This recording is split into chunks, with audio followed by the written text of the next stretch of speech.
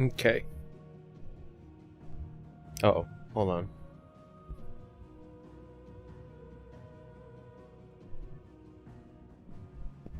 Yeah, hold on.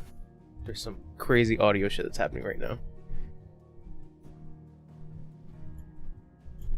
I think it's because I have my fan on.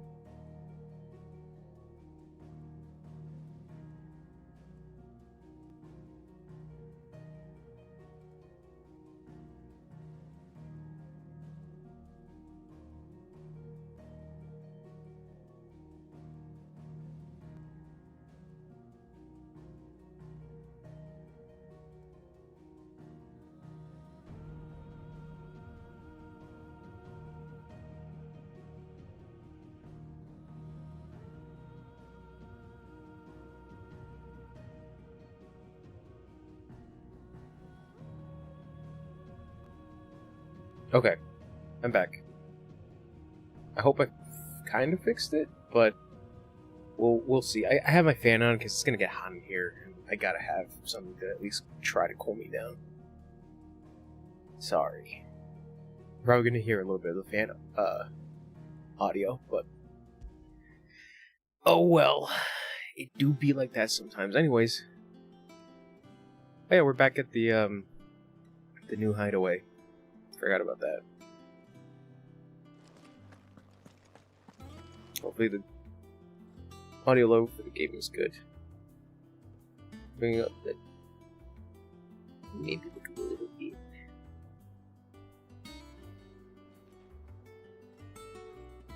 Maybe a little too much. Alright, maybe around there. Okay. We'll see. If it's too loud, then I can always fix it in editing. Yeah. Alright. Is there something I might assist you with, Clive? Let's look What at subject shall we consider today? the lore stuff, because it has been quite some time since I have checked out the lore.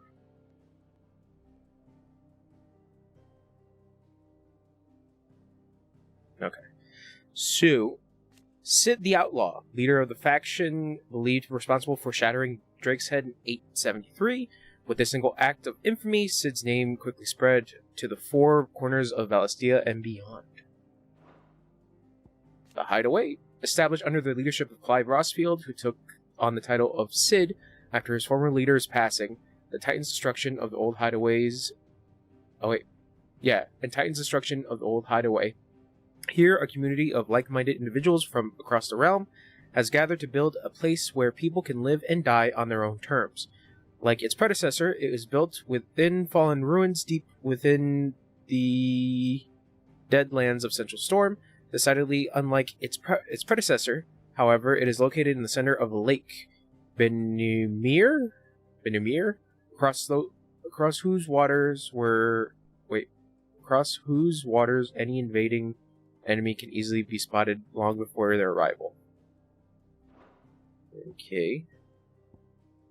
So we checked out Victor, friend of Sid and later Clive, who keeps an ever-attentive vigil on the oncomings and goings of in Dalmekia from his hometown of Kostnice.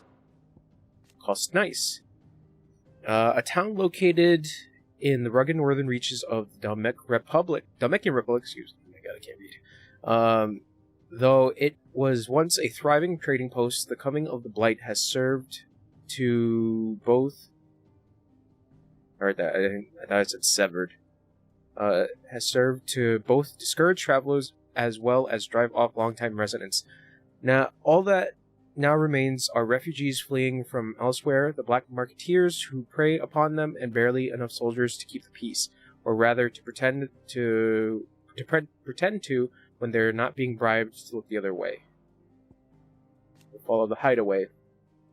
An assault by Hugo Kupka, the dominant of Titan, and his private guard on the first hideaway of Sid the Outlaw in the year 873, the safe haven established amongst forgotten ruins long consumed by the Blight was entirely destroyed, and many of Sid's collaborators and bearers they had freed from servitude were slain. Alright, person of interests. Clive! Oh shit, we got a couple. Oh look! Pre-time scale. Oh, so he did grow out his hair! Oh my god!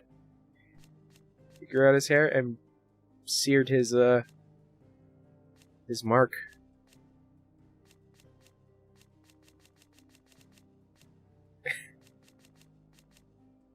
Clive. Sad Clive. Sad but kind of cool Clive. The cooler Clive.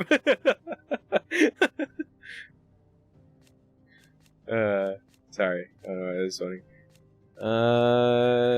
Let's see. After Sid fell from his hideaway, and his hideaway was reduced to rubble at the hands of Hugo Kupka, Clive took on both his predecessor's name and role, becoming the second Sid the Outlaw, and leader of the re-established Renaissance.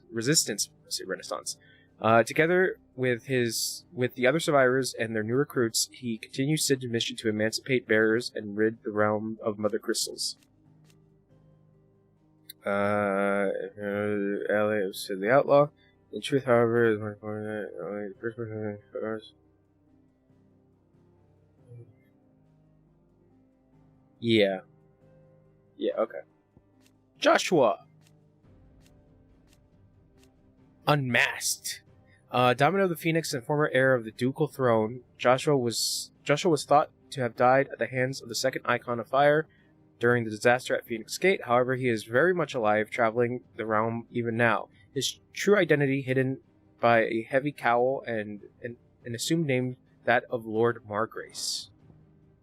Jill, a dominant of Shiva, a trusted confidant of Clive, leader of the new hideaway. Together they continue Sid's mission to emancipate bearers and rid the realm of Mother Crystals. I guess we could read the 5 years on.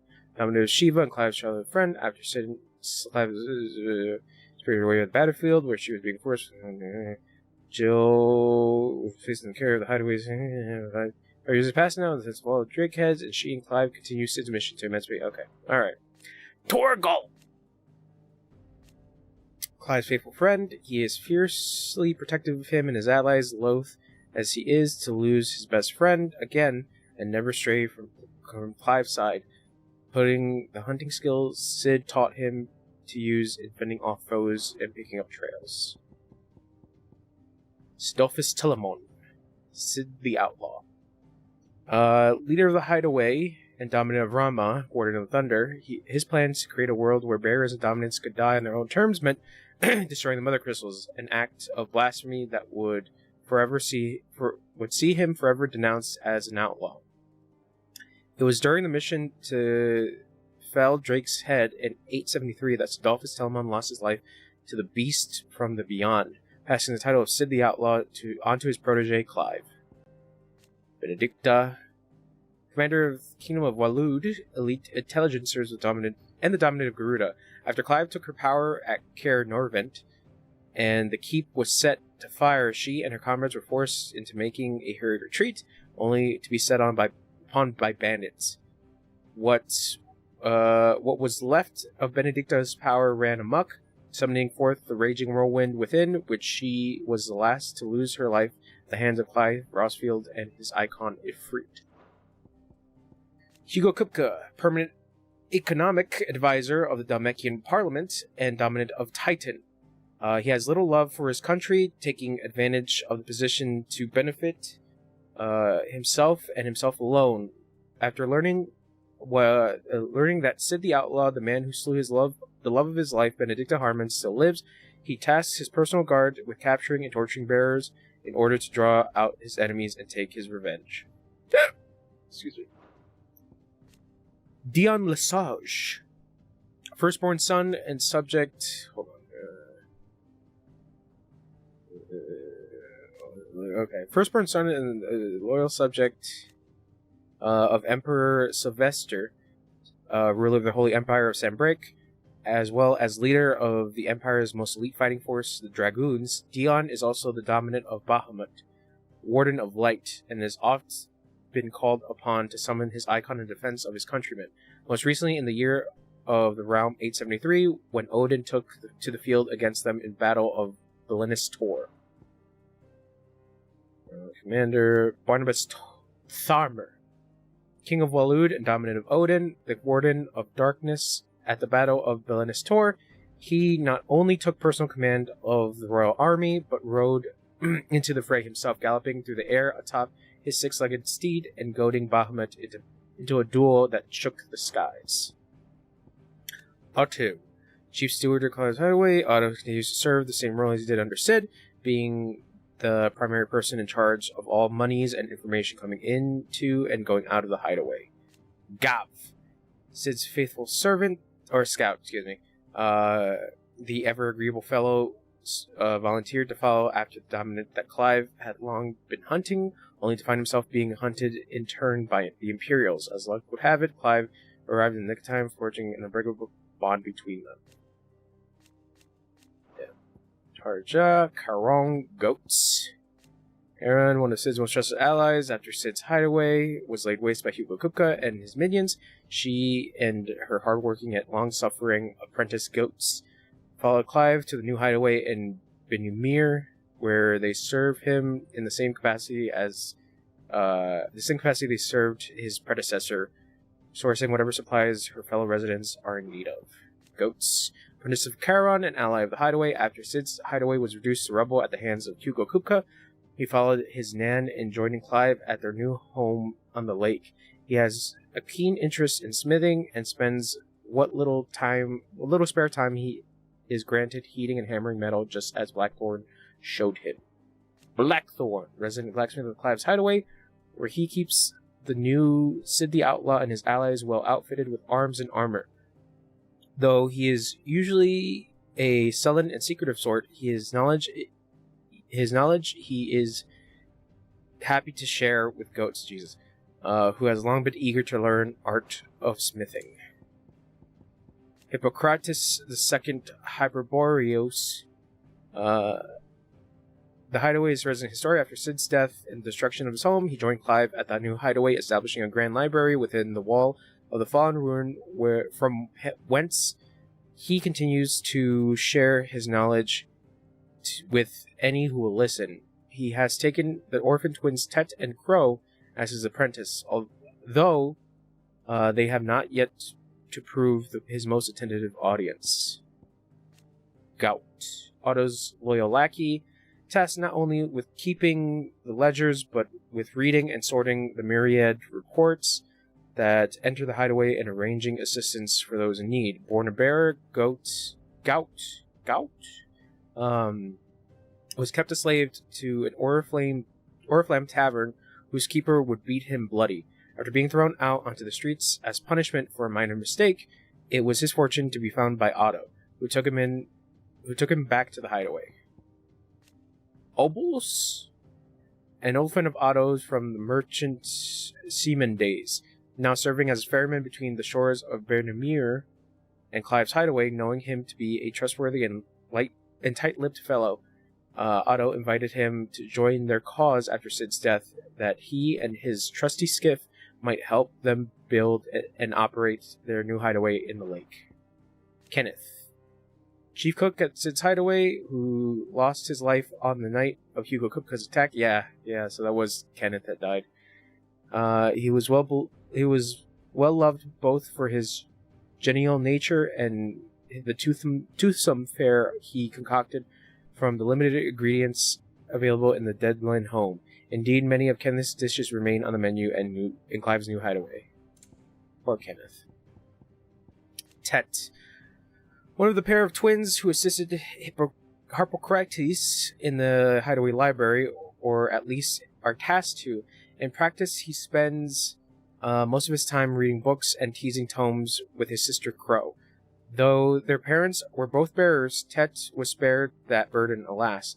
He was not spared the tragedy of losing both his mother and father when Sid's hideaway was laid low. Crow, one of the pair of twins who assists Harper Curtis, the library at least attests to. In practice, she spends most of her time reading books and teasing tomes with her brother Tet, born a bearer like her parents, but spared the prejudice and persecution that they were forced to suffer. Alas, she was not spared the tragedy of losing both her mother and father when Sid's hideaway was laid low. Bernard, carpenter who resides in Martha's Rest, whose speed and skill, together with the surrounding marsh water deleterious effect on the planks and piles of village's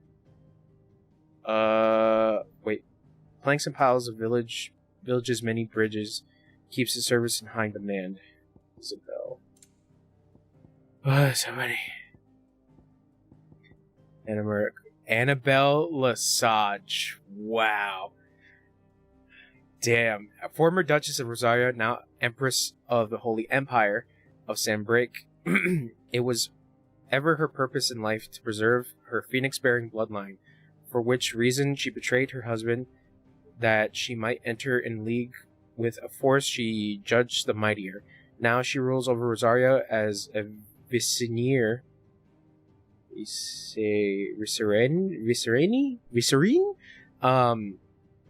of the imperial province, which she rules with a cruelty and contempt for the baseborn that was unknown in Archduke Elwin's day.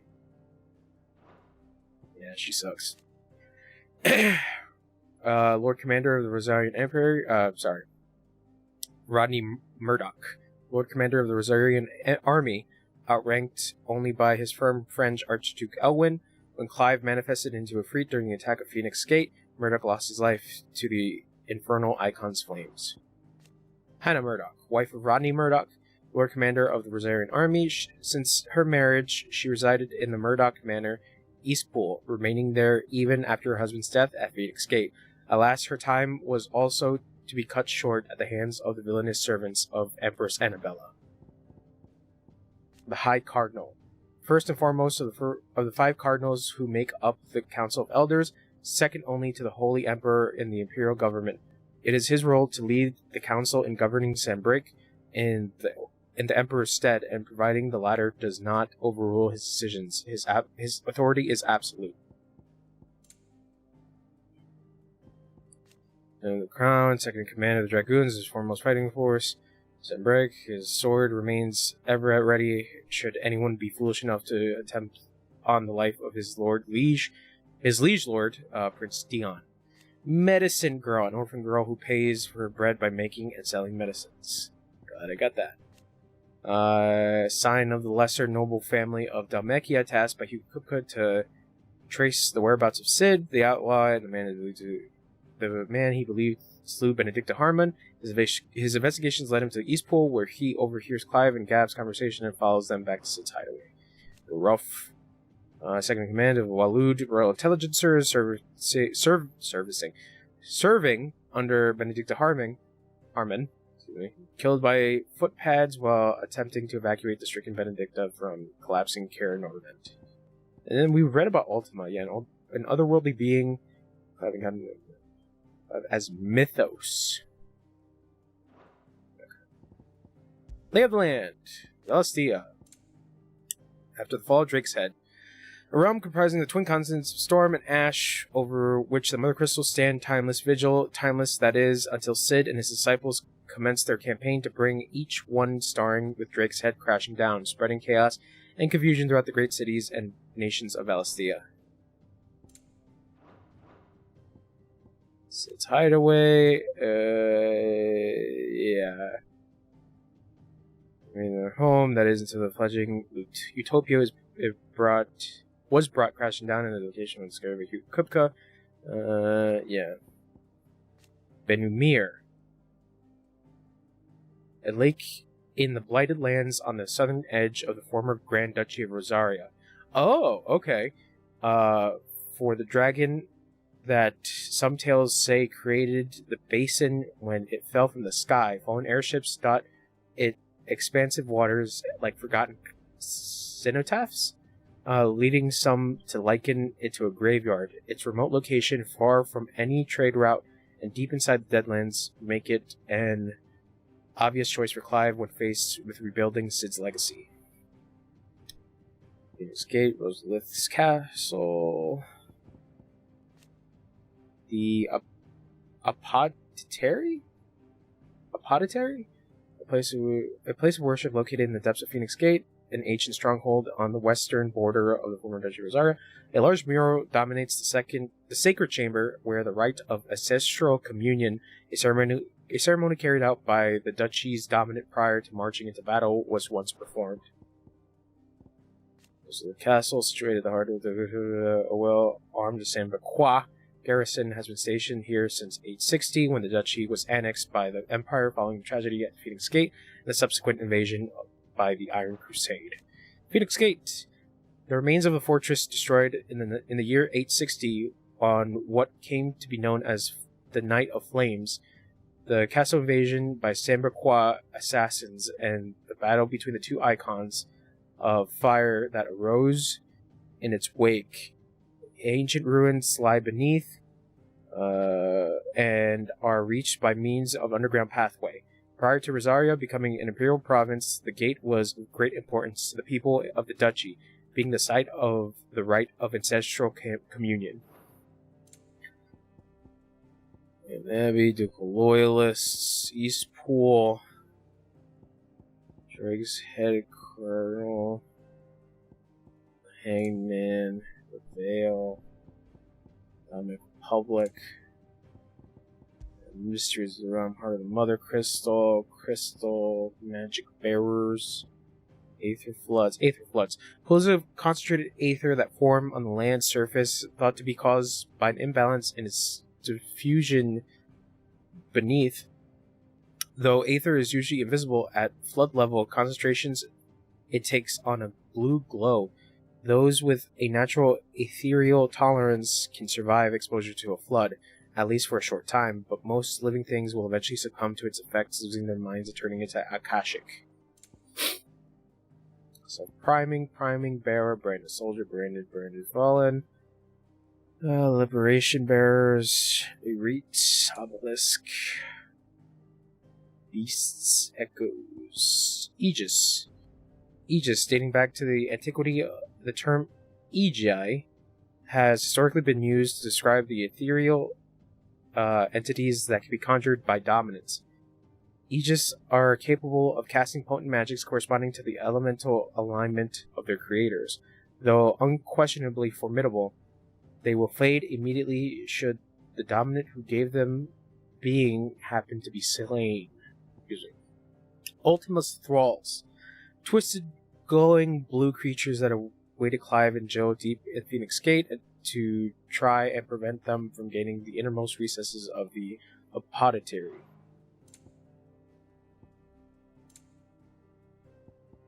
Mythos. The name by which Ultima addresses Clive, it appears to be his title for the vessel for limitless power. That means to make of the young lad of the Lord Marquess, but to what end he requires such a thing, only Ultima knows. Vessel, a name that the being known as Ultima gives Clive, it appears to be synonymous with Mythos. Okay, Bestiary, and new Rama. Warrior of Thunder, dominance of the icon most often emerge among descendants of the Motes of Thunder, a tribe who once dwelled in the lands of Central Ash, lands that the kingdom of Walud now lays claim to, mayhaps in part due to the tribe's comparatively advanced learning. Rama is associated with wisdom and judgment to this day. Garuda. When it transforms, it takes the form of a fearful harpies, or summoning storms and tearing into the flesh of its prey with hawk-like talons. Its dominant is most often born among the descendants of the Motes of Wind, an ancient tribe that once dwelled in the land spanning the Straits of Otha. what is now the Crystalline Dominion. Type we read about Charada. Oh yeah, this is Benedicta's summon, or her aegis. An ethereal conjuration summoned forth by Benedicta Harmon when Clive encountered the dominant of wind near Lost Wing. Despite their size, the creature heavily feathered wings did not seem to hamper its movement, which was disconcertingly nimble. More so than speed, though, it was Charada's array of powerful magics that set it apart from lesser foes. Suparna, an ethereal creation of Benedicta Harmon, dominant of wind, when summoned in Caer Norvent along her twin, Charada, the pair worked in tandem to attempt to overwhelm Cid and Clive, wielding a panoply of potent magics and deadly aerial assaults. I'll say ethereal. Orcs, or like a surprisingly organized species of beastmen native to Ash. They have been in conflict with the Waluders over control of the continent and currently count the bulk of its eastern half as their own. However, the encroaching blight continues to eat into the amount of livable land, making the fight for more territory ever more vital. Hornets, Black Widows, Wolves, Panthers. As a buff-ass panther. Panther. Archetypal predators, best known for their brilliant spotted coats and proclivity to live to lives of solitude, as is case with most felines. The animals are severely strong-willed, and efforts by the Republican Army to harness their inborn speed and ferocity for use on the battlefield has been met with varying degrees of success. Just looking at things I'm mostly interested in. Yeah, okay. So you kind of got the gist. The breadbasket. A region overlooking Strait of Altha in the eastern part of Sanbreak. The bounty provided by its rich soil fed the Empire for generations until the ever-encroaching blight intervened, displacing thousands in the process, a disturbance which played no small part in the troubles that were later to engulf the Imperial capital.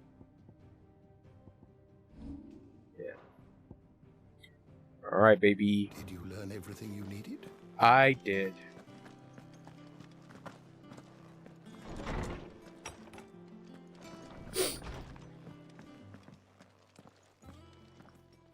Not back a blink and you're already off solving everyone's problem. Oh, it's Tarja.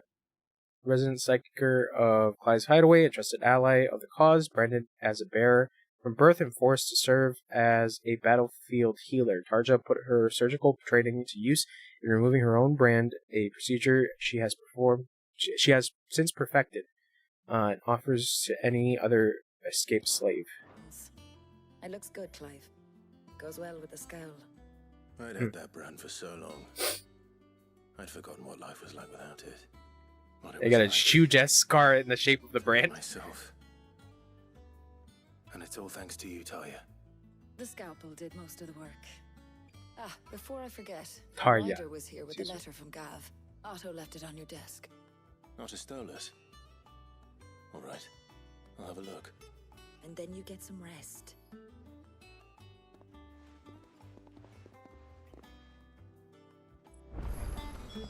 What could Gav have thought worthy of a letter?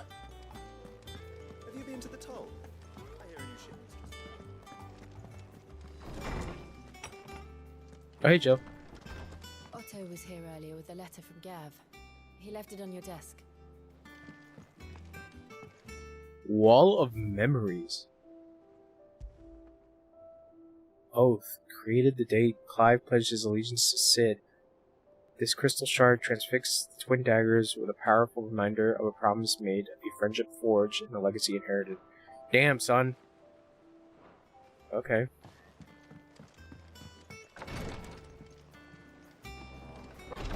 Hold on. Box. I just guessed. There was something out here.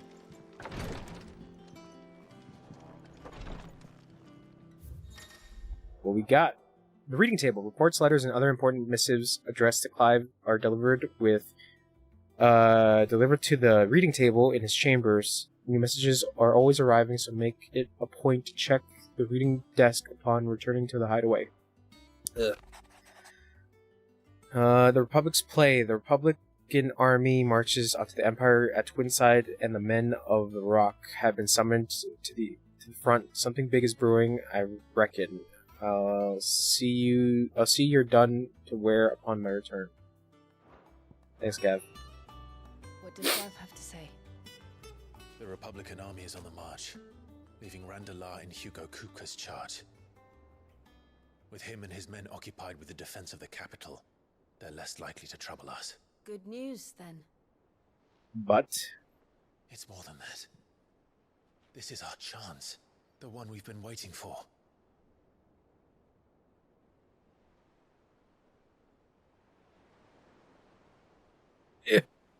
sorry, moving around. But look how far we've come. All that we have here, our friends, the hideaway, are they not cause for joy? 5 years. 5 long years. If I could only command this power I've been granted, we might have achieved so much more. But each time I reach for it, it's like something is holding me back. Summoning an icon exacts a price not easily paid. Your body knows this only too well. It's merely trying to save you from yourself. And every burden I cannot bear falls to you.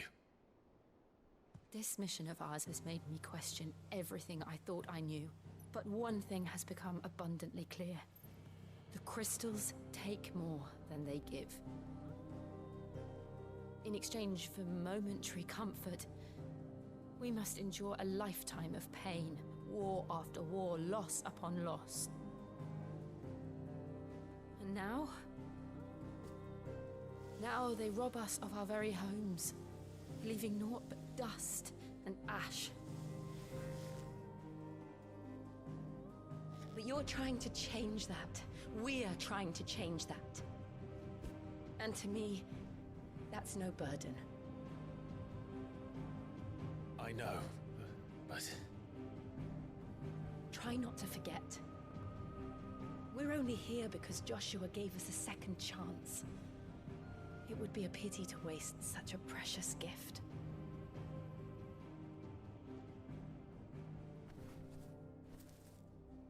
He did. He was there. It wasn't an illusion. I heard him call out to Ultima. Okay, he does remember.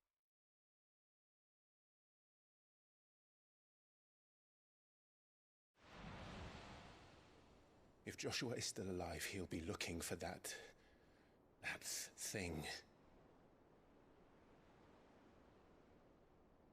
Do you think he will ever come back?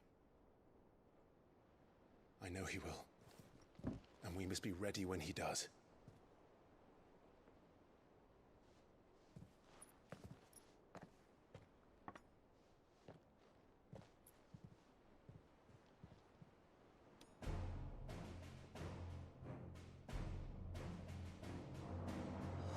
To a world without mother crystals. To Sid.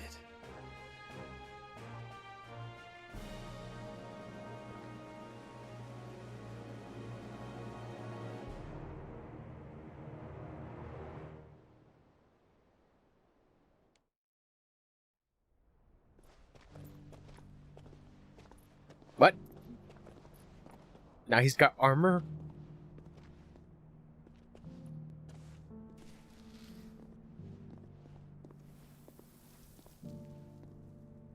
And so the North is lost. I knew that the Blight spread ever more swiftly, Your Grace. But this is far, far worse than any could have imagined. It is only a matter of time before the twins are no more.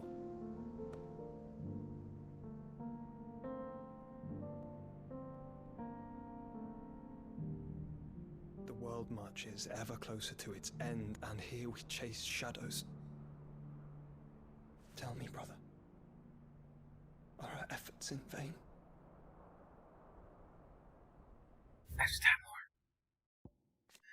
Phoenix. However, he somehow survived, appearing before his brother once more some 13 years later after the Inner Sanctum of Drink's Head in the Inner Sanctum, and saving Clive from Ultima's advances by calling upon the power of the Phoenix to seal the being within himself. Okay. Attendant of Joshua, companion and protector of Joshua Rossfield, dominant of Phoenix, as she is dangerous with her blade. As she is dangerous, as loyal as she is dangerous, her blade is ever at ready for any who might mean her master ill, and her tongs are at hand to heal the sickly princess' hurts. Joshua addresses her by the name Jote, but it is unclear whether this is her true name or another pseudonym. Wait, hold on. The territories.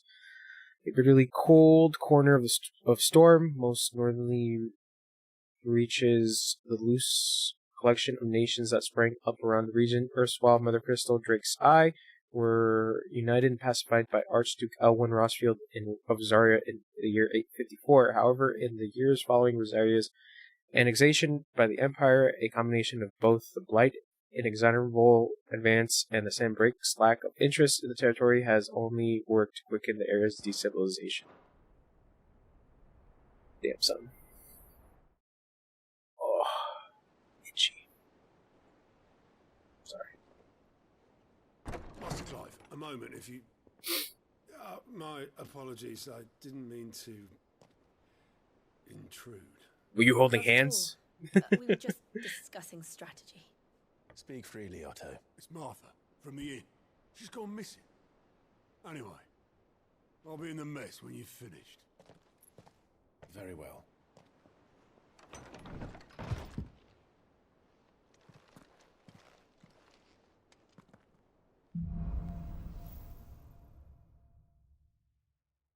What would make Martha leave the rest? Nothing good.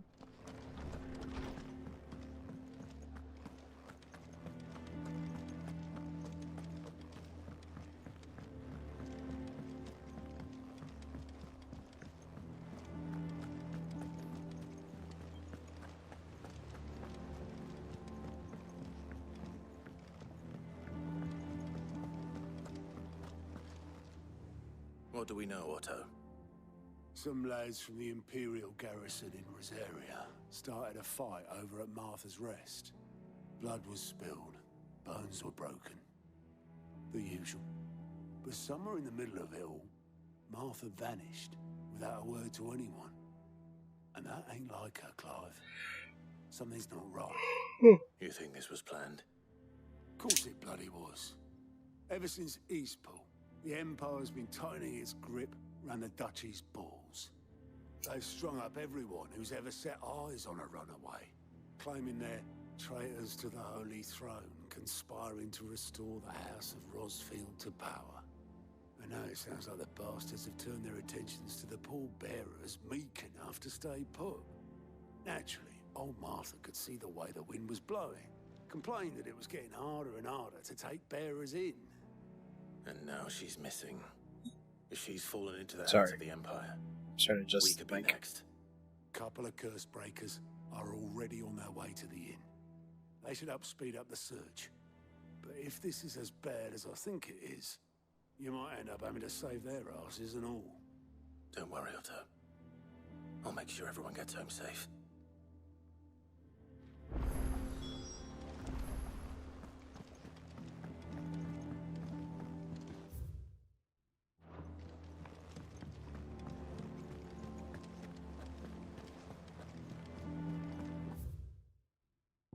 Cursebreakers, a unit drawn from those fighting age and martial training among the residents of the Hideaway, who conduct operations to liberate bearers from slavery, beginning as a loose collection of like-minded individuals in said Hideaway who chose to rid themselves of their bearer brands that they might serve the cause out in the field. The order has greatly expanded both in ranks and operations since the move to Benamur, all under Otto's watchful eye. Find the Cursebreakers. Does that one have blood on it?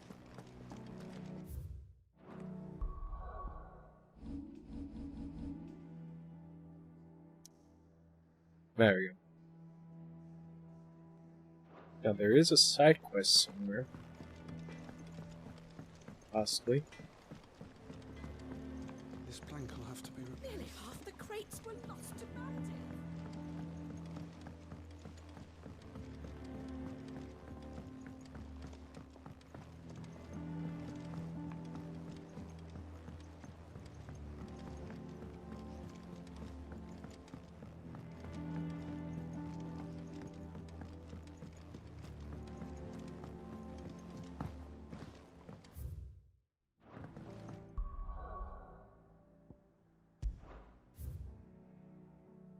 Cock and ball.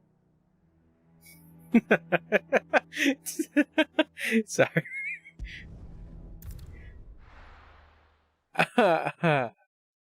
This is so dumb. I'm just gonna go back to the front. Anybody here? Or is it like up top? Hello.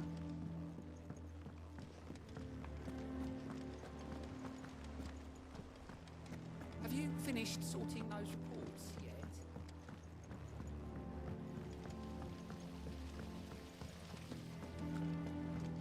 Escape from the slave markets. How'd you manage that? Oh, underneath. It's mostly luck. The others Wait, hold on. weren't so lucky. Any of Rosarian verse. The rills run red with brave men's blood, and the talons flow in flood, then out to sea. But those same souls whose souls are touched by the flames in phoenix claws are clutched, and ne'er shall die. So dry thine eyes, thy groom is gone, but in thy babe his light lives on, and so shall he.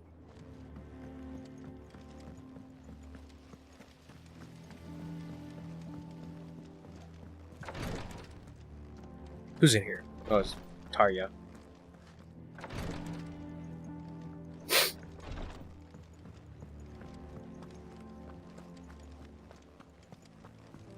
If you need volunteers, just say the word.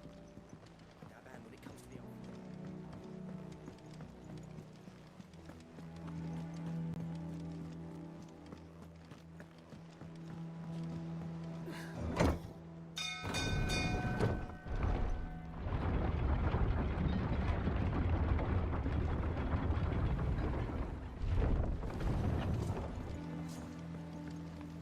Finish with that lot. Welcome back, Sid.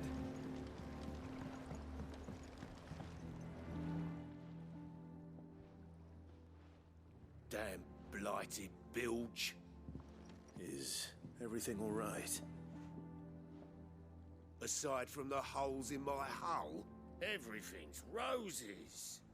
The lake water doesn't agree with it, then? That's one way of putting it.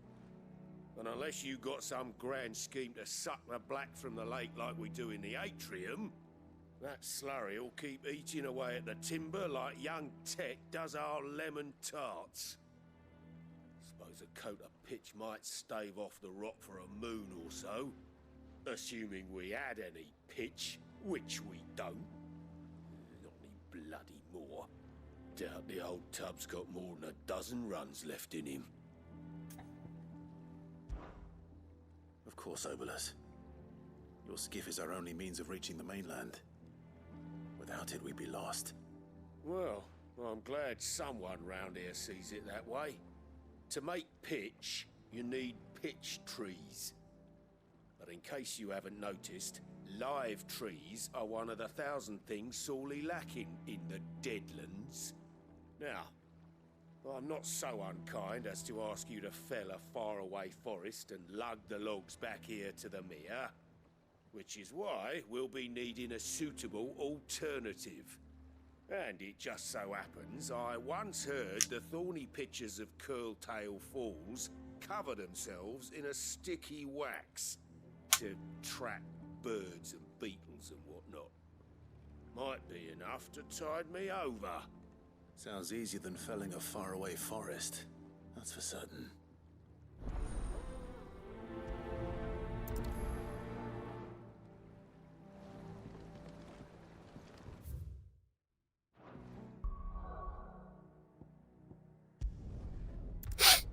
Yep.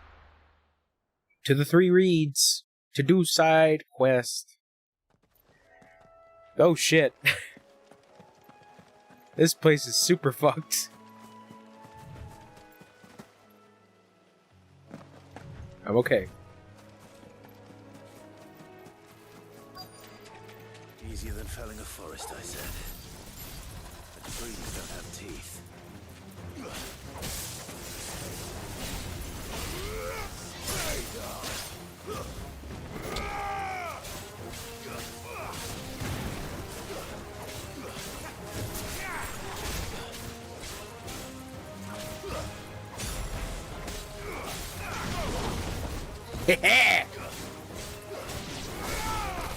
Ow.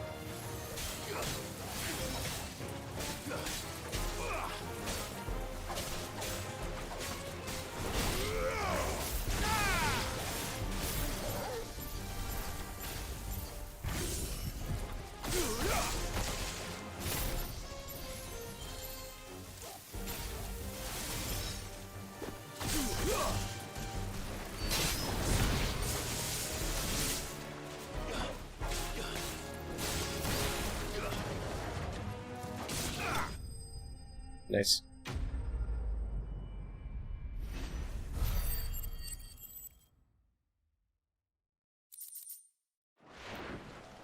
I can't imagine Obelisk needing any more than this. Time to head home.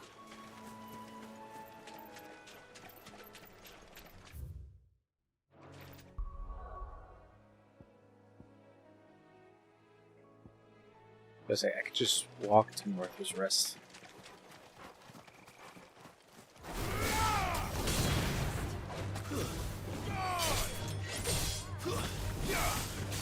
Farewell.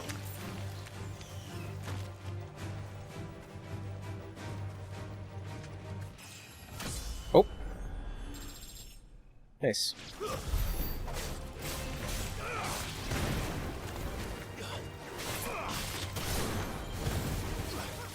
Wait, you can pick up? Oh, sick. I didn't even realize that.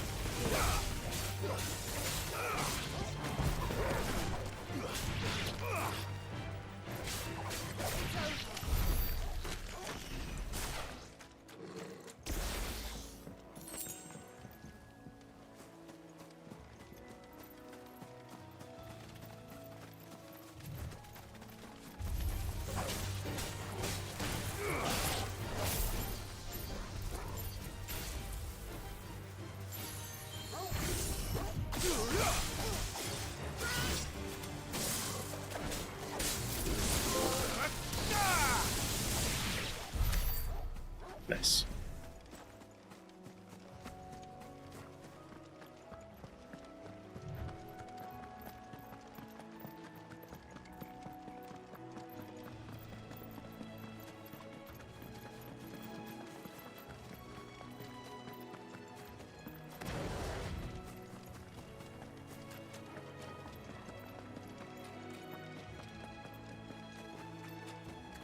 That's a big boy.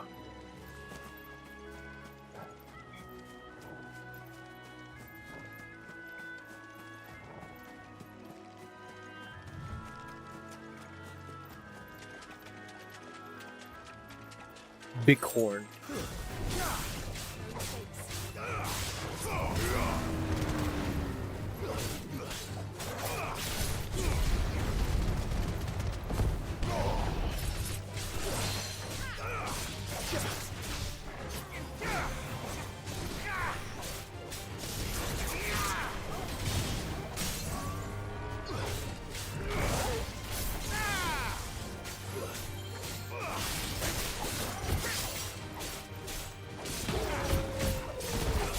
Yeah!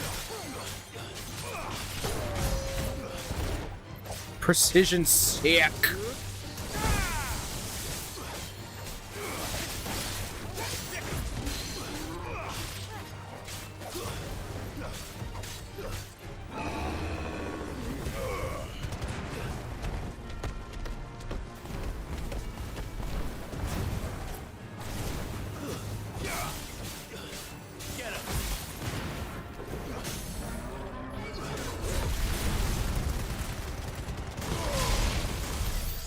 Dead. Give me that.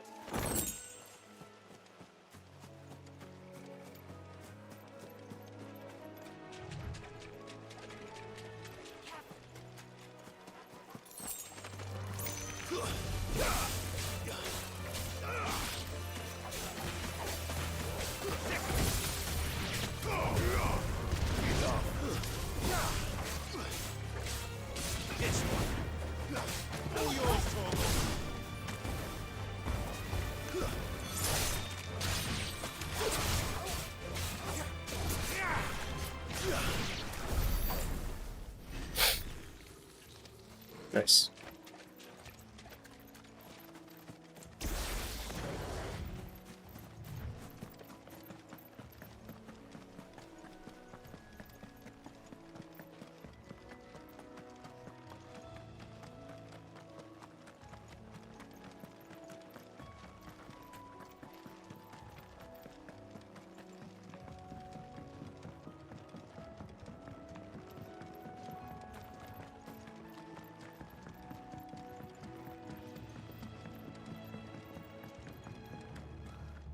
What happened here?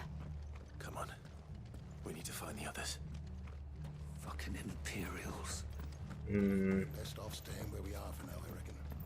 Let's get you to a physical. Sid? What said you'd be coming? I trust you don't mind. Also thought you might need some help. And it appears he was right. You, could say that, yes. They're saying the Imperials descended like a storm. No one was spared their fury. Martha tried to step in and calm things down, but all our efforts got her were a pair of iron shackles and a hard march. Any idea where? Judging by their tracks, they headed towards Sorrowwise Bay. To the Abbey sheltering Martha's bearers. Oh shit. Bastards. Jill and I will go after them. You take care of the people here. We will. But, before you go, one of the locals heard something. He said the soldiers were talking about a culling. I don't know how big this is, but it doesn't sound good. Be careful out there, Sid. You do the same.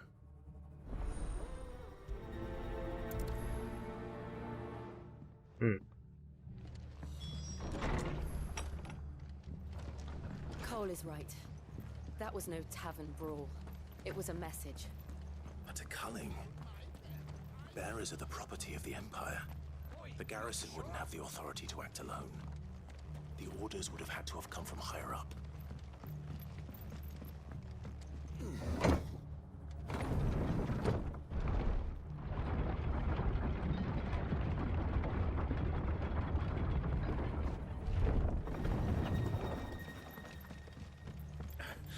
If those horses touch there.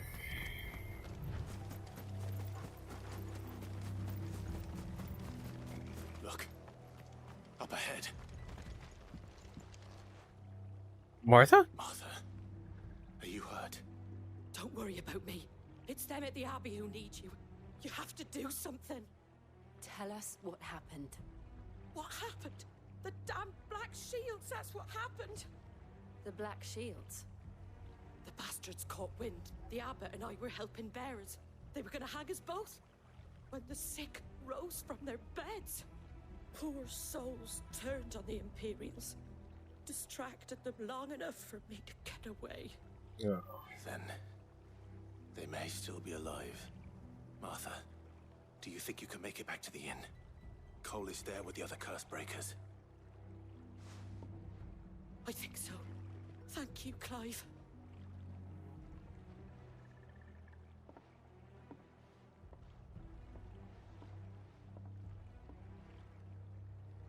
Black Shields.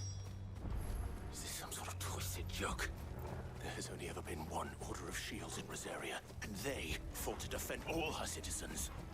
Seems a step too far, even for the Empire.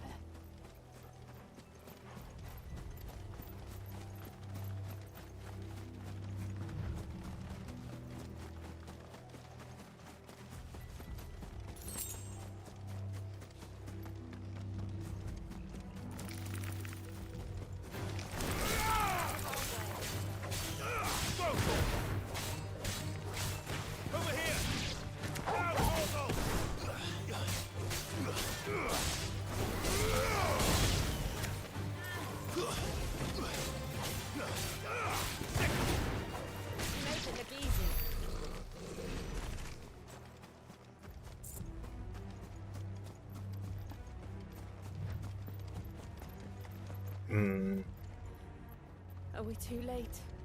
There might still be someone inside.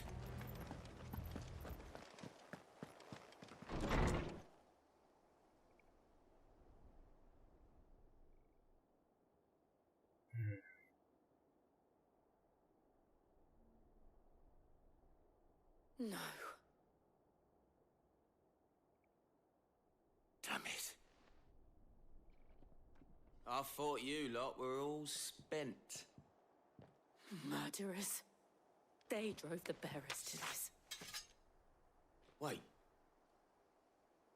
These two aren't turned. That bitch of an innkeeper must have sent them. Colluding with the enemies of the Empire is a serious offense. And for their crimes shall they be punished. Such is the law. To dwell in darkness that we may purge the night and welcome lasting dawn. On these our swords we swear. How dare you speak those words? Have you no honor? Clive. This won't take long.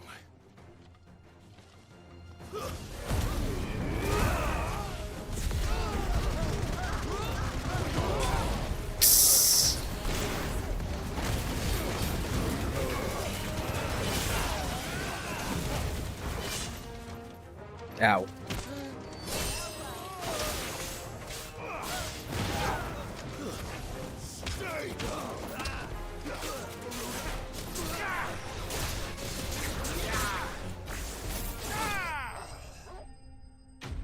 Dead.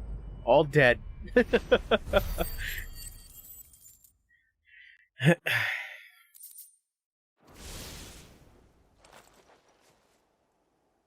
that all of them? I think so.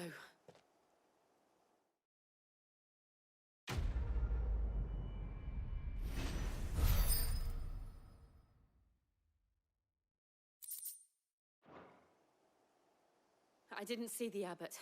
He may still be alive.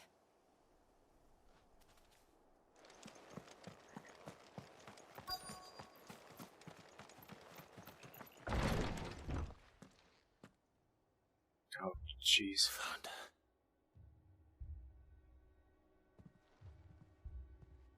The abbot. Ah.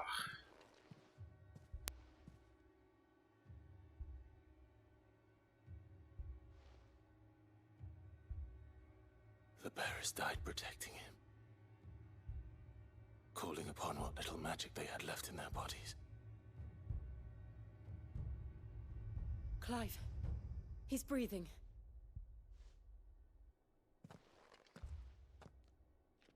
We're friends of Martha. We're here to help. Are the Imperials dead? They are. Every last one. If only that were true.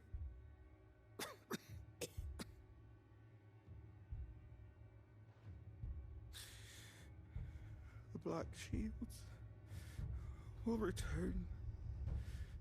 The Cullings will continue. Rosaria will never be saved unless we save her. Tell Mother to beg Sid's aid and tell her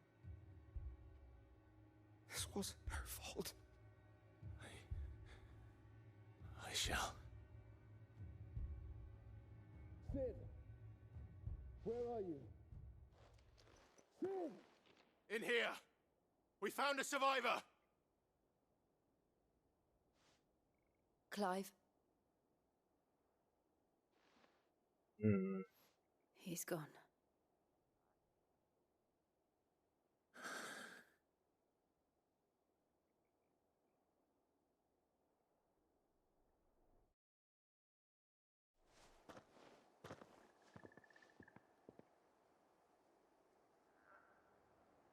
We've laid the abbot to rest, but the bearers, they didn't need to die like this. No, they didn't. But it was their choice. They knew the fate that awaited them and chose to meet it on their terms, fighting for those who fought for them. Martha said they rose from their beds, threw themselves at the Imperials so she and the abbot could escape. I've gathered the bearers' remains. We should consign them to the tide. There's a drawbridge not far from here. Radix jump. The currents there are swift. If the abbot was still with us, he'd have taken the dust there himself and performed the casting. I'll get someone to... I'll do it. Of course. Cole and I will remain here and see to the Imperials.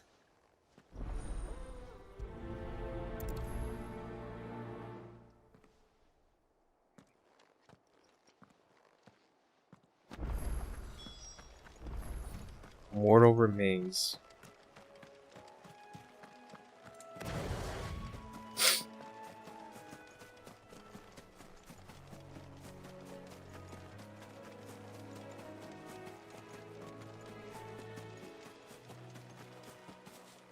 Oh.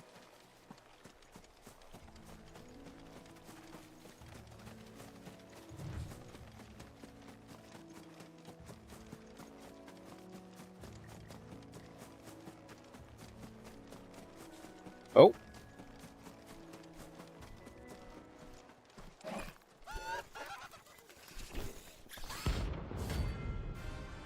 What? What? There's a bounty?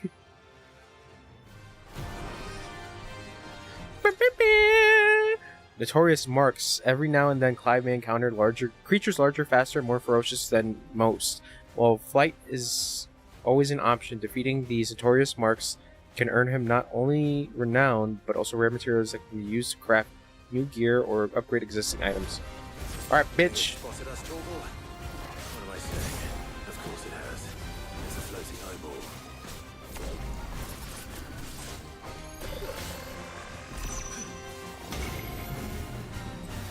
Whoa! Holy shit!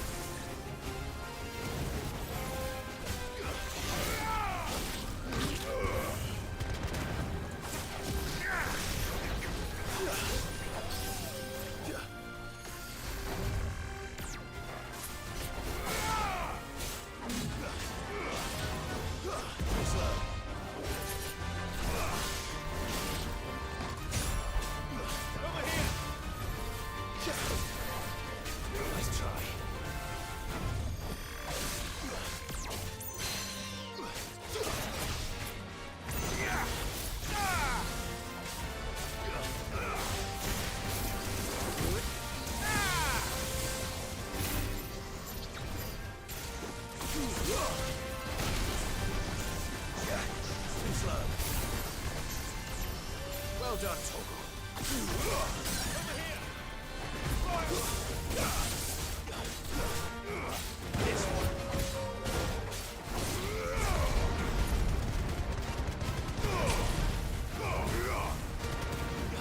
Oh god, bug.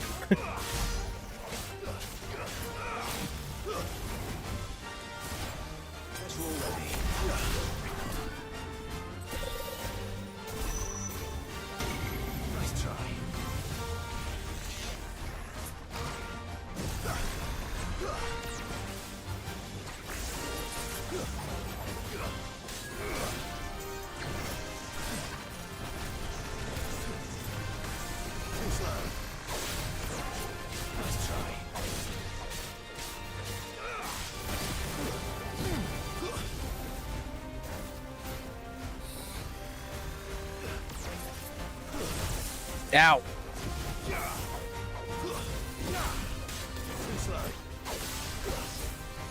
There's a cowboy. Nice try.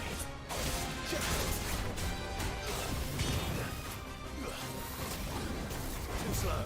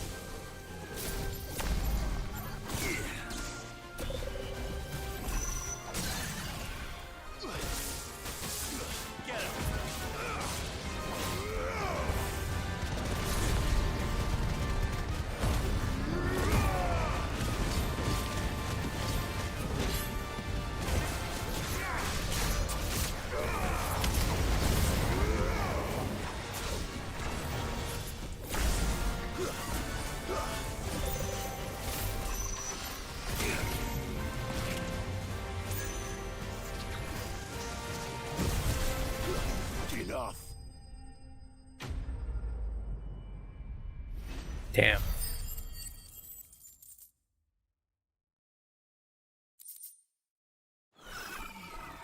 You didn't see that coming. Bitch. Alright.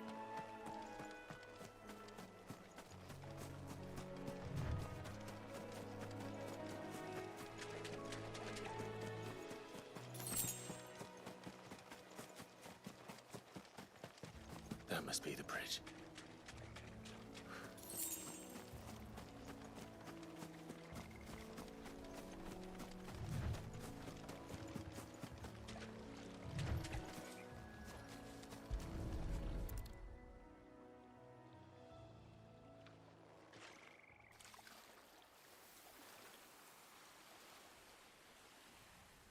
So shall the waters cleanse thee of thy burden, and bear it out to sea.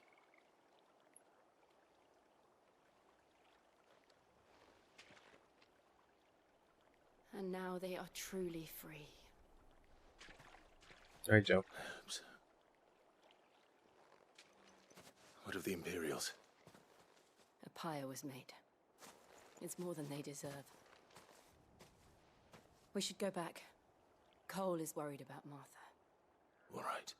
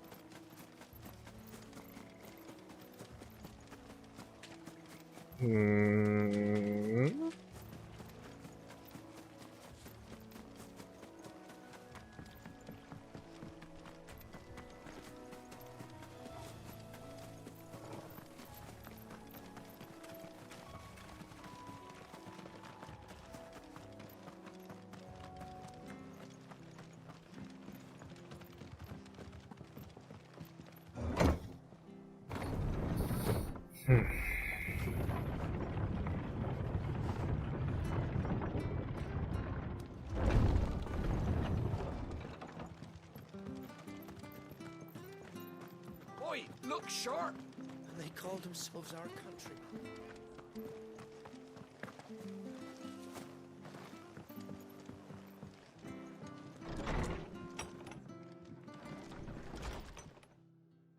No one survived then. I'm sorry. Before he passed, one of them bade me tell you not to blame yourself. Doesn't mean I won't. Doesn't mean their blood's not on my hands. Cole said you cast their remains. That was good of you. But it should have been me. This was all my fault. How? How? Sorry. You couldn't have known. But I did. And I turned a deaf ear to the warnings like the fool I am. The rumors started moons ago. Of black-clad devils descending on villages in the dead of night to slit the throats of sleeping bearers. But I assumed it was all just nonsense concocted by the Empire. Nothing but a ghost story meant to make folk think twice about lending a hand to a fugitive bearer. And in ordinary times you would have been right. What these Black Shields are doing is unthinkable. Which begs the question, why do it at all? My mother obviously has a hand in this. I cannot make sense of her actions. And picking what goes on in that woman's head is a job for someone with more time on their hands. Right now, I need swords and men to wield them, preferably big ones. If those Imperials think they can come in here again and threaten my people, they're in for a rude awakening. Oh, before I forget, a Stolas from Otto landed just before you arrived. He asked me to tell you that Gav has returned. Then we must as well. Will you be all right here, Martha? We can stay longer if you wish. No need. I'll be ready should the Imperials come calling. Though I wouldn't turn my nose up if you were to lend me a pair of them strapping young curse breakers.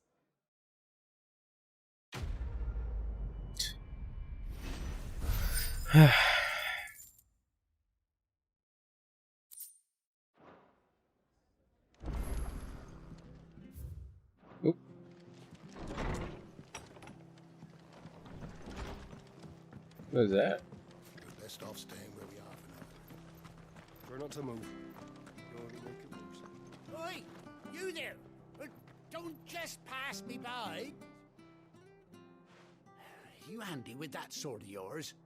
Course you are. Bet you're a bloody marvel with the thing. Now, question is, are you willing to use it or not? 'Cause a flock of noble chocobos are in need of help. Chocobos? How noble. Right? Wild birds? Hmm?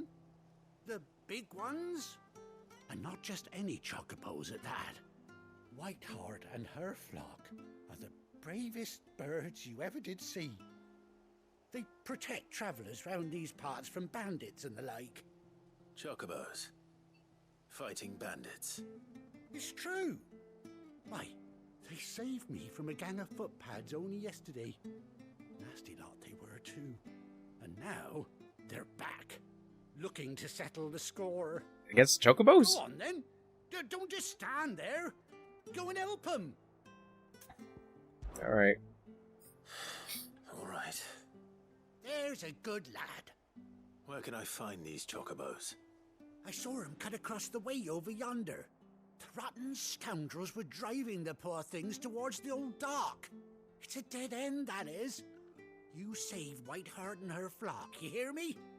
There ain't a pluckier bird in all the world. She's a hero to us locals. And don't worry, you'll know her when you see her right enough. I'm sure I will. And good luck to you. And give those no-good bastards a hiding from me.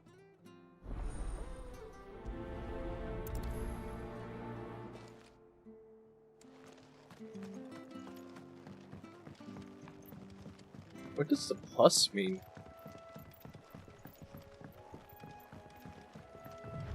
Whiteheart. That's quite a name for a chocobo.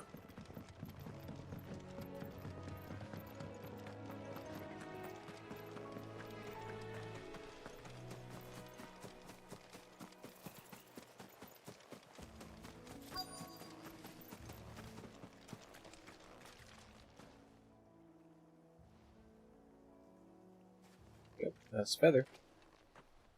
A white feather. I thought Ambrosia was one of a kind. Speaking of brave birds. Looks like they went that way.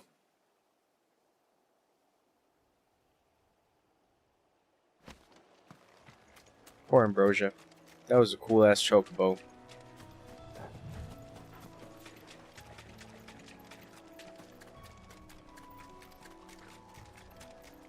These chocobos aren't going down without a fight.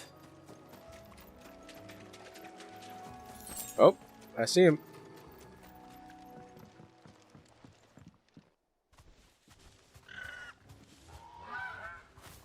We got you cornered, Feathers. You didn't think you'd seen the last of us, did you? You've been bad for business. But I reckon someone will pay good coin to mount your head on their wall. Not around here, they won't. Oh. And why's that, eh? Because she's something of a hero in these parts. You hurt her, and I hurt you. Piss off. Or better still, how about we hurt you both? All right then. But don't say I didn't warn you. Prepare for this shit, bro.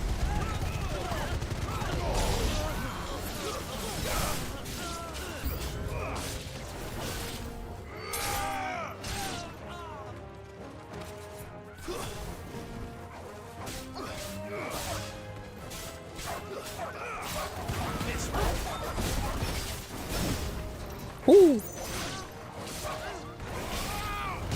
Whoa.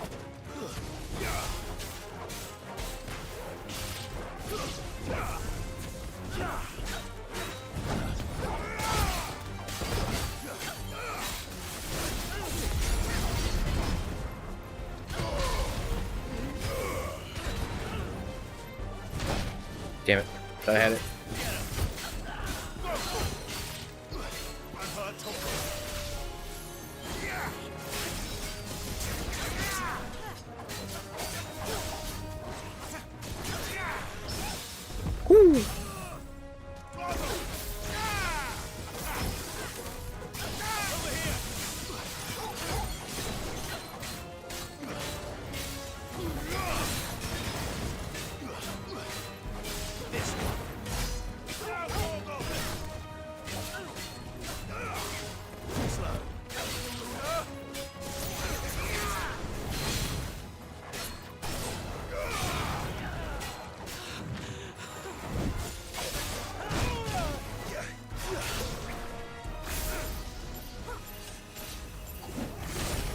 Ow.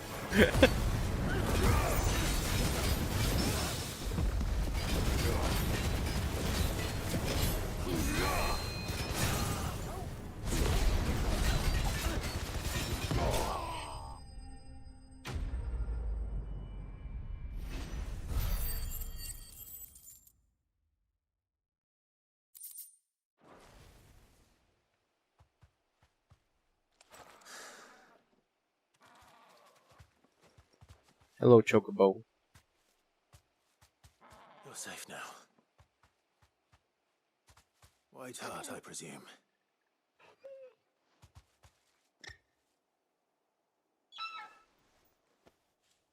Do you know her, boy? That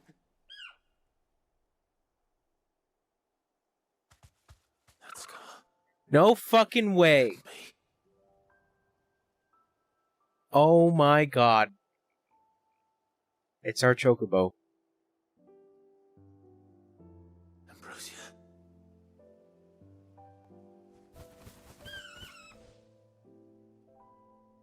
It is you.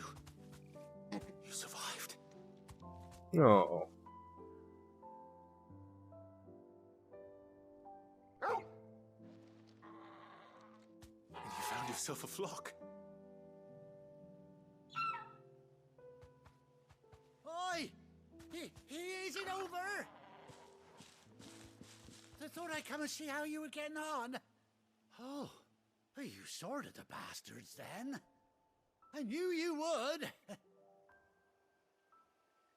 And the whole flock made it through unscathed. Thankfully, they did. And not only that.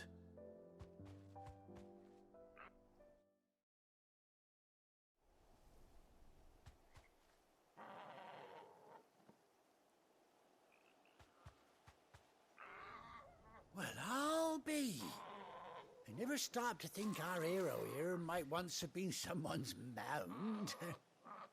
Though I dare say she'd suit a fine fellow like yourself. Reckon our feathered friend must have learned a thing or two from her master. Kind-hearted warrior that you are. Bird like her would have cost a princely sum.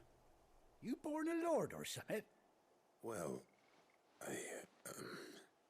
Oh, no, sorry. I didn't mean to pry. Don't matter who you are. You done right by me.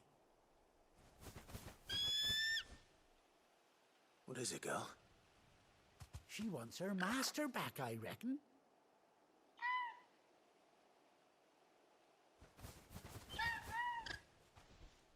Told you.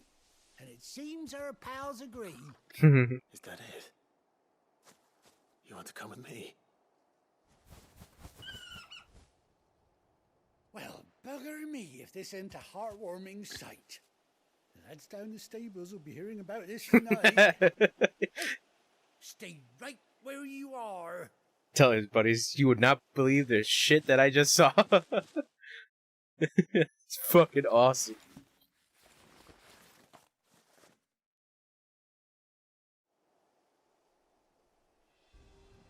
Sweet.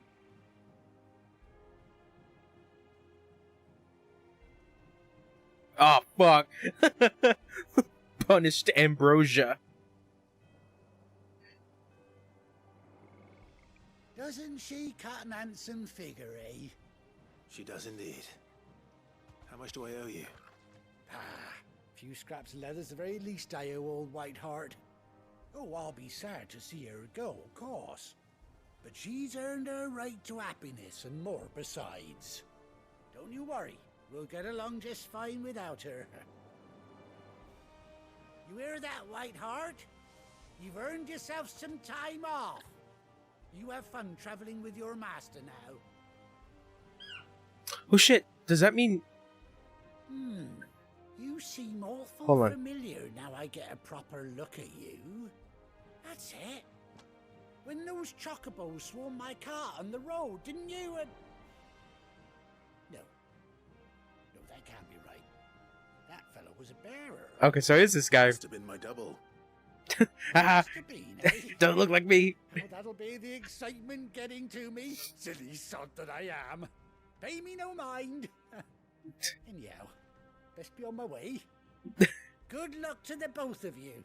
Surely a bear could be this wonderful chocobo's master, not a disgusting bear.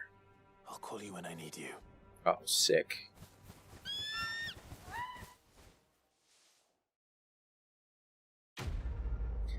So there's 3 of them.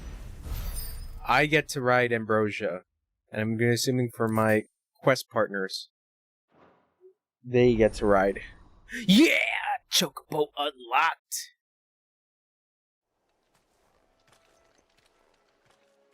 How does this work?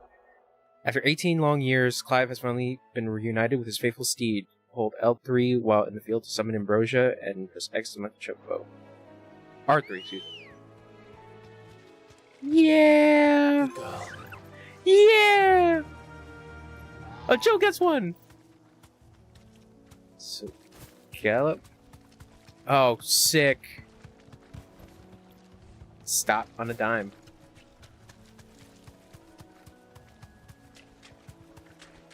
Oh, fucking cool.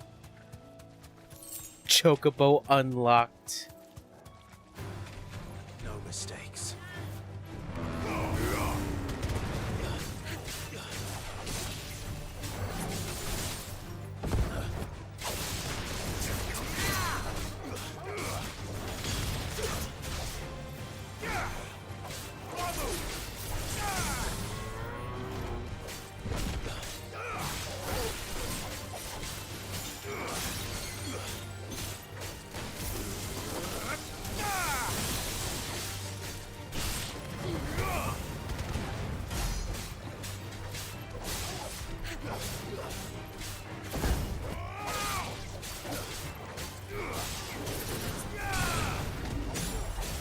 Slow.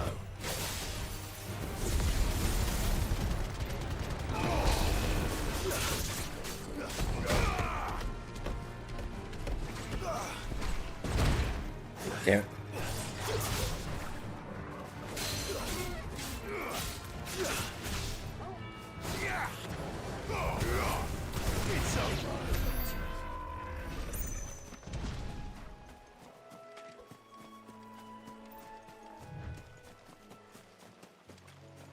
Alright. Headed back to... Oh, wait. There's a thing for Cullings.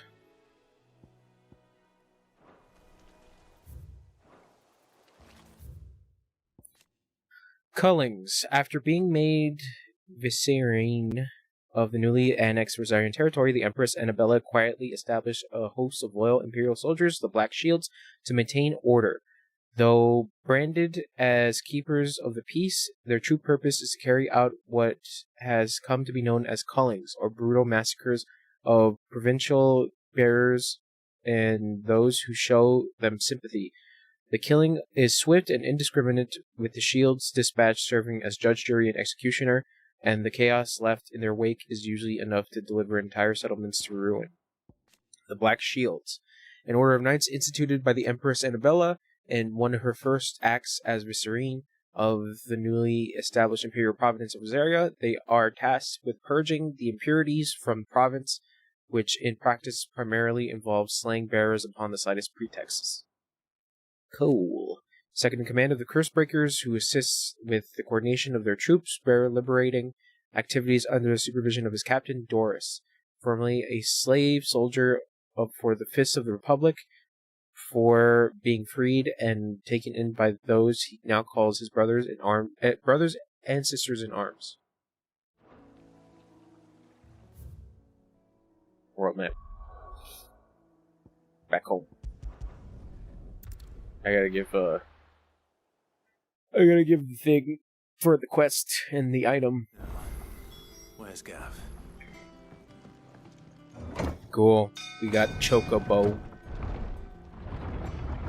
And our Chocobo is at... Luckily, you know, our Chocobo and Torgal survived. It's like... It's kind of funny at the fact that, like... Yeah, they're okay. Everyone else burned, though. But they're okay. Well, did you find me some wax? Find is one way of putting it.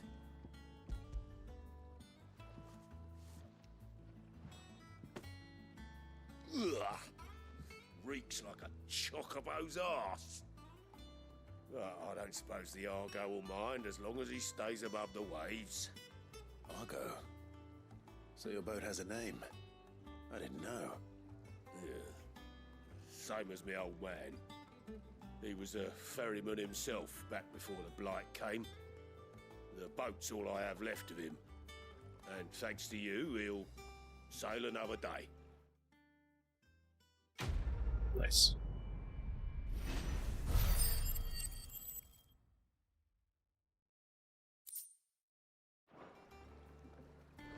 Oh, let me see if I can upgrade. Oh, no, okay. Let me see if I can upgrade my stuff.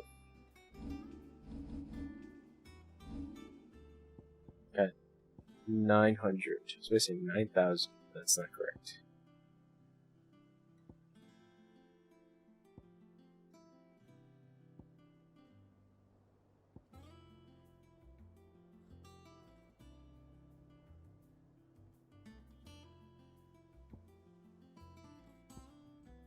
Maybe I should wait.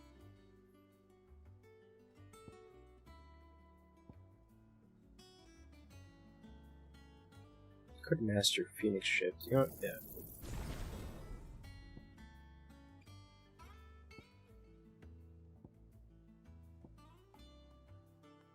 Yeah. I'm surprised I didn't master it. Yeah. Back to Gav.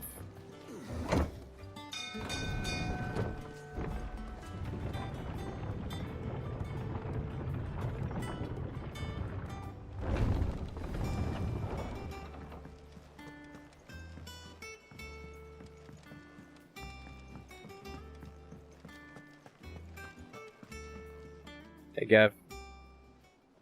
Ah, Clive! How I've missed that scowl. Where's my report?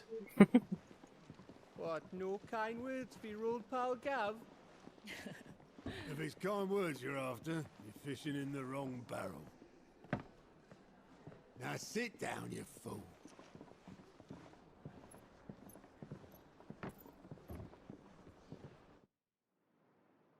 So, you remember how quick the Empire was to occupy the Dominion after the fall of Drake's head? And how pissed off all the other nations were that they didn't think to do it first? Half a century of independence gone at the whim of a madman. So much for their bloody treaty. Clearly, the promise of unblighted land and the world's supply of crystals was too much for his radiance to resist. And now the Republic's finally decided to follow suit, using liberation as an excuse to declare war on Sambrek.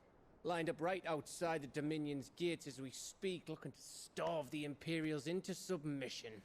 And now all eyes are on the Strait of Author.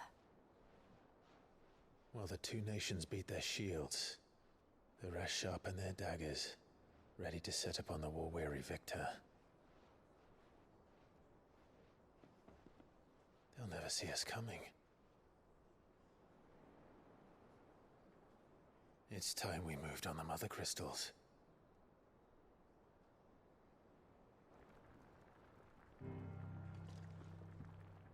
Four Mother Crystals remain in Storm and Ash. Drake's Breath near Ironhome. Drake's Fang in Dhalmekia. Drake's Spine in Waloed. And Drake's Tail here in the Crystalline Dominion. With the bulk of the Republican army marching to Twinside, Drake's Fang will be left exposed. That is exactly the move Kupka would anticipate. And if there is anything these past 5 years have taught us, is that he loves his traps. There is one place, however, where nobody will be expecting us to go. Drake's breath. There's a shitload of sea between us and it, and I've never been much of a swimmer. I have an acquaintance in Port Isolde who may be able to help. Who's that then? My uncle, Byron Rossfield. Lord Byron Rossfield of the Seven High Houses, the trade magnate with holdings in over 100 cities. Yeah, that's that Rossfield. Wait, Rossfield. And you're a Rossfield, of course. What? My uncle's name gave him his start in the world, but it was his acumen which earned him his fortune, along with a handsome fleet of ships.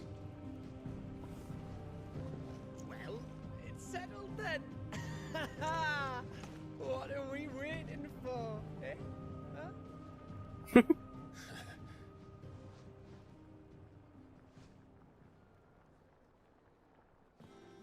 The real question is whether or not his uncle will actually help.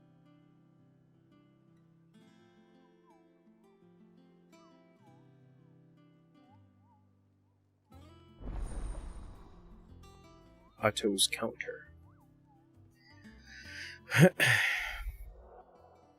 Facilities, aligned reports, the patron whisper, hunt board.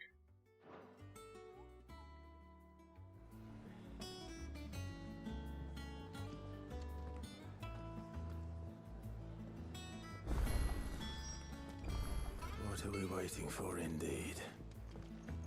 Wait, hold on.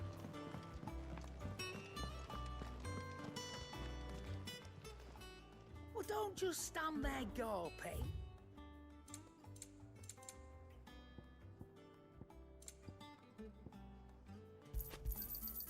You're rubbing me blind, you know. Oh, instantly restores. You'll not find a better price than that. I think it's all right to touch him. Clive? What do you want?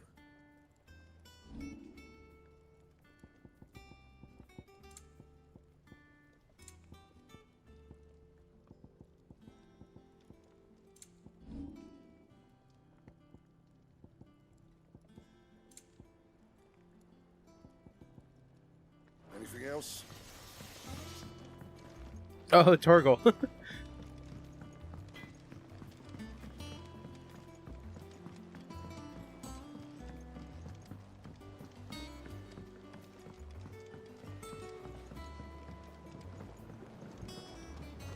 Oh, neat. Oh, the botanist?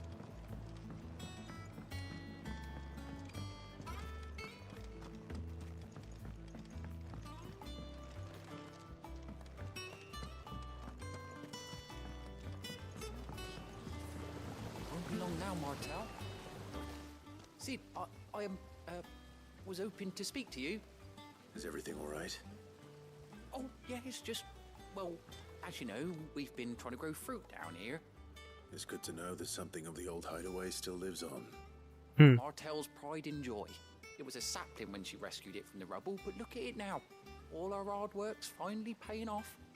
I took it on, you see, after she died, and now the fruit's finally ready to eat. And not only is it ready, it's actually tasty. Sweet as you like, in fact. She bred the bitter right out of it. Impressive. And welcome news to more than a few, I'd say. I thought this first harvest could go to the curse breakers, on account of all they do for the hideaway. You couldn't take them some, could you? Seems better them coming from you. It'll be nice being the bearer of good news for a change. Thank you. She always had a soft spot for that lot, see? And once they've had their share, I'll see to it that everyone else gets some. Here you go. Martel apples, they're called, in honor of her memory. Dumb apples. That, Martel? The day's finally No. Gongaga.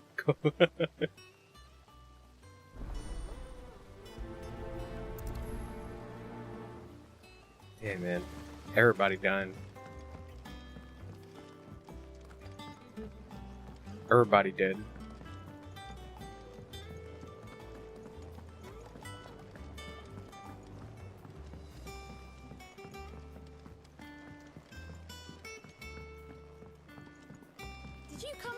George today.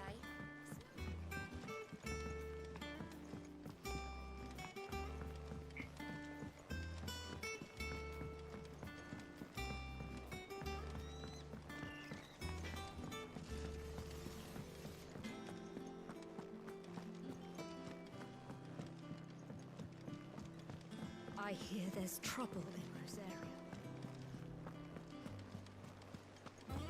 That room's as ragged as...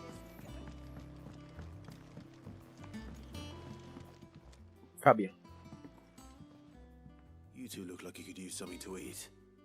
Here, courtesy of Martel.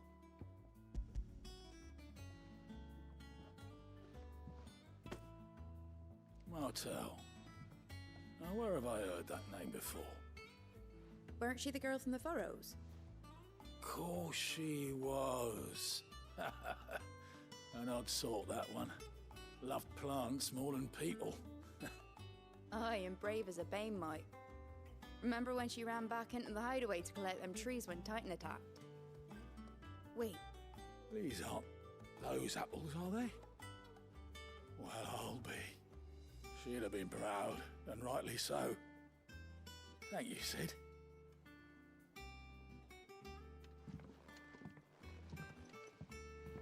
Others weren't so lucky, though. A gift from the backyard. For your service.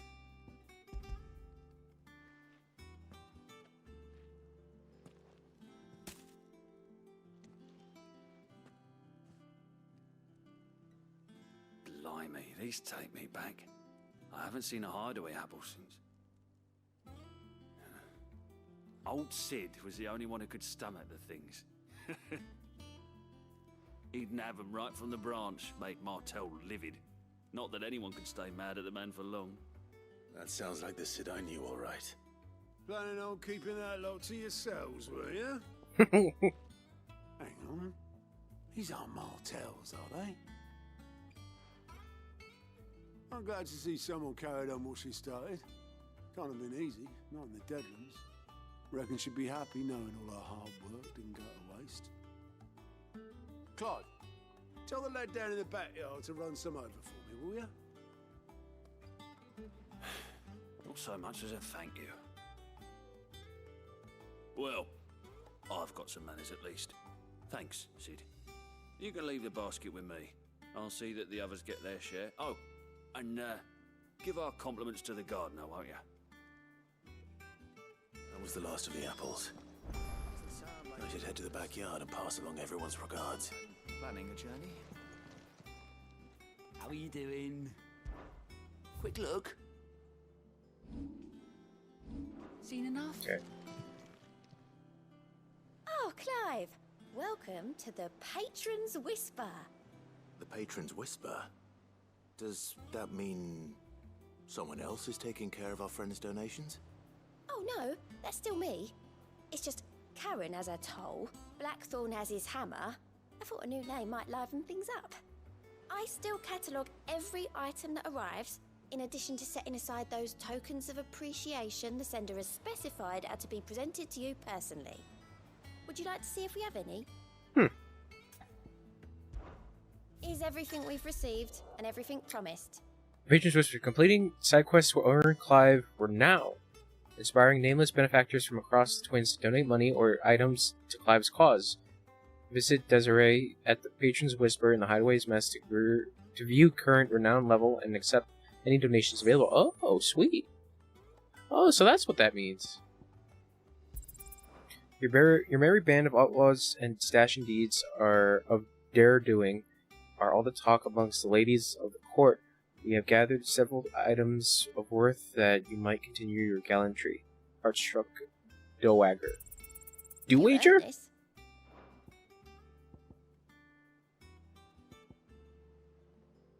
Our order is one built on pride, but that does not mean we are too proud to give thanks where thanks is due. We may have failed Martha once, but never again. The Blood Axes. All yours. Nice. Come again. 85. I may have more for you. Moogle. Nectar. Coupeau. What's the matter, Nectar?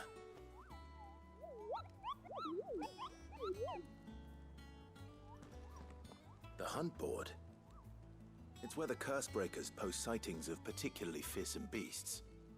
Those that might pose a threat to our operations if they were left to roam free. Just because they can't be dealt with when they're spotted, doesn't mean they can't be dealt with later. Was that what you wanted to know? Alright, Nectar.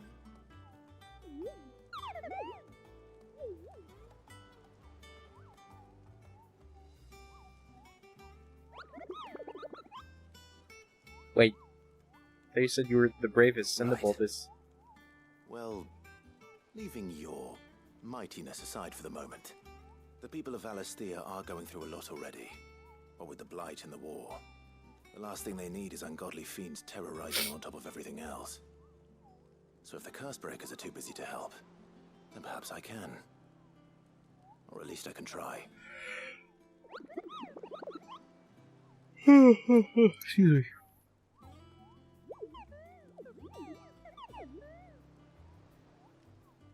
Kupo. We killed one. The hunt board. Reports of fiends terrorizing the countryside are posted to the hunt board in hopes of fearless heroes such as Clive will take it upon themselves to hunt down and slay the notorious marks.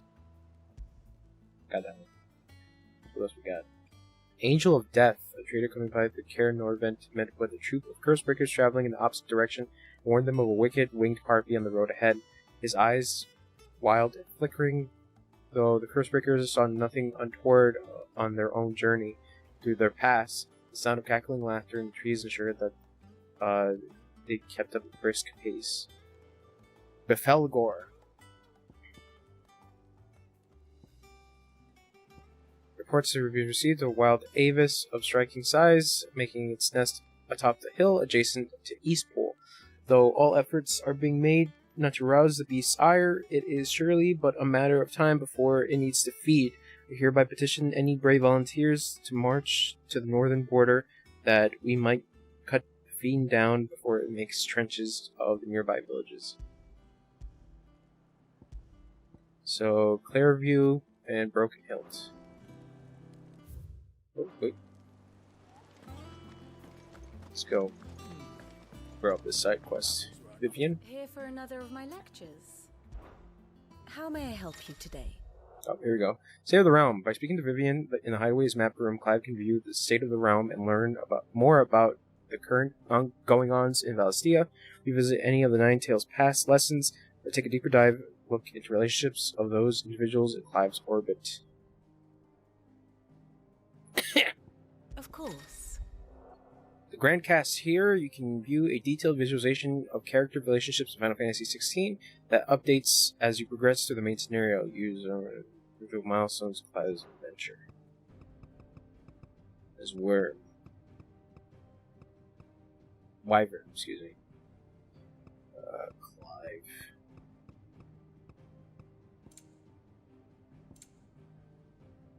Damn, son.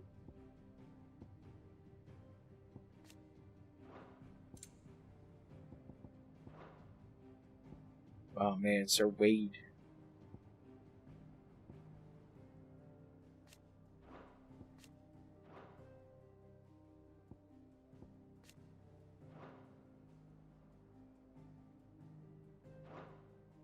Study it well, Clive. Situation map.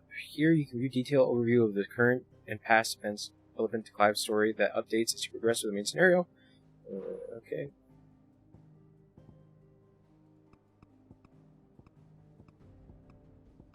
Oh, that's pretty neat. The state of the realm is ever-changing, Clive. Them old apples were enough. That broom's as ragged as... I hear there's trouble. I think it's alright to touch him.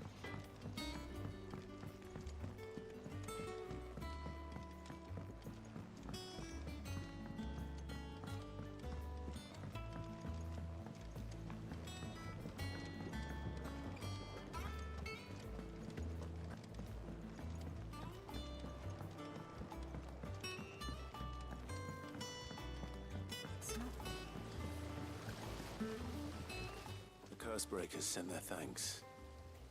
And their compliments. They were clearly very fond of Martel. They remembered her. After all these years. I suppose she was very kind, even to a tongue-tied lummox like me. You were one of the good ones, Martel. Why did you have to die? She put everything into her work. She wasn't going to rest until we had fruit sweet enough to enjoy. And now we do. When she died, I named a sapling after her. And now it's a full-grown tree. Martel lives on through the fruit it bears.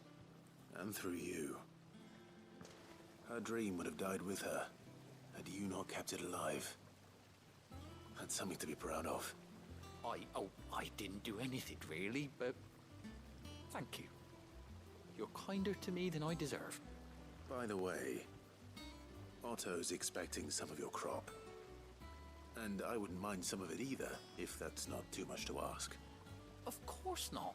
I'll see that you're both well provided for. They like your fruit, Martel. Isn't that wonderful? I'd say it's about time we planted you some siblings, don't you think?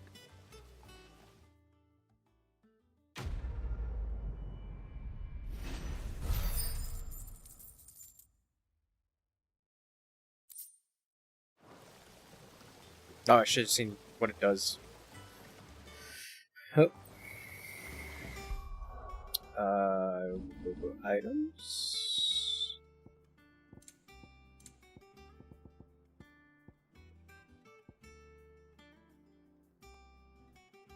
Oh, it's display. Okay.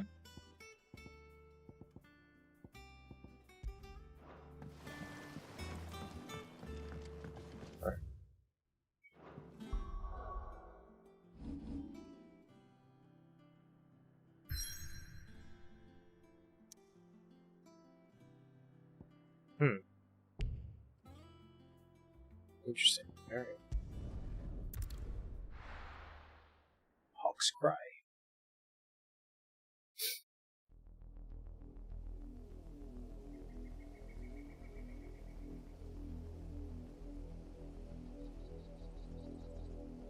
Do you think it was wise to leave, Gav?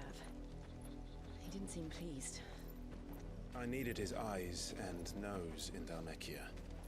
I'm not about to let Kupka take us unawares. Besides, he has a knack for that sort of thing. That he does.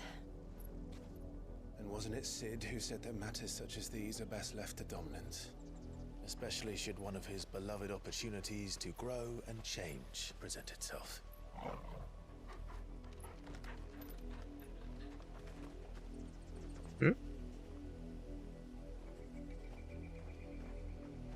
Torgus? I always knew that I would return one day. Return to Ironhome. For what?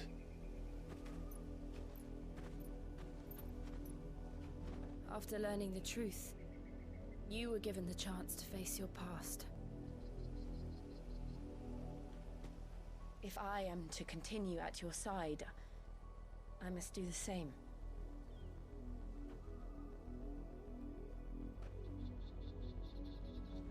We will face it together then.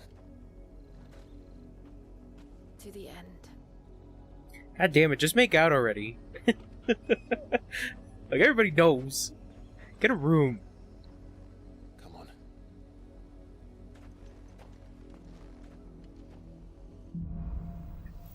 Bloodlines.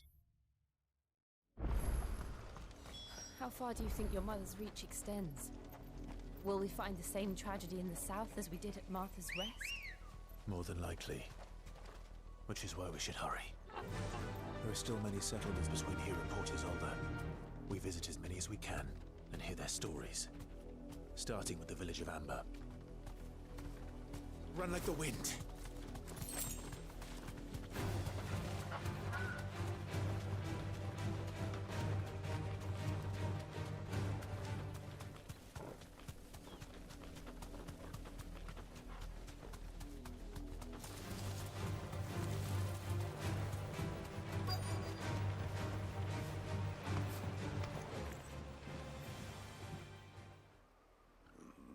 mockery of justice is what it is. Lord Elwyn would never have stood for this. Quiet, you! I think we're loyalists. Jill, look.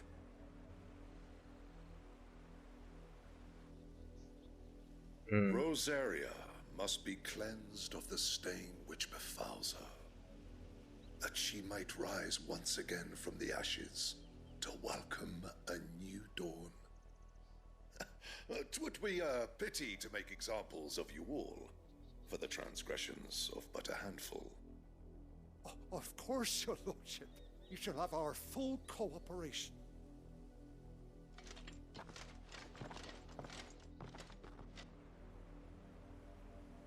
What business could the Black Shields have in a village this small? There's barely room to hide a bearer. Then they must be here for something else. You fancy dancing a gallows trick? Excuse me, but what was all that about earlier? You haven't heard? Someone's been stirring up trouble. There have been attacks on the garrison, supplies stolen. They even say a Black Shield was murdered. The Empire wants answers, and what the Empire wants, the Empire gets. Don't they just? Keep your ears open, eh? The Black Shields will pay good coin for information on the culprits. You'd have to be dull as a sack of stones to... Welcome, stranger.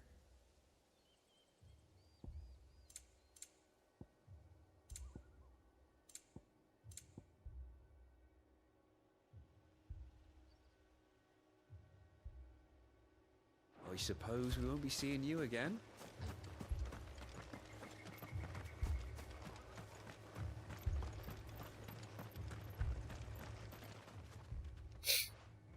You seen him, didn't you? I'm sorry. The Black Shields. Just now. You seen him, didn't you? At least I think there was a Black Shields. Can't say I ever saw one before.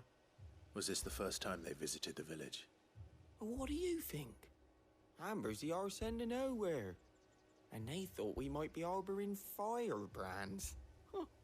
If only we were. I might have turned them in and become a Black Shield myself. You don't think these firebrands the Empire is looking for could be us, do you? I don't know. How'd you get it? But we need to find out.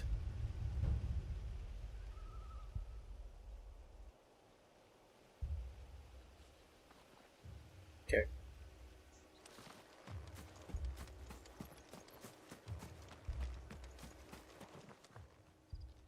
Greetings, friend. We are travelers. I know that. What do you want? We couldn't help noticing those Imperial soldiers who were here earlier. Don't you go telling these strangers a thing. I speak for the people of this village, and we have nothing more to say to you. You are to leave Amber and never come back. May I at least ask why? No. I don't know who you are or what brings you here, but your presence puts us all in grave danger. The Empire is a harsh master. Its demands are great, and its justice swift. But as long as we keep our heads down and pay our tributes, we are left alone. Some might call it submission. But if it will spare my people the Viceroy's wrath, then I will gladly submit. This village will not become another East Pool. Then we shall be on our way.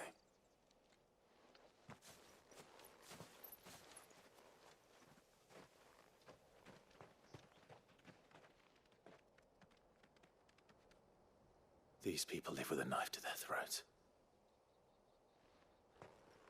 In the mistaken belief that if they cooperate, my mother will show them mercy. Obedience bought with fear. Are you all right? Sorry, It's nothing. We still don't know who the Black Shields are looking for. Well, whoever they are, the Imperials deem them worth pursuing to the back of beyond. But other than Martha, who else in Rosaria would have the courage to stand against the Empire? A new ally would certainly be welcome. Can we find them before the Imperials do? Perhaps the next village will yield more answers. Perhaps. Mayhaps.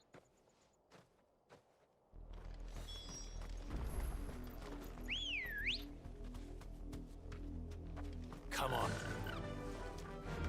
Faster! This pass will take us through the mountains. And directly into the path of whoever or whatever lurks here.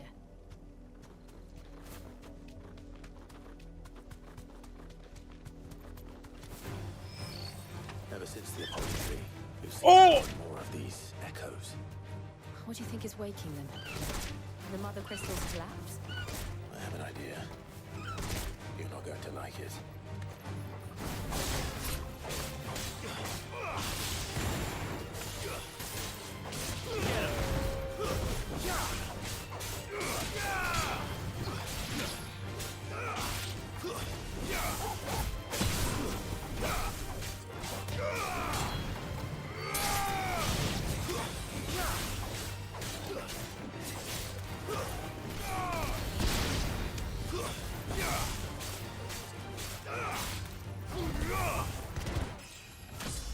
Nice.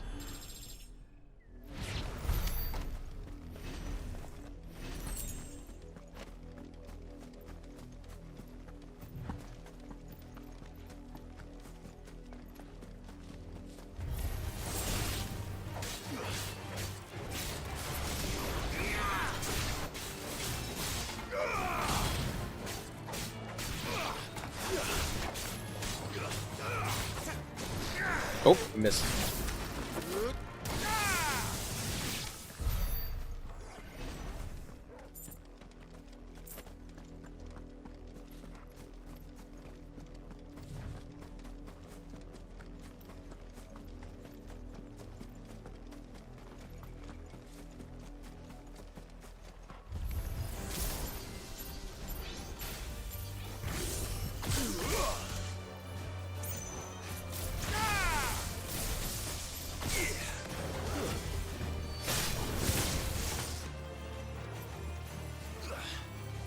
Oh, not yet.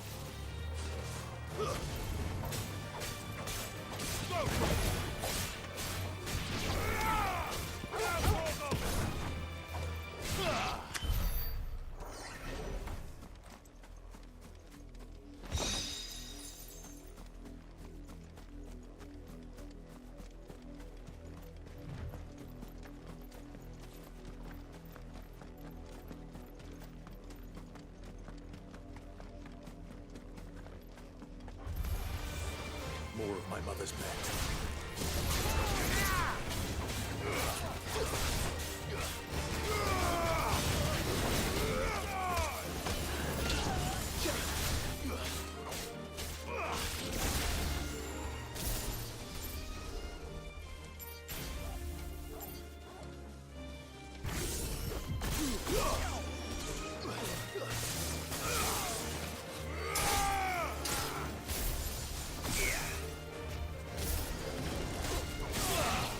Ow.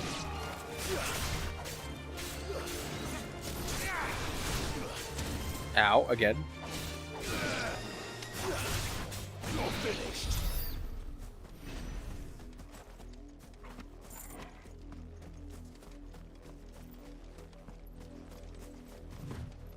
Whoa.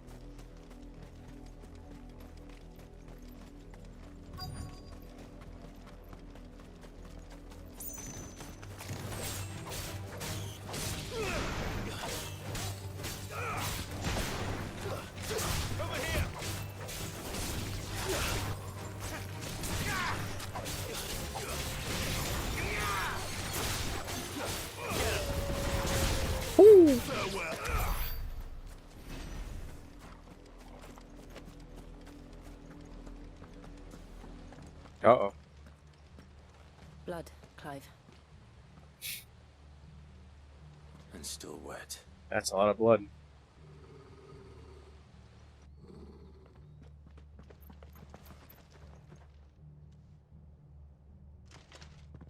You were told to stay in your homes.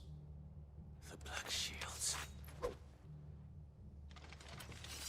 You know who we are. And still, you would bear your steel. Why then? we owe you our thanks. You have saved us the trouble of an interrogation. To dwell in darkness, that we may purge the night and welcome lasting dawn. On these, our swords we swear. Say that again. I'll show you a true sheath, Rosario.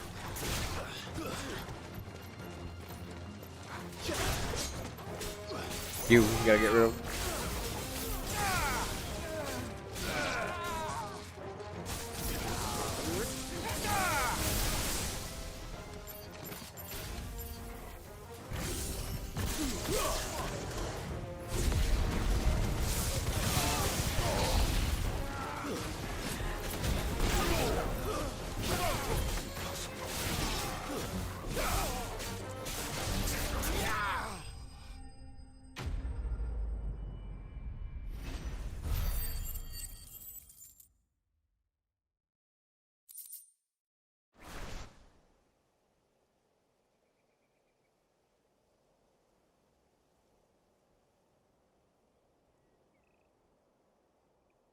Tell me what I want and the end will be swift.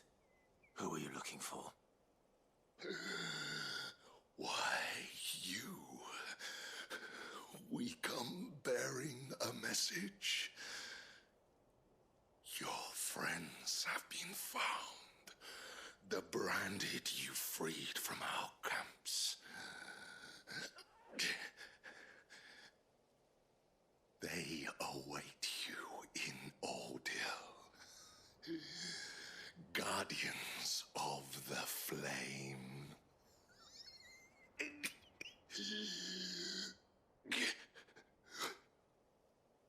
Those are Old Hill's gates. Then we hurry.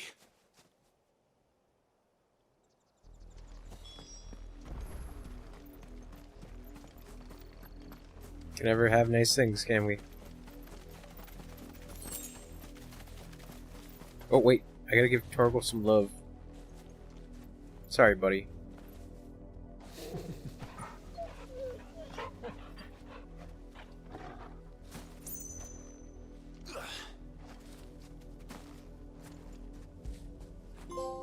Fetch.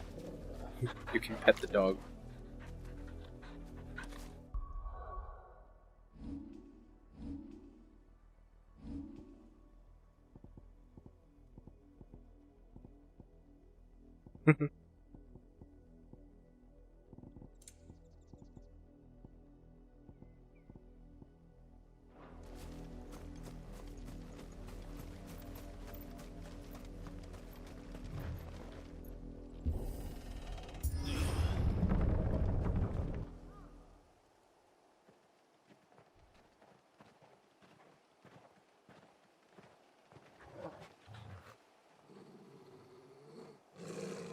Find something, boy. Death.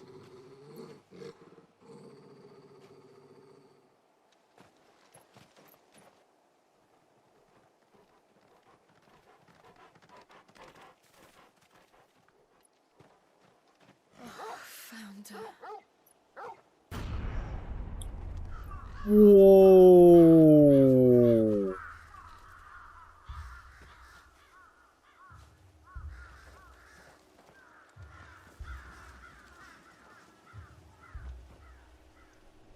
Oh.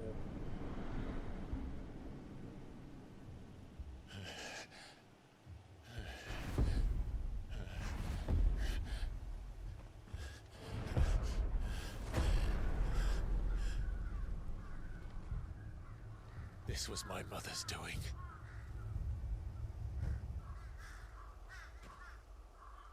But why? Why would anyone? I don't know.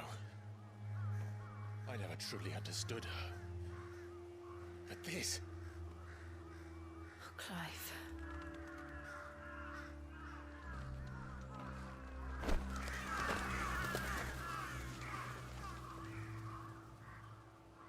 I will learn what madness drives her, and I will end it.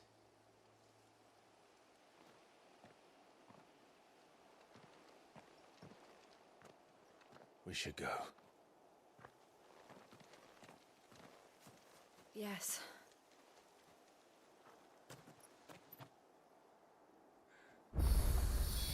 We can't do something like this. We won't. But if the Black Shields have made it this far south, they may already be in Port Isolde.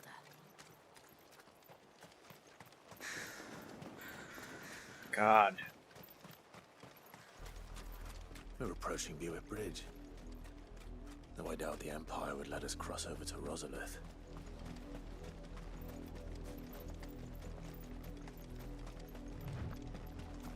Somebody over there.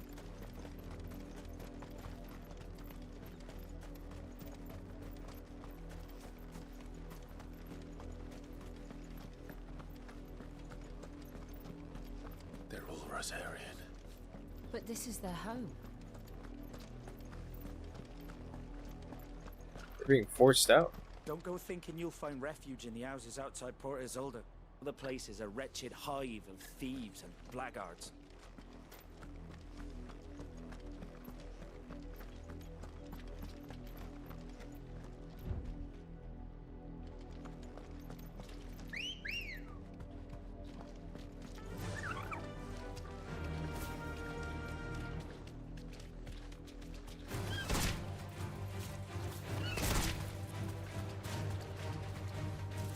You deserve a rest.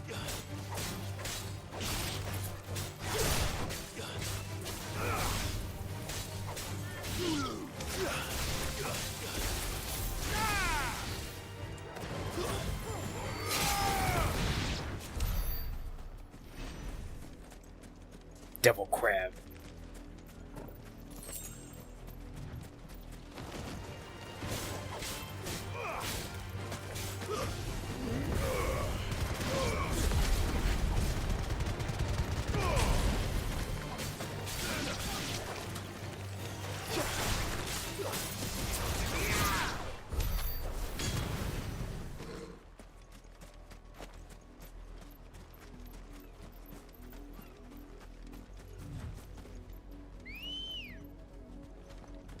Let's go.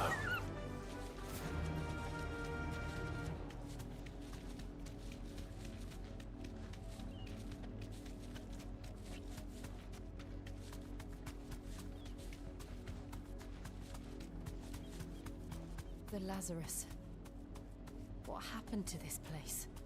My mother happened. The nobles who lived here didn't stand a chance. Let's hope my uncle fared better.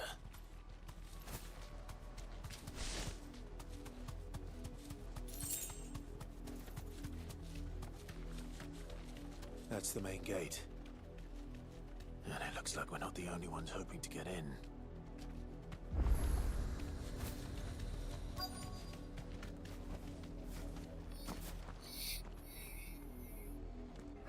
Let us pass! My children are starving! Have mercy.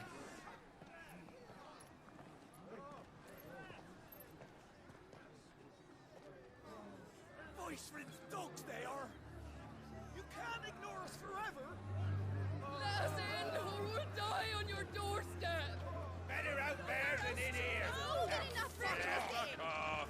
And the chinless bastards! Those crystals belong to us all! I said, away with you, filth! Back to your sties! We'll cut you down where you stand! Destroy it! No chance of slipping through unnoticed. We'll need to find another way in.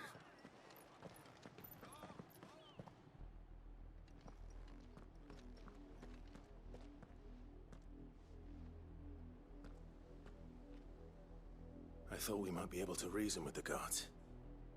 Or at least bribe them. I suspect everyone in that crowd thought the same. Was that the only way in? Officially, yes. Strictly speaking, no. My uncle once told me that the nobles had tunnels built, so that they could visit town without having to walk amongst the rabble. The Lazarus.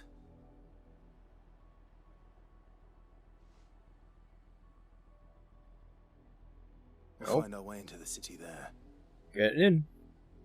Like it or not. If you're sure. The entire place looked abandoned. Do you think it's safe? Probably not. As long as it is abandoned, The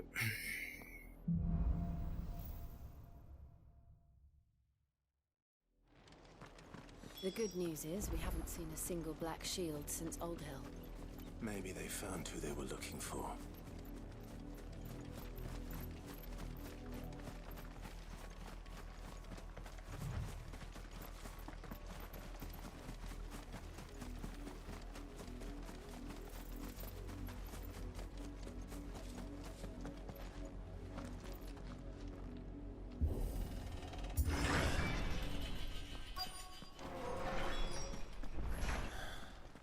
This is nothing like I remember it. How quickly a crown can lose its luster.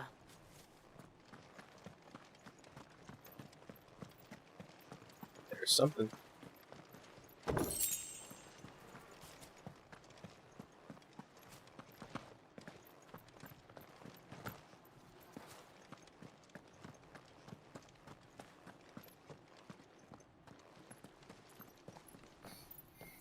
Not abandoned then. Oh. Oi! Visitors!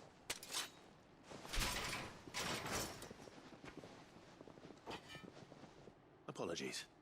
We'll show ourselves out. Yeah, guess not.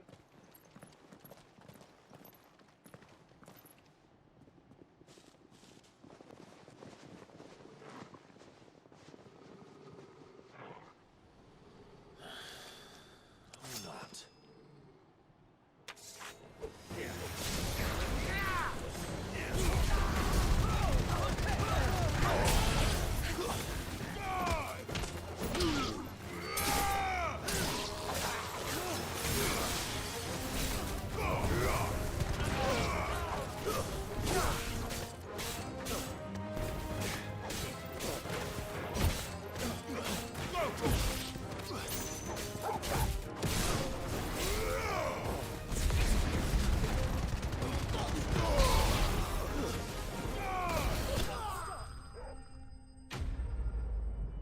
These were just poor men trying to feed their families.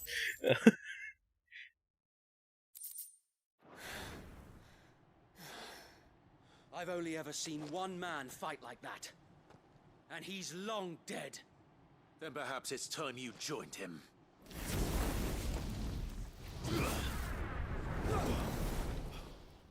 blessing of the Phoenix. Wait. Can't be. I was there when you died. Wait!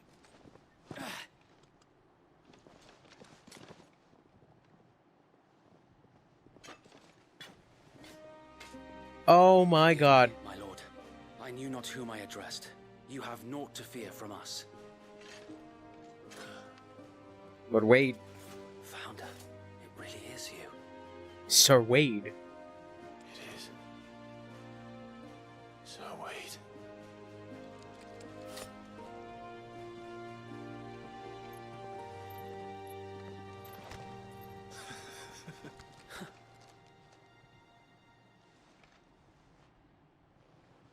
We can speak inside. Shit, you didn't die?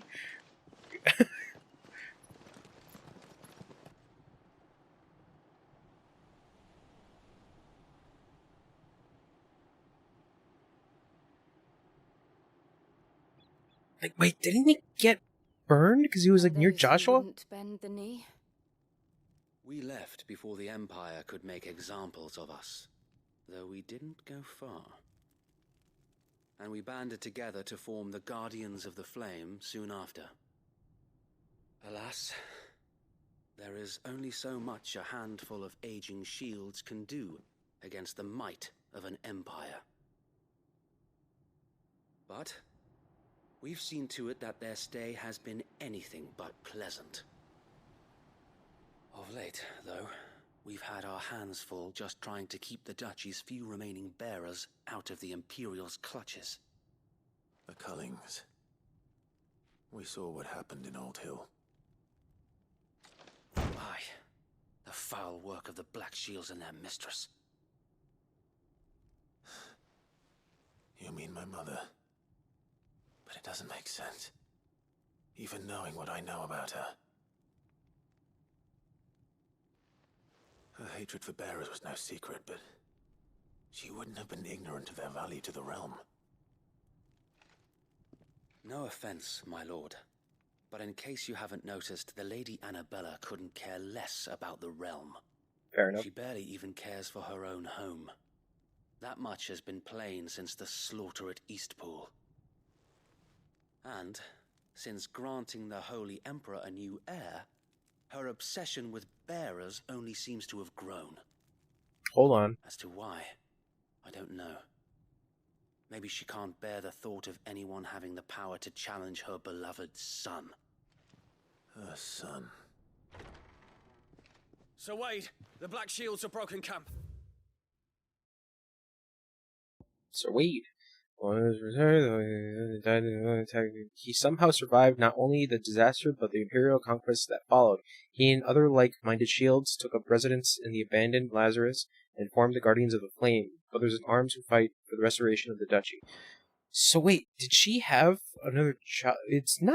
Can't be Dion, is it? No, that wouldn't make sense. Huh. They march in full force for Buick Bridge. Then Unless so do we. I'm misinterpreting?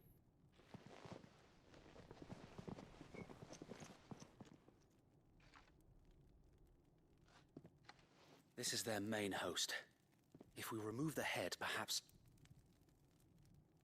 we can prevent what happened at the docks from happening somewhere else.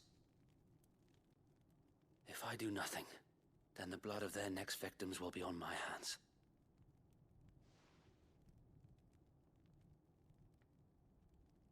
Yours and ours. We too have witnessed the crimes these men who dare call themselves shields have committed in my mother's name. It cannot be allowed to continue. We must put a stop to this madness. We must. So let us go with you. For the good of Rosaria. I was hoping you'd say that. Very well. If that is your wish, I would be honored to serve at your side. And we at yours. So, Wade, let us do our duty. With pleasure, my lord.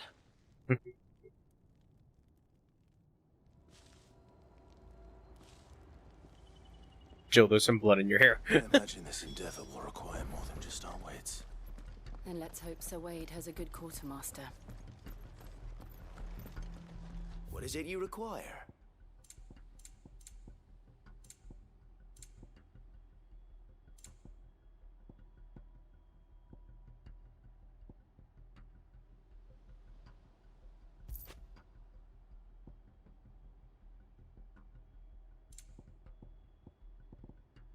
I will be here should you need aught else.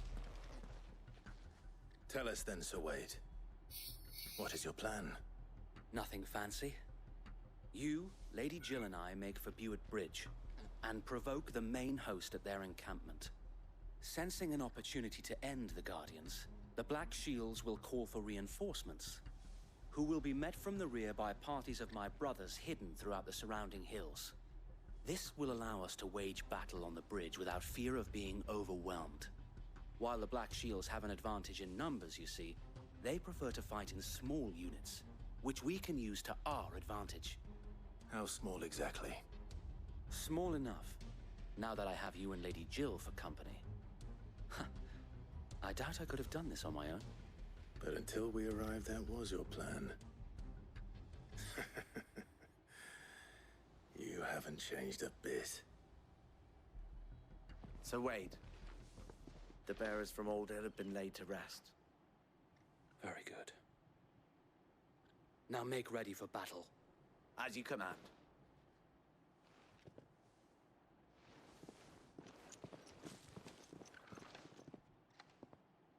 Thank you, Sir Wade. Perhaps now they will find peace. There is but one thing which will grant them peace. Putting an end to the Black Shields. And so we shall.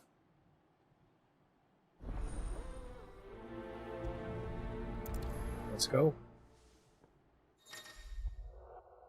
Party members throughout this main scenario, Clive will often be joined by various companions who are keen to lend their assistance. However, depending on Clive's destination, they may choose to remain behind at the hideaway. So Sir Wade is part of our group now. There he is, guest Sir Wade. We'll keep them from the bridge. Big baller, Sir Wade. How long have you been pursuing the Black Shields? Since they burned their first village, we tracked down the bastards responsible and fed their corpses to Stillwind. Suffice to say, that got their attention. It's been a game of cat and mouse ever since. Okay.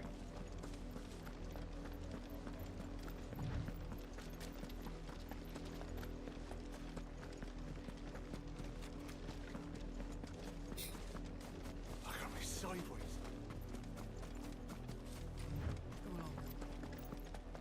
The bastards are lucky I did that. There they are. On your command, my lord.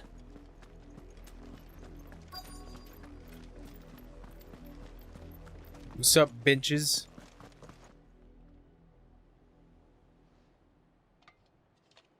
What is it now? I told you! We bear a message for the Vicereine. From the Guardians of the Flame. Ha! You presume to tell us that a pair of filthy vagabonds, a woman and a dog, could guard aught against the might of the Black Shields? Then come! Die along with your flame! For Azaria! For Azaria! Your petty revolution ends here. On these our swords we swear.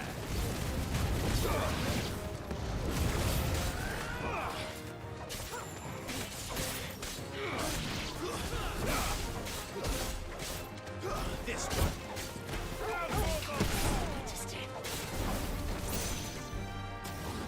It's over.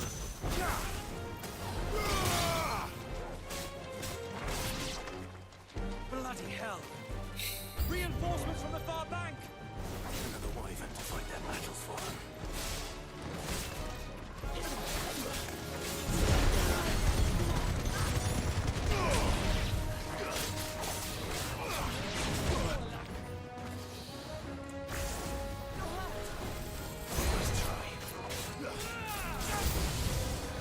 More dragons. Works. The Imperials aren't taking any chances. I can't say I'm flattered.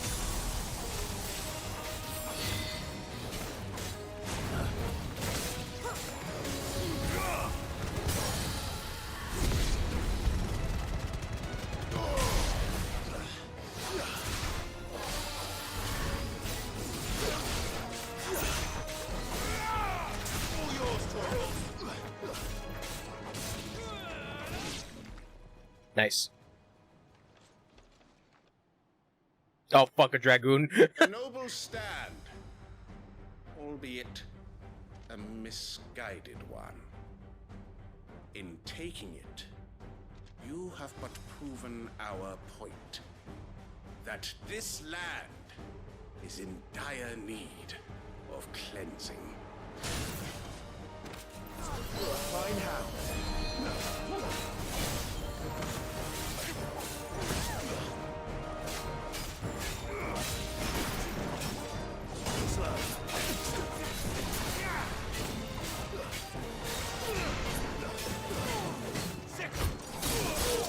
Whoops.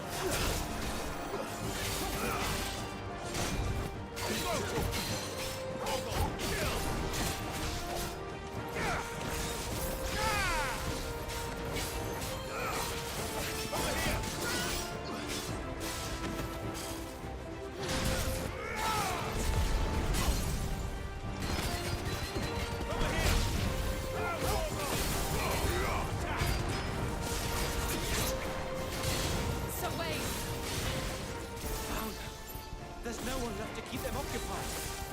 We need to finish this. You ain't finish him.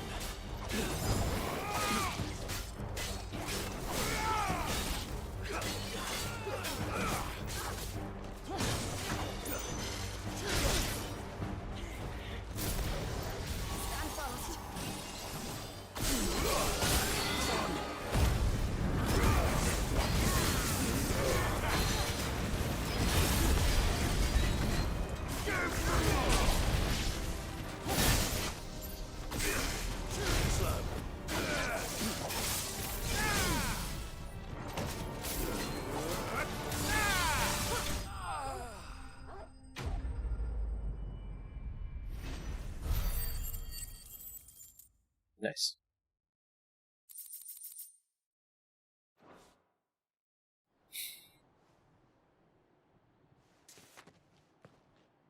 I don't see any more. Nor do I. The plan worked. It did. It bloody worked. We sent every last one of the rotten bastards straight to the mud. My, Lord, perhaps this will be enough to stop the Cullings. For the time being, at least. Perhaps. Though I doubt my mother will take this loss well. She'll move swiftly to see her minions' ranks replenished. And then it will all begin again. I often wonder if the nation we once knew is gone for good. Her fields rot. Her people starve. We battled to preserve the flame that was, but for every foe we fell, another springs up in its place. Yet be that as it may, it is still our home. And we must fight for it. He's giving this whole speech. And always will. Sorry, sir, wait. For as long as the Firebird's flame burns in our hearts, the Duchy cannot die. And her loyal subjects may dream of a day when the Rosarian standard flies over Rosalith once more. So wait, Think we should fall back to Port Isolde before the garrison sends reinforcements? A sound strategy, my lord. Always headstrong, Sir Wade.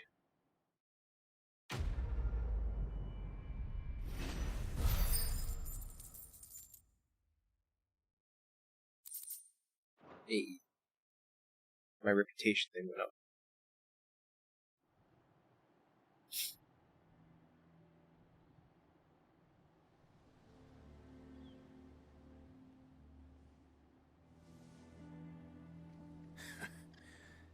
And how long has my uncle been funding you and your comrades' endeavors? Since the beginning. Lord Byron was the first person I turned to after forming the Guardians. And had I known of this tunnel back then, I wouldn't almost have been hanged by the city guard for trying to sneak over the wall. I suppose a formal request for an audience would have appeared suspicious. And appearances must be maintained. Were the Vice-Regency to catch wind of Lord Byron's involvement in our movement, they'd seize his estate and send him to the gallows, where he would be of no use to anyone. And so, though it sickens him to the soul, he plays the part of the loyal lord, knowing that one wrong move might prove his downfall. It is why he remains ever vigilant. Don't be surprised if he refuses you an audience, especially since you're famously dead. Then I will have to think of a way to prove that I am neither wraith nor wrongdoer. I might have something which could help with the latter. It's the mark of the Guardians. Display it, and those who love Rosaria will know where your loyalties lie. Yeah. Marked bleed. From Wade. With pride. Be sure that you do. I don't want my men attacking you again. Unless you deserve it. If only Sir Tyler could have been here to see you. Or the Lord Commander. Thank you, Sir Wade. If there is ever anything you need.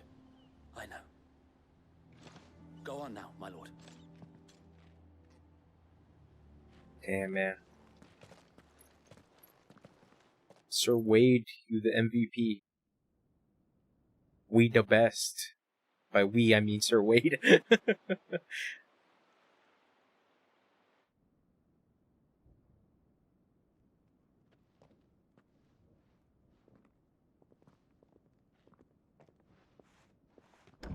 How accommodating. Do you really think they believe we are who we say we are? Not a chance.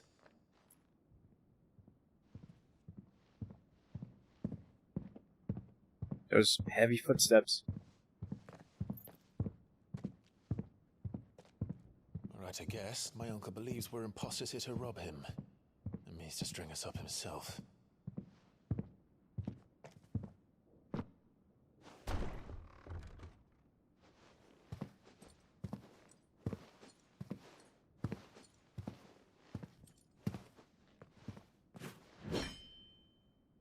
Imagine my surprise when I was told my nephew had come to visit. Hi, Uncle.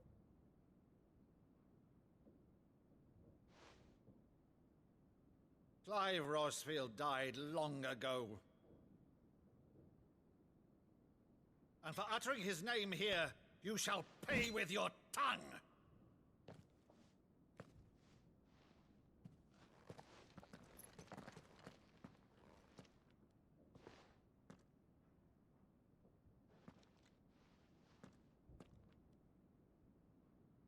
You would mock me as well?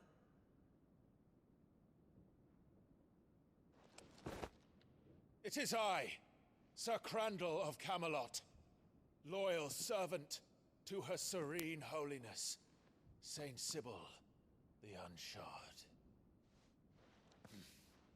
Meadow, thou vile sorcerer, for thy crimes against church and crown, I shall have thy head.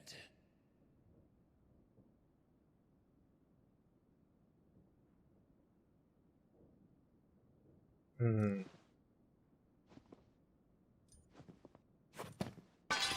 Curse thee, infectious flax wench. Even in death, must thou plague me still? Very well. I shall open the gates of hell, that thou might see thy charge once more.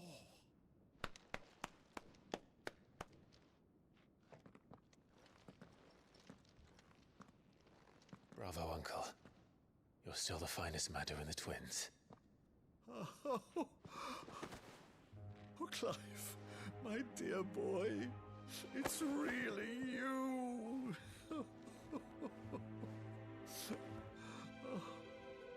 You always were fond of that scene from The Saint and the Sanctuary. Never did let me play Sir Crandall.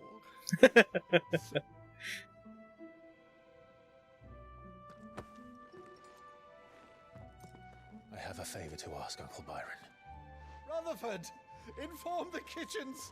There'll be guests. We dine immediately. But, Uncle...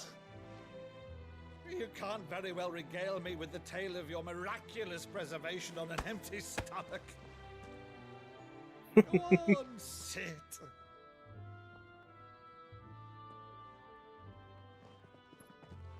See that you use the good plates, Rutherford.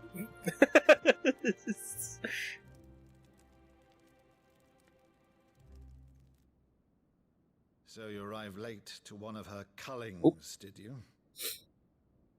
Since becoming Vicereine, Annabella has been a constant thorn in Rosaria's side, but these atrocities are a new low. Something has changed. Quite what, I don't know, but the woman we knew is gone, and a monster sits in her place.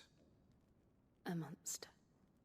For better or worse, I've been charged with governing this town, and thus must maintain the illusion of obedience.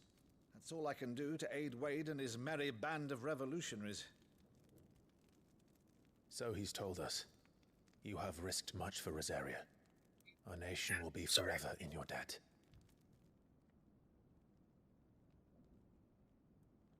It has been 20 years, Clive. The nation your father and your forefathers fought to defend is no more. Perhaps it would be otherwise had I the courage of my brother.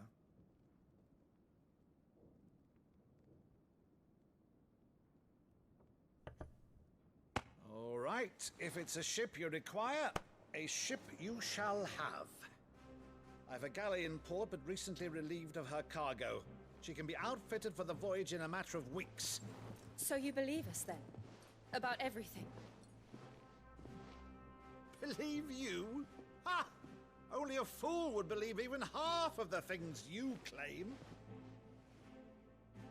But until tonight, only a fool would have believed my nephew still lived. And besides, I have it on good authority that Clive is telling the truth. Whose authority? Your own, of course. You've always been a terrible liar. Is that true? not untrue. Say no more about it, eh? It wouldn't do to linger on my nephew's greatest failing.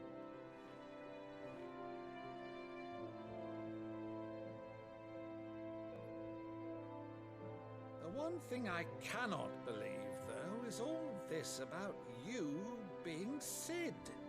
You were always such a good boy. But now you're quite the outlaw. Which, if I'm not mistaken, would make me an outlaw's uncle.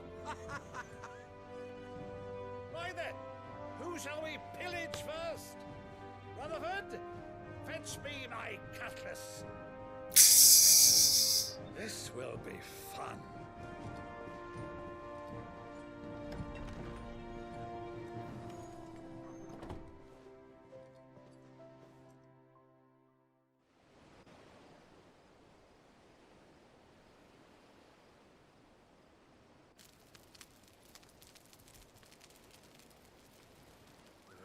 Over there.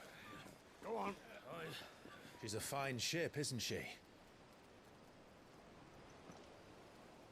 Once outfitted, she'll bear us across the boiling sea to Drustinus in the space of 3 days.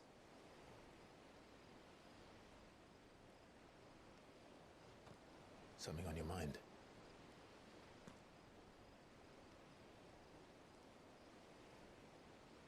Monsters. When I served the Iron Kingdom, I did so because I saw no other choice. Because once they learned that the lash would not move me, they turned it on those who could.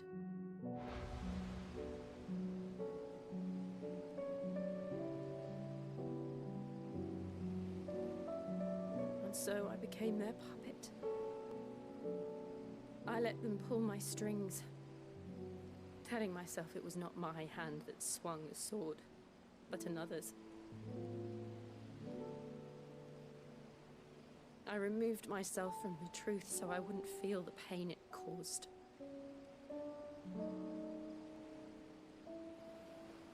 And before I knew it, I no longer felt anything. Anything at all.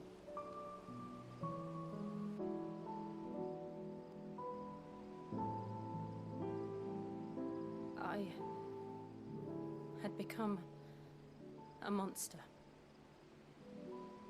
Jill.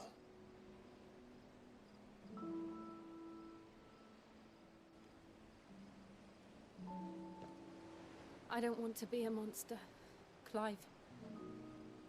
Do you understand? I want to choose a different path, a better path. To live on my own terms. But before I can do that, I need to come to terms with my past.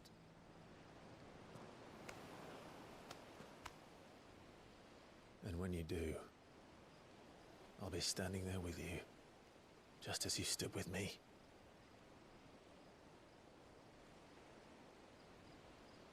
Thank you, Clive. I must atone for my sins. Only then, when it's done, will the monster cease to be. Just promise me that you won't die with it.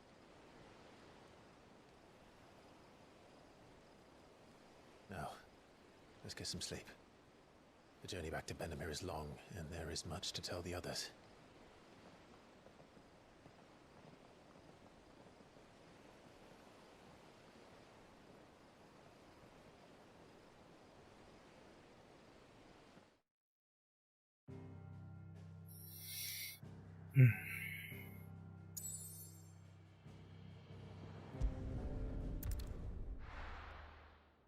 Back to it.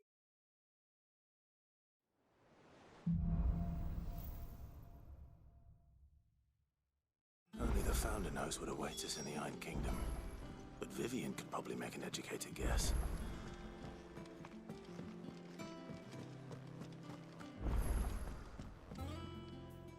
I didn't take you for a scholar, Ivan. Oh, this? Well, it's Valisthea, a culinary pilgrimage. I borrowed it from old tomes. Seems there's no creature in the realm so foul it can't be cooked up into something delicious. Think I'll stick to the unfoul ones, thanks. Oh, where's your sense of adventure, Sid? Honestly, one glance at these recipes, and even you would trade in your sword for a butcher's cleaver. From spit roasts to sweetmeats, this book has them all. What I wouldn't give to bring these recipes to life. If it's my blessing you're hoping for, then by all means. Well, I'm no hunter, Sid. The first ton of worm I came across would be the death of me. But you're made of sterner stuff. Would you help me resurrect one of these recipes? Something tells me you won't be taking no for an answer. Fine, I'll help. Fantastic! Thank you. So, dare I ask what's on the menu? Chance's Stew. It was once a favourite among the gourmands of Oriflamme, if the author is to be believed. Though Molly's never heard of it. The only problem is that while the recipe is extremely detailed in most respects, it's infuriatingly cryptic as to the main ingredient. A beast, no doubt. Most likely something that would make easy work of a simple cook with more broth than brawn, but unwanted violets. I've no idea what they might be. Does the book say anything else? Well, only that the sweetest violets sprout atop the bed of roses. Roses. Rosaria, perhaps? One of the butchers in Martha's Rest might know something. I'll ask next time I'm there.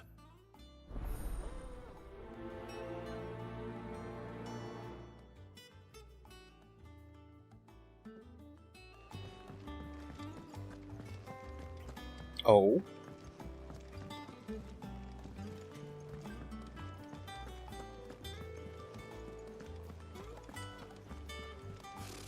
Typical nobles. How did we never There are hear new of billets being Guardians of the posted Place? every... Clive! Oh, am I glad to see you? Is something wrong? It's Blackthorn. He ain't himself. And if I'm honest, he ain't been for a while. That normally it only takes a couple of drinks to perk him back up, but not this time. Something's getting him down. Oh, I'm sorry. And whatever it is, he ain't telling. It's like he's lost his spark, you know? He's barely got enough fire in his belly to get the ump about stuff. But I'm thinking he might if we both bent his ear, because he respects you, innit? So, what you say? Respect's a strong word. Fine. If you think it will help. I knew you'd understand. But if he doesn't want to talk, we let him be. He'll open up when he's ready. All right. Now, he'll only smell a rat if we both turn up at once. So, I'll go first, and you can meet us at the forge. Wait a bit, then head over when you're ready.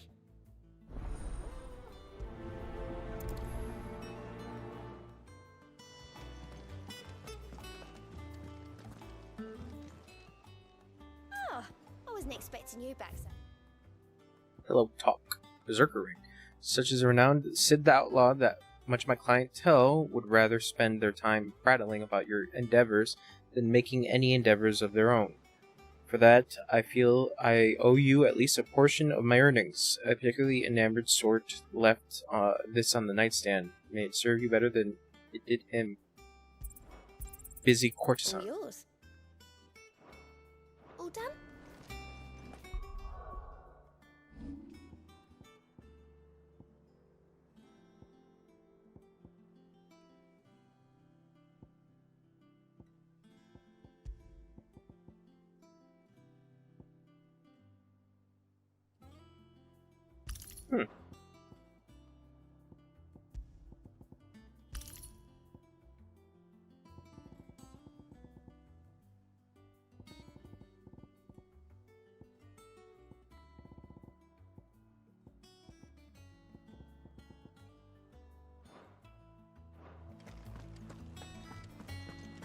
We got Vivian. Back again, Lord Rosfield. I'm touched that you should find me such good company. It is not your company, but your counsel that I seek on this occasion. Ever the charmer. So hot. What would it be today, then? The Iron Kingdom. I need to know what to expect. You'll soon be setting sail for Drake's Breath then, I take it. The mother crystal that rises from the boiling sea. There was a time when a true-blooded Rosarian had only to brave the waves to visit it. But then the Ironblood made their move.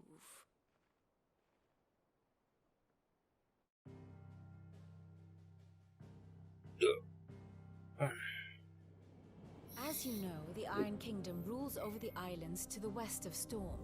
Or rather, its church does. But this is not the pragmatic approach to state religion employed by the Holy Empire to manipulate the masses. No, the Iron Kingdom is the literal embodiment of the crystalline orthodoxy. And so, if one is to understand it, one must start there. As the name implies, the orthodoxy holds the Mother Crystals sacred, and they do not take kindly to heathens plundering the objects of their worship for the means to fill washtubs and light lamps with frivolous feats of magic. Indeed, the faithful consider ether a sinful thing, a poison no less.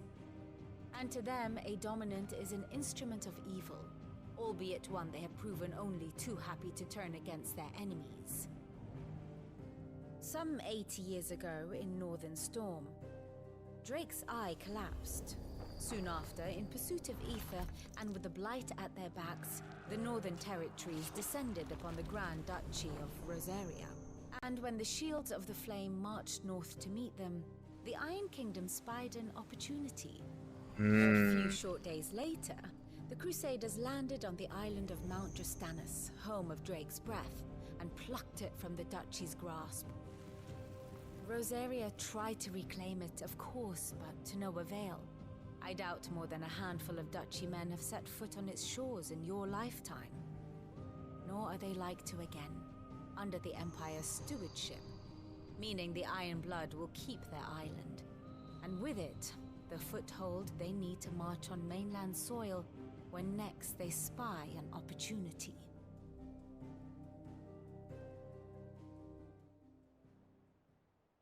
The Mother Crystal is both the object of the Iron Blood's worship and their gateway to the continent, making Drastanus the holiest of holy grounds, from which the Orthodox Crusade shall one day sail forth to claim the remaining Mother Crystals, or die trying.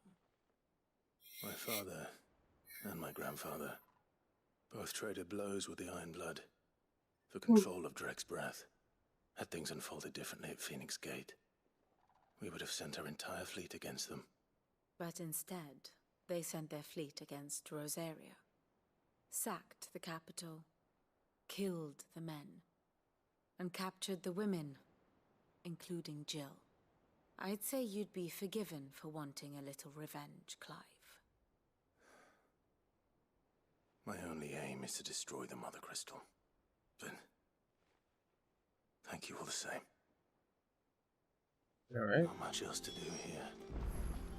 Let's see if Jill's ready.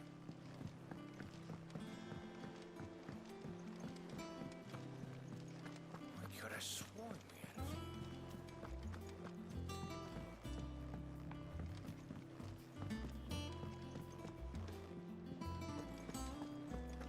That monster's taken quite a liking to Lady Karen.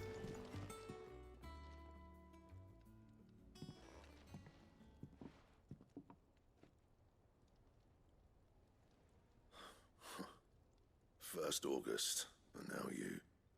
What are you pair up to? What's it got to do with me? August was worried that something had been weighing on your mind. I thought you might want to talk about it. Did you now? I did. I told you not to stick your nose in my business. What'd you go and do? Clive just wants to help, innit? What's so bad about that? Talk to him. You never know, you might feel better for getting it all out in the open. Please, mate. I'm worried about you. Phil, shut you up. It's nothing really. Stupid. Not the sort of thing you bother people about. Why don't you tell us all the same?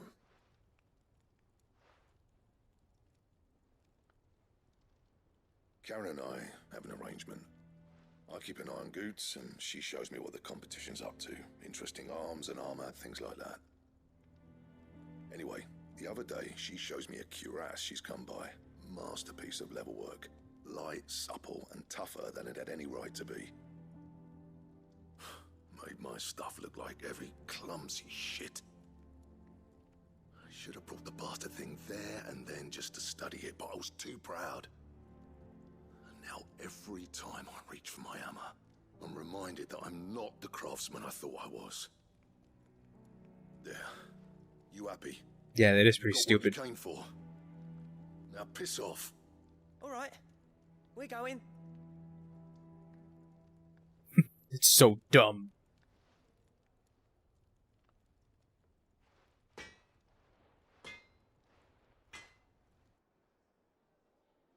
I always thought of old Blackthorn as a bit of a force of nature. Like a storm cloud full of ale.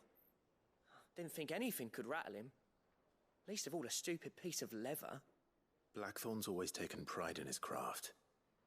Questioning it means questioning himself. Something tells me this is only going to get worse. If he has doubts, it will affect his work, which will only add to his problems. We need to nip this in the bud. I couldn't agree more. He said he should have bought that cuirass. Perhaps we should track it down for him. Assuming you're happy to help, that is. Too bloody right I am. Glad to hear it. First things first, then. We need to speak to Karen. That monster's taking quite... Karen, do you have a moment? Blackthorn mentioned that you'd recently come by a leather cuirass. An exquisite example of the craft, from what he told us. And he ain't been himself since he saw it. So we thought we'd buy it for him. Sorry, sold it already. Didn't think Blackthorn cared for it the way he turned his nose up. But it was nicely put together, that's for certain. Even if the bloke who made it is a bit of an odd one. Happened across him on my travels. Makes all his stuff to order, but the fella who commissioned it refused to pay. He didn't like the colour of summit.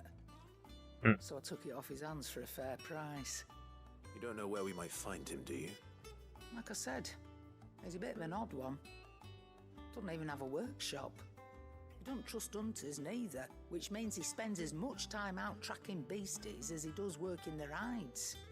I see. He did tell me something, though. Apparently, his next commission's for a set of griffin hide greaves. Here, there's a griffin on the hunt board. The curse breakers were placing bets on who'd bag it. Now, where the bleeding hell was it sighted?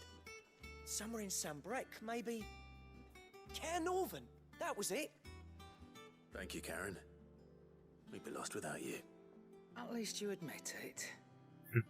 So, it sounds like going after that griffin might be the best chance we have of finding our roaming leatherworker. I'll leave the hunting to you if you don't mind. While you get on with that, I'll ask around the markets. See if I can't sniff out who he is and where he's hiding. Good idea. Hopefully one of us will be able to track him down.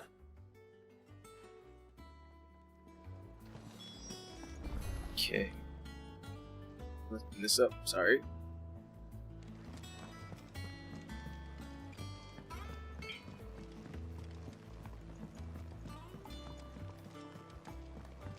Let's say, can I travel anywhere? Oh, I can. Sorry, Jill. 1 second. Let me do some side quests.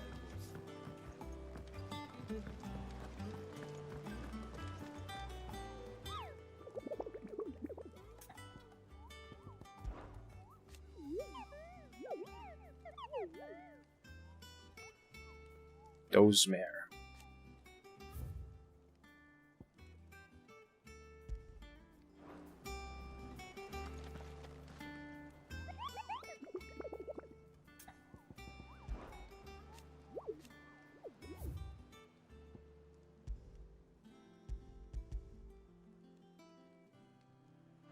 Norvent. Okay.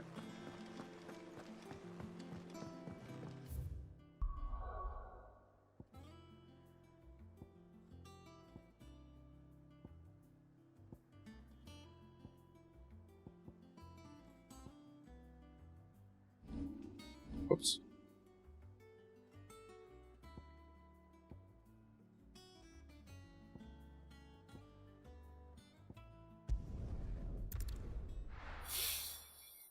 Get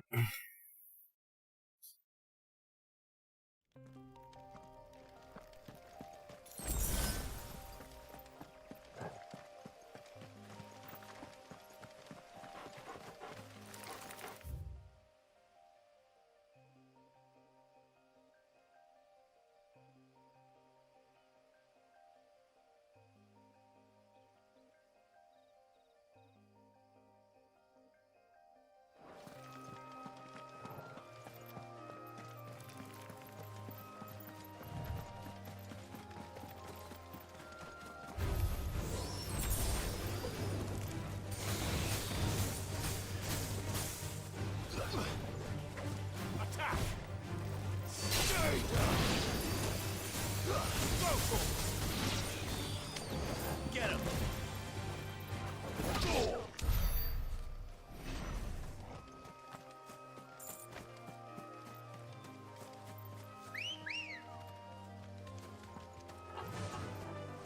Run like the wind.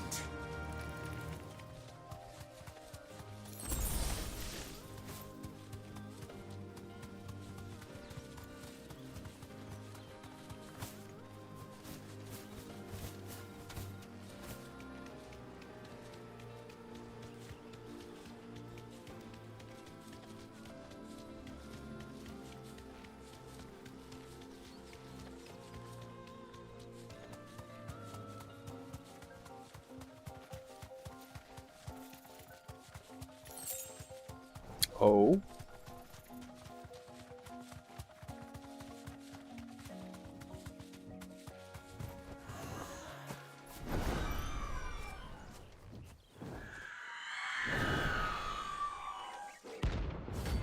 Aruna. If that's what I think it is, this isn't gonna be easy.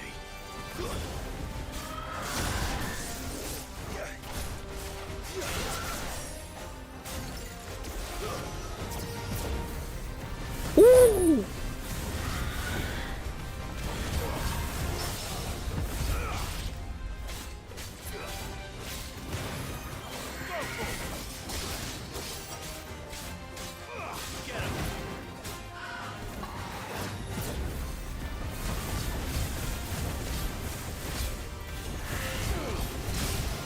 Oops.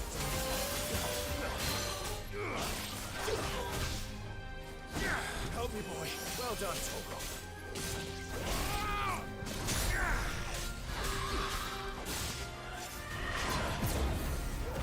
Ooh.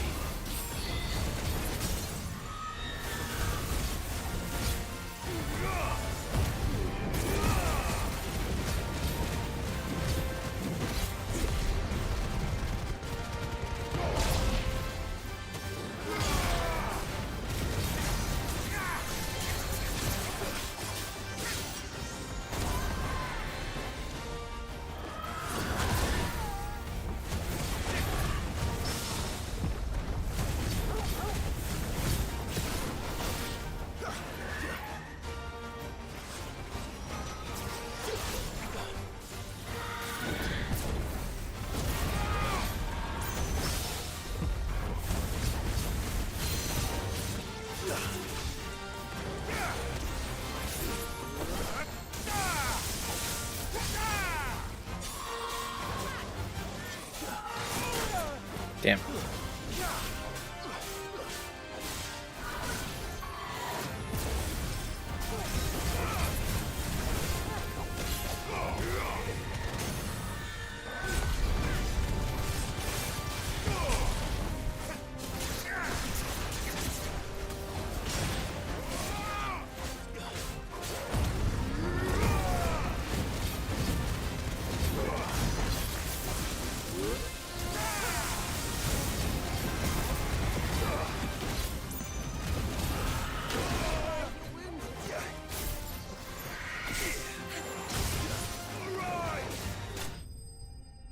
Nice.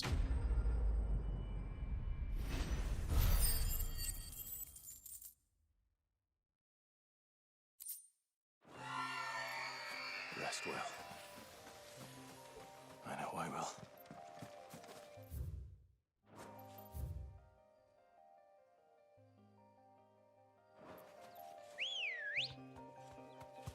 Come on.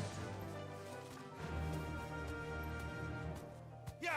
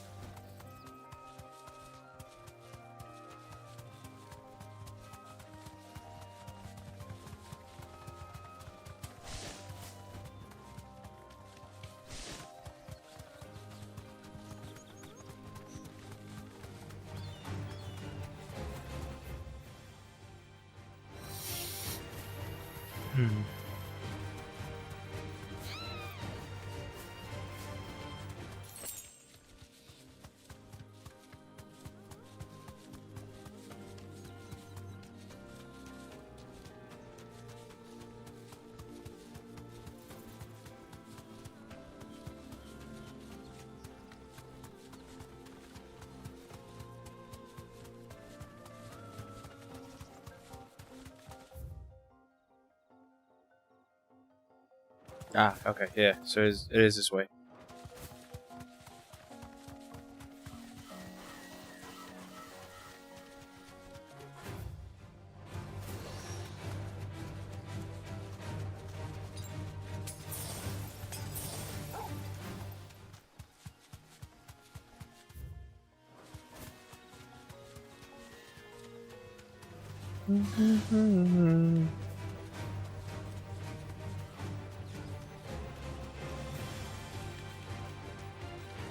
Wait.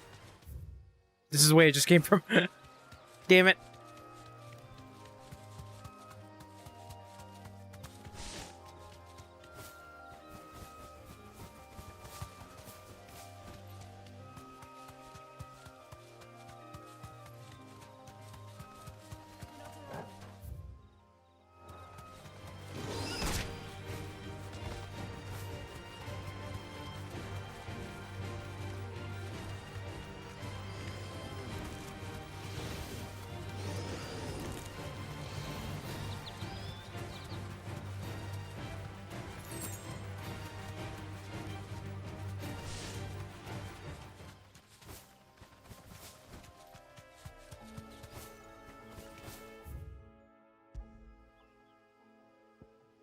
I think I'm gonna get this wrong.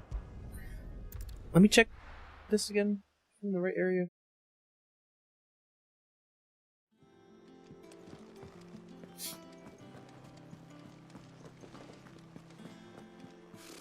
Typical nobles.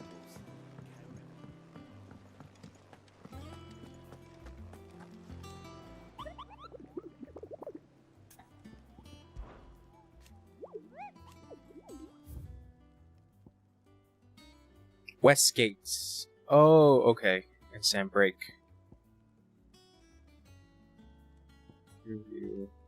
No, yeah, I was right. So Kaer Norvent, Westgate.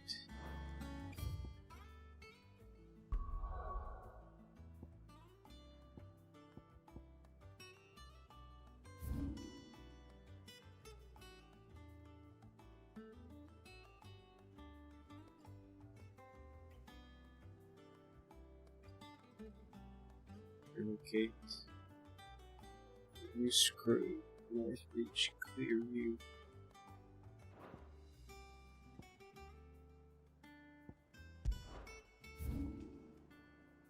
North Reach.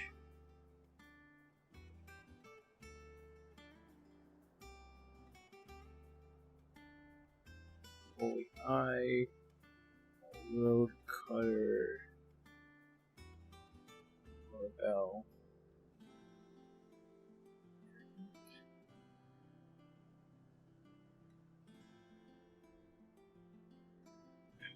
North Reach. The hell is the West Gate?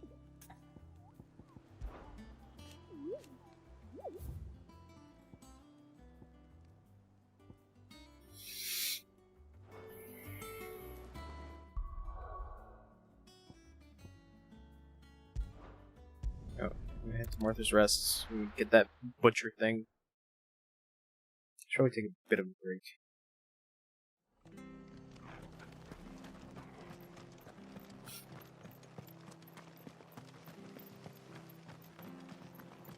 Thank you for sticking with us. Those of us who are still here have to look after each other. Ah, welcome. Times may be hard, but if you got the gill, I got the goods. What can I do you for? Unwanted violets, if you have them. Though I'd gladly settle for learning what they are if you don't. Why, I haven't heard folk call them that since I was a lad. You're looking for scorpion tails. Unwanted violets is what folk used to call them back in the day. They turn a wicked purple when you boil them up. Hence the name. Used to chuck them in the pot when there weren't nothing else on offer. When there was a war on, that sort of thing. Thankfully, times aren't yet as hard as that. And even if they were, you wouldn't find anyone selling them these days. Do the scorpions still live nearby? I dare say they do. 3 Reeds would be your best bet, if memory serves. Thank you. You've been most helpful.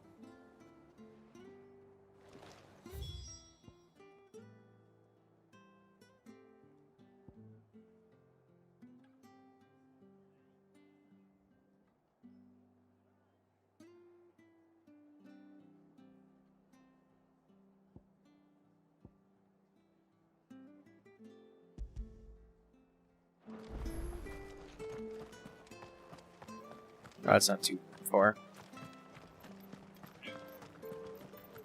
Stay sharp.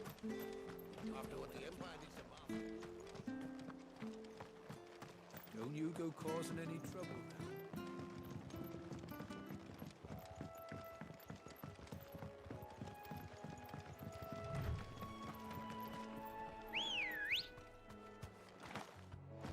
Come on.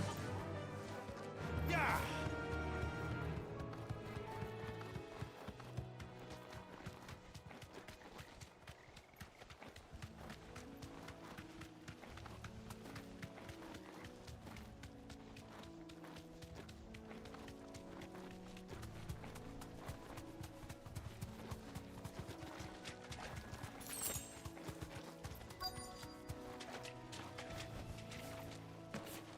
Scorpions.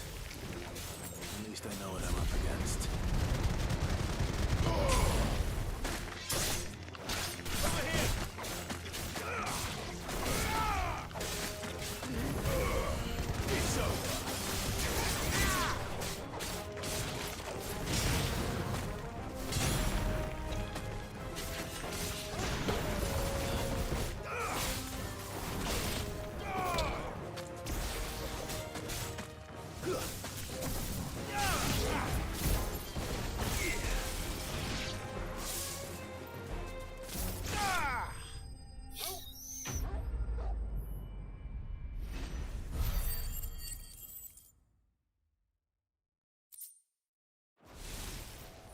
I better get this back to Yvonne before it goes bad. Or any worse, at least.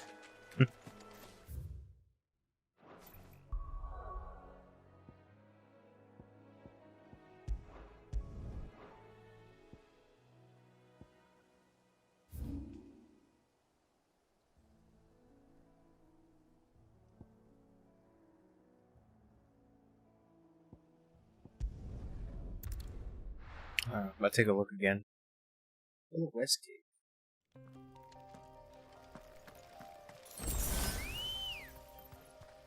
Let's go.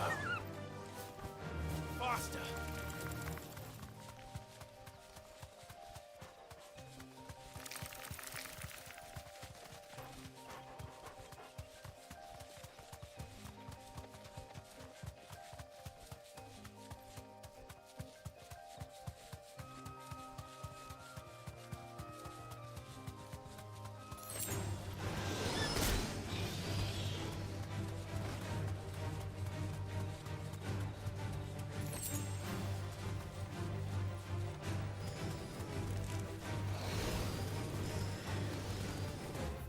So my thing is, this is gonna be all... wait, hold on. There's a little section.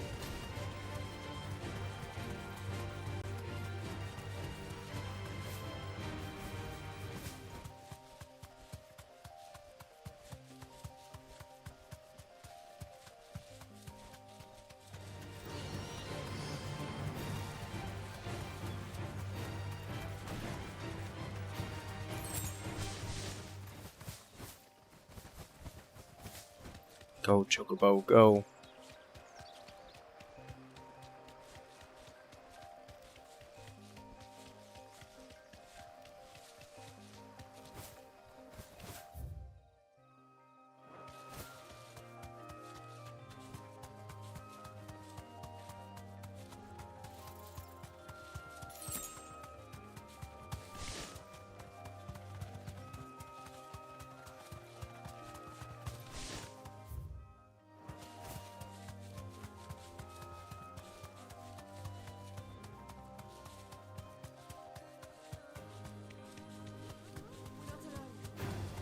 Time to fight.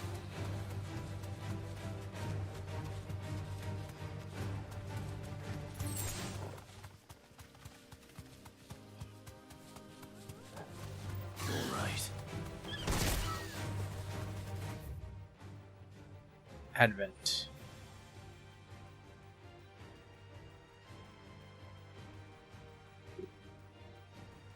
Something happened. That was weird.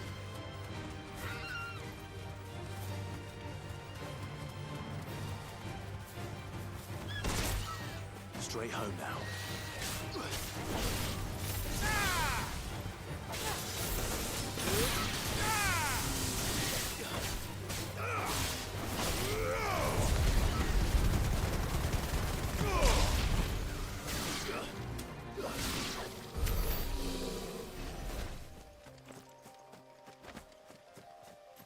There you are. Oop.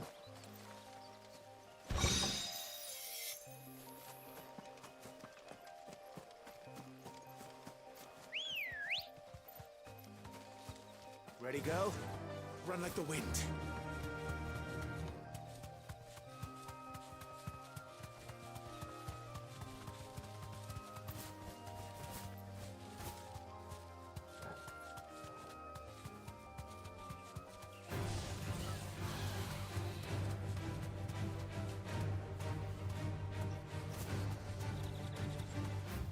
Okay, said Westgate, so I'm gonna keep looking around the west. Okay. Maybe in the valley? Maybe.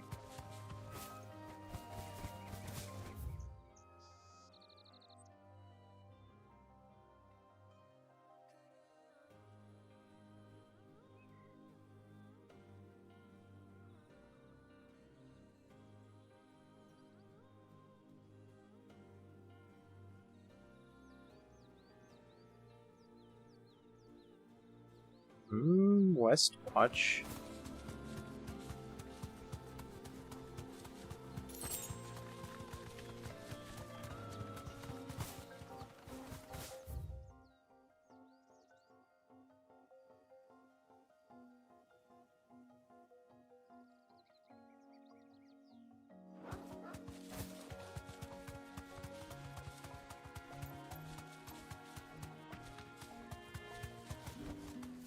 No need to ride from here.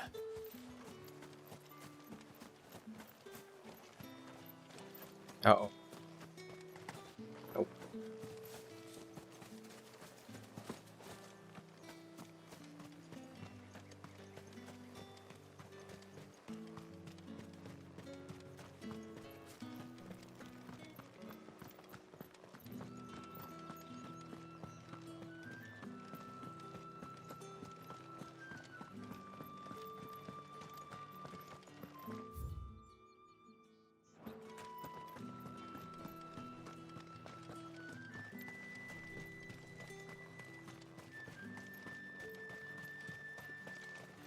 You want a spot on the Dominion walls?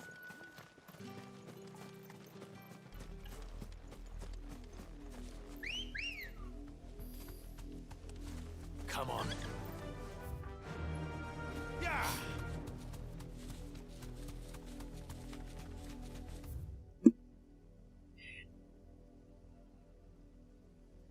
Sorry, had to sneeze.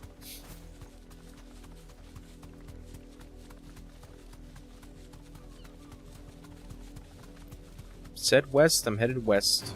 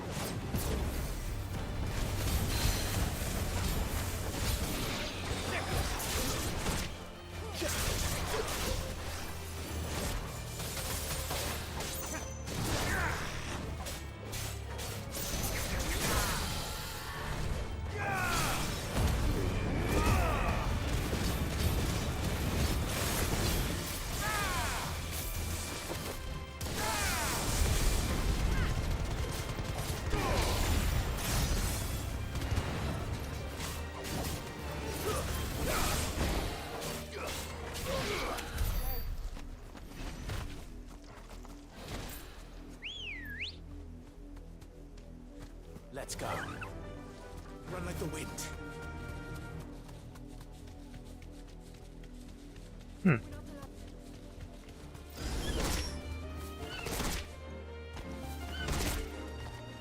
Thanks, Gal.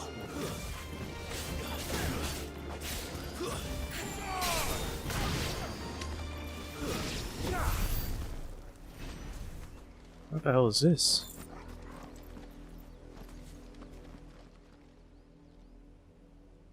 It's the same as the one back at the hideaway. Doesn't seem to be working, though. Weird.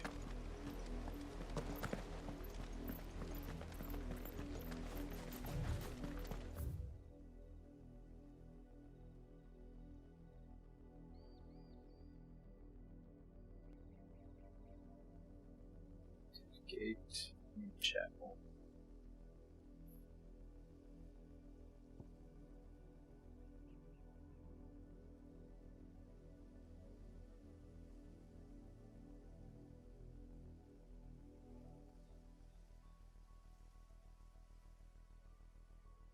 Okay, there's Eastwatch.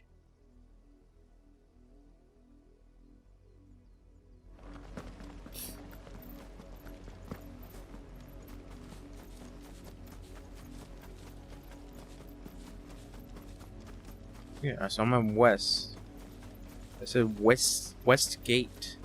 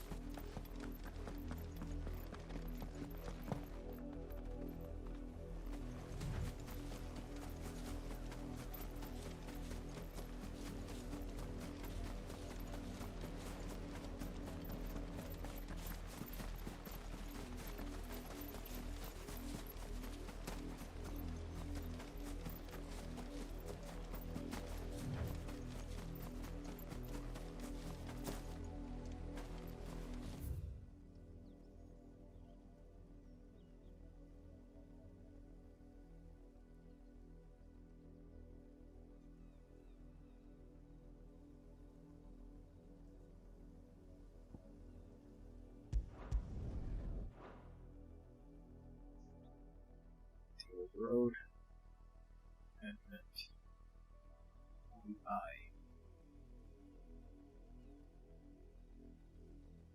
for use case gate. Excuse me. I'm very confused. I'm very confused. All I want to do is just punch this griffin.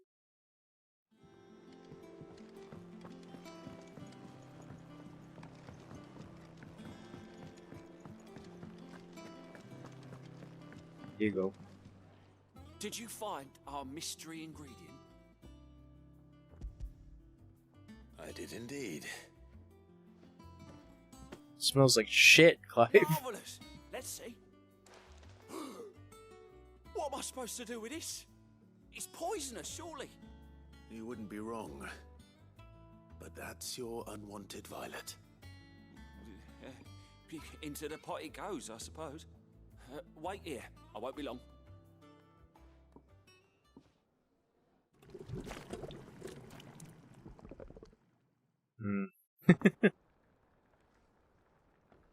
Oof. I present Chance's Stew, risen once again from the ashes of obscurity. Grab a spoon, Sid. Let's eat while it's hot. I'm not hungry. Well, it'll be too late once I've licked the bowl clean. Your loss.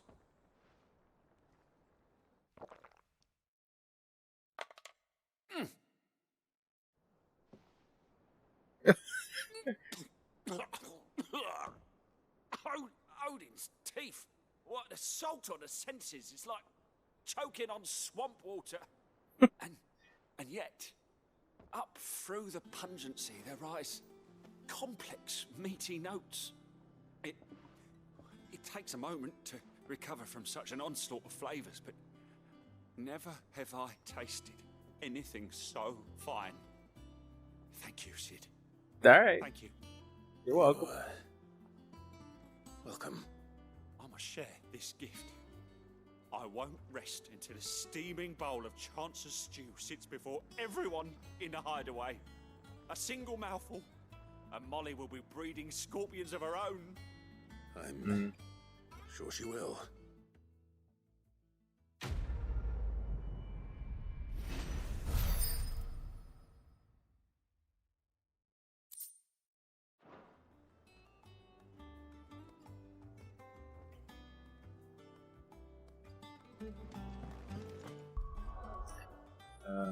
Items. Thank you. Increase defense by 30. There you go.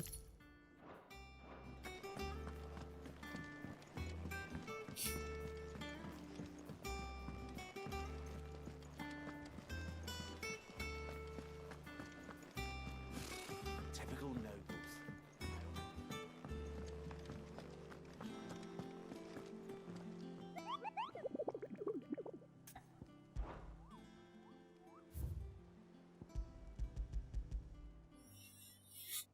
Ugh.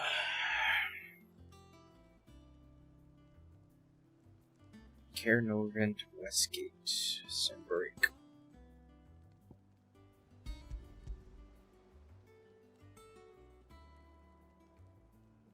While passing the trail, okay. Okay. That helps, that helps. So, Lost Wing it is. Nope.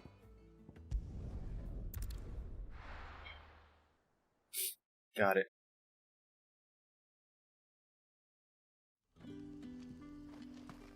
Good day to you. Good day.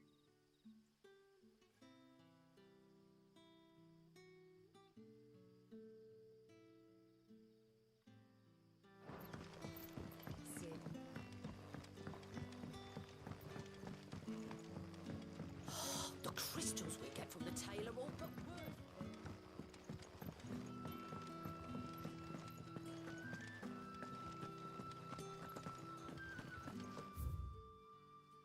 I went the wrong way.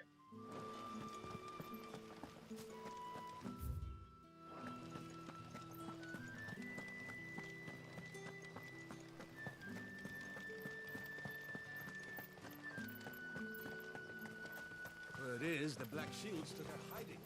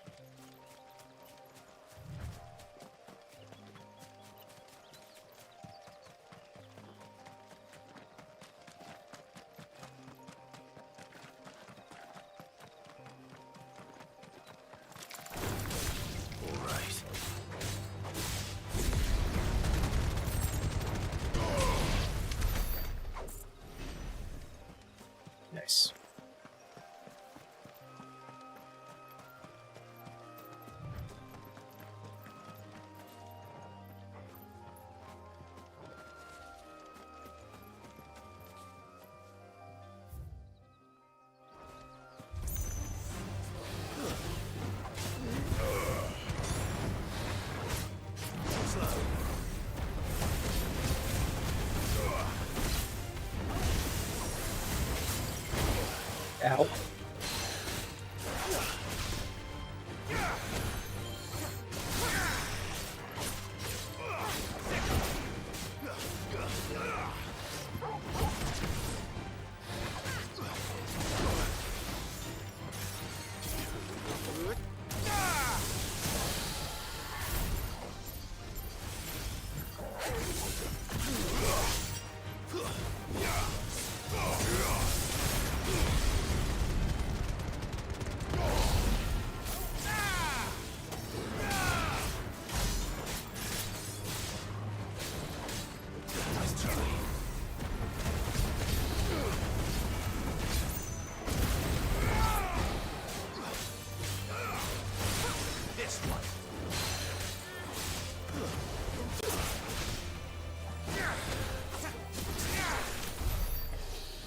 Nice.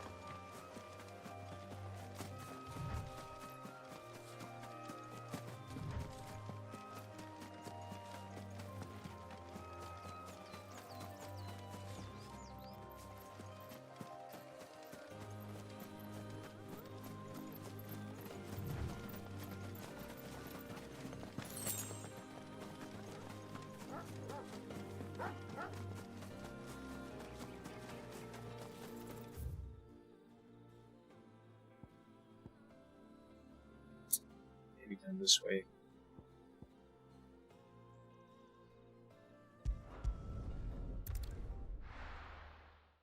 Venture's Gate. I'm just gonna check all the sections in the west. So I have to go.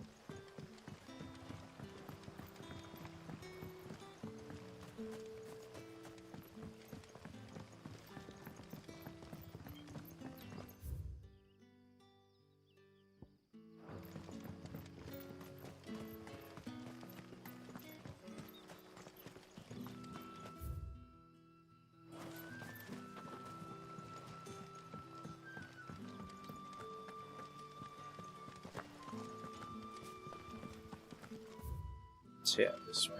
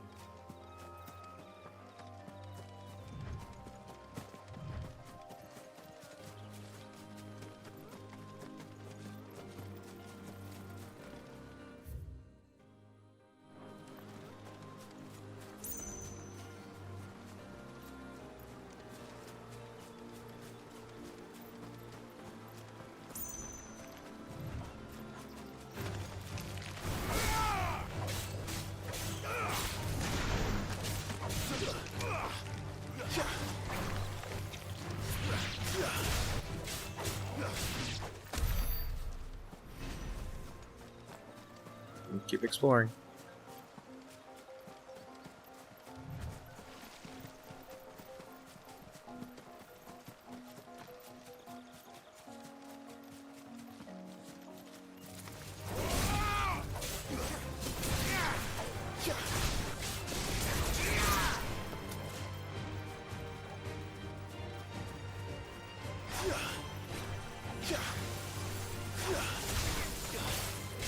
Farewell. Okay.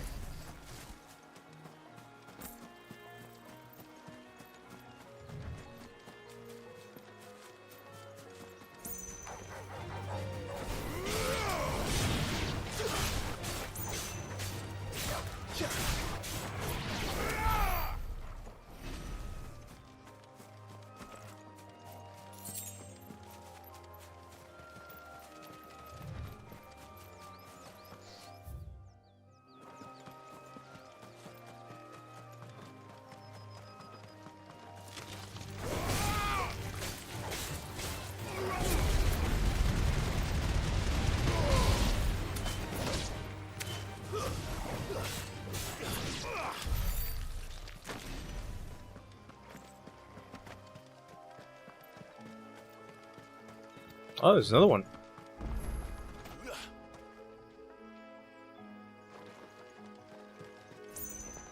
Chronolith.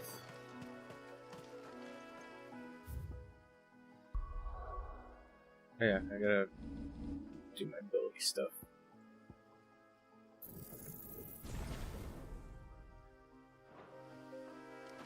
Yeah, third one.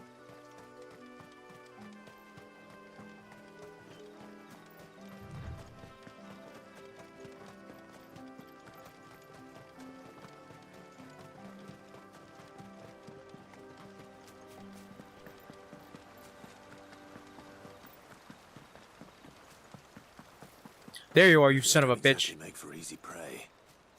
Let's hope our craftsman hasn't bitten off more than he can chew.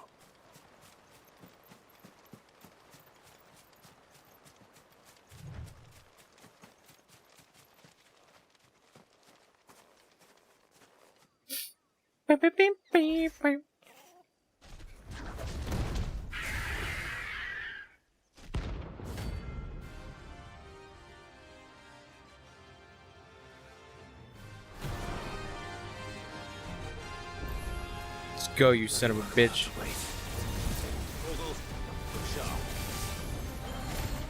Ow. What?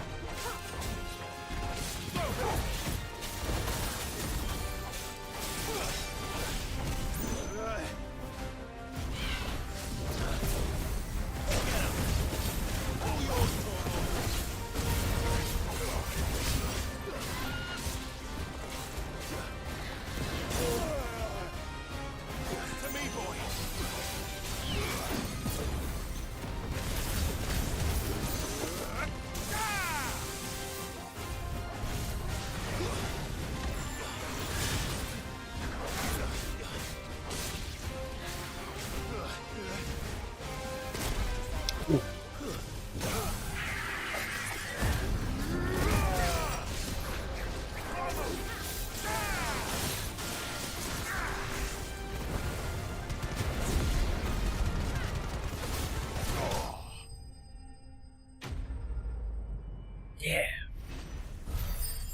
I did that.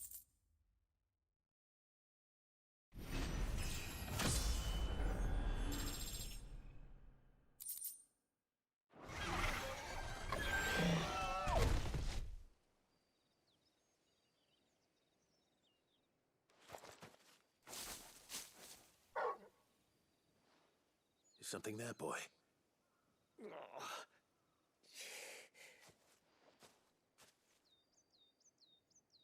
Could that be our man? Possibly.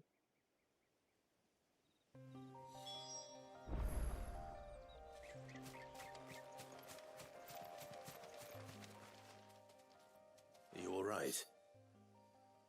Dare say I'll survive. That griffin caught me before I could get an arrow off. Must have lost sight of me in the grass, though. I'd be dead if it hadn't. More likely than not.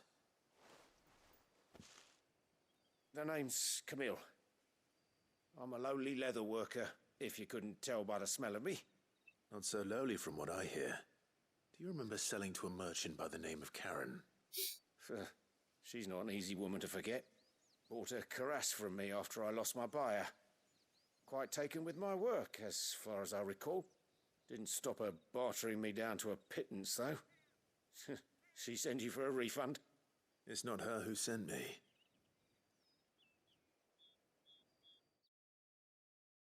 Let me explain. My armorer is very sad that you made something. Well, consider me flattered.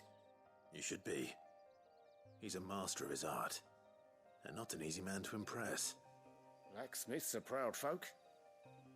It's a rare thing indeed for one to praise a glorified tanner. And I don't imagine an impressive swordsman like yourself would be getting your steel from any but the best. I'd dearly love to help a fellow craftsman, but... Well, actually, I suppose you could give him this. What is it? Treated leather. Same stuff I used to make that cuirass. If your man's as skilled as he sounds, he'll know what he's looking at. You sure? Well, you did save my life. I did. And thanks to you, I'll be going home with all the griffin hide I can carry. I'd say it's the least I can do. Short of showing him how to make the thing myself, that is. But there are rules against it. Secrets of the trade and whatnot. In that case, I'll see that he gets it. I'd be much obliged if you would. Right. I've got some greaves to make. You send your blacksmith my regards. Will do. And thank you.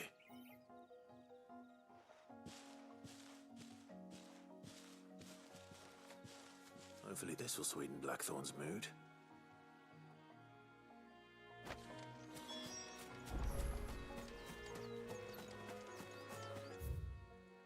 I actually want to go find that other monster.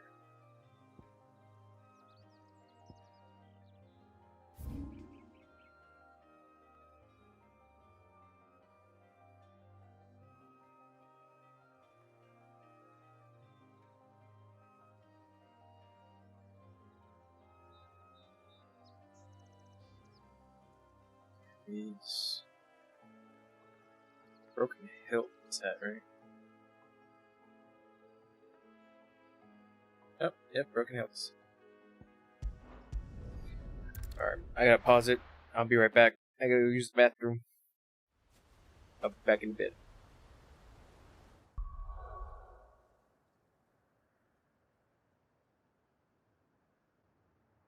Alright, I'm back. Hello. I'm here again. I'm gonna get snacks.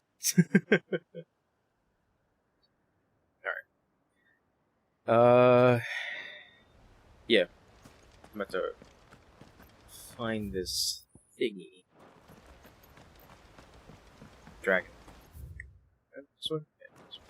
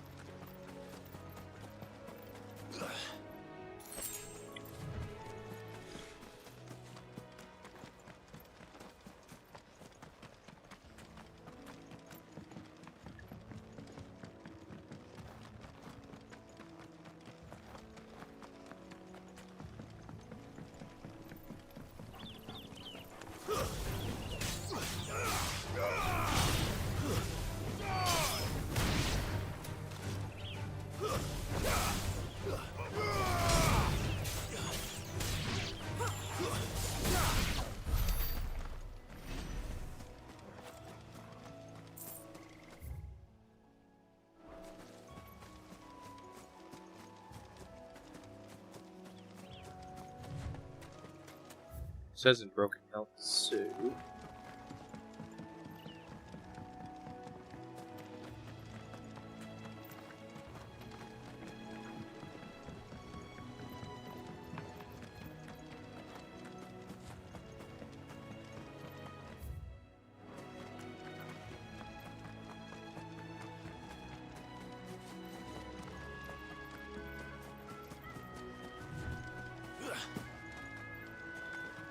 This way.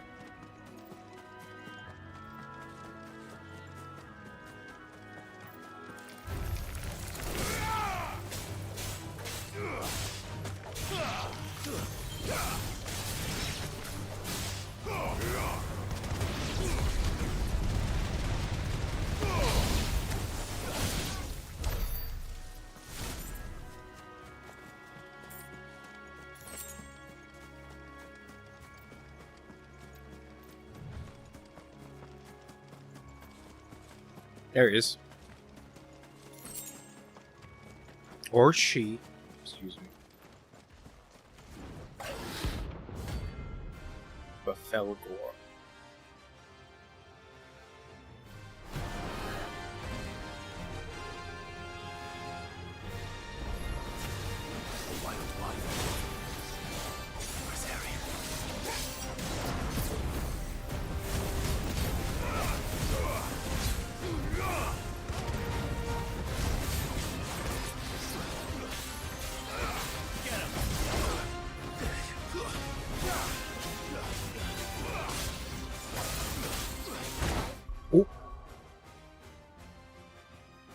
Uh-oh.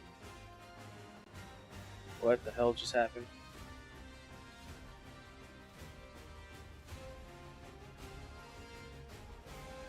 That was weird.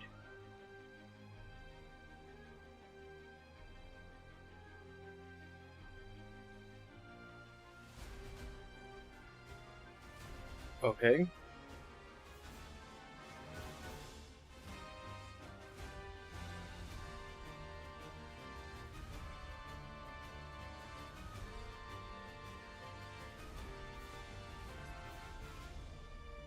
I don't know what the hell just happened.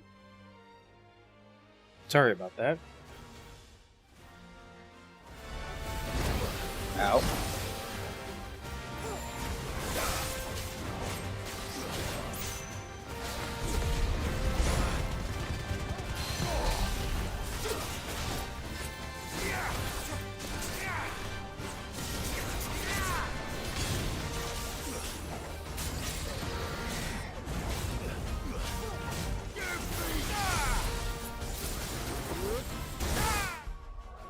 Sorry, I just gotta make sure that, like, nothing in the stream got, like, messed up.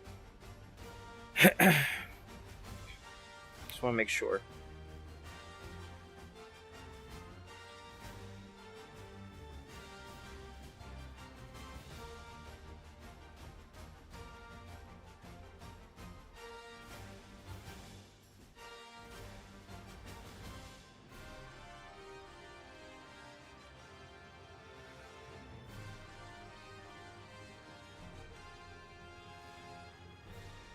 Sounds okay for the most part. That was just weird. Like, everything just readjusted in my screen and then it just went back to normal.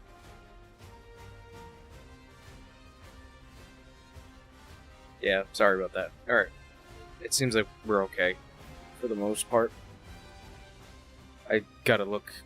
What the hell just happened?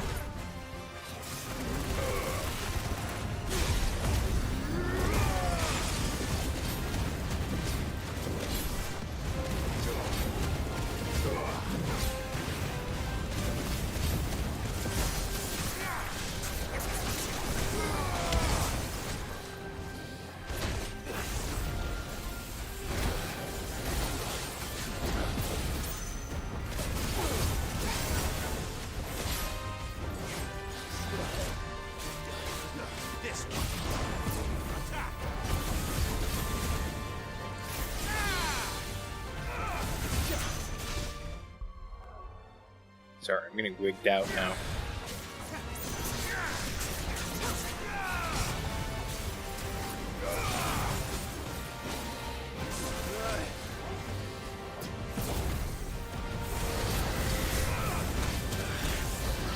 Oh god.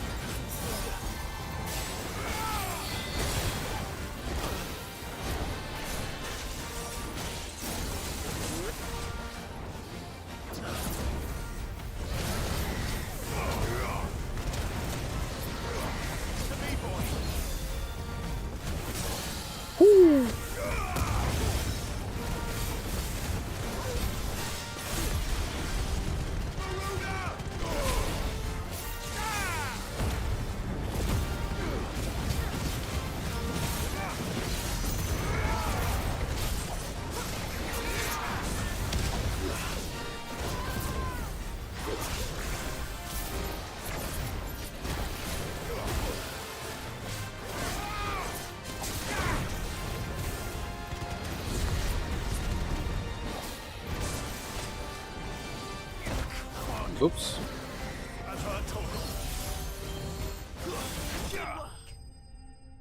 Nice.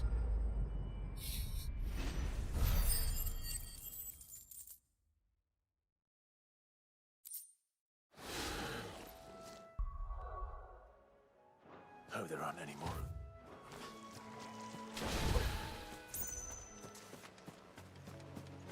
Alright. Back over here.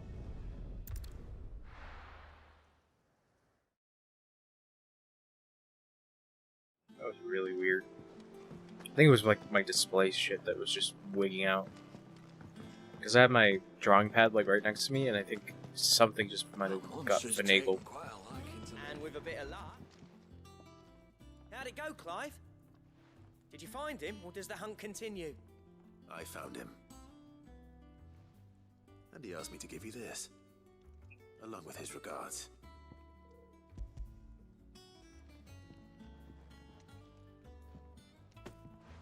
You're joking. Nope. Maybe. Are you laughing?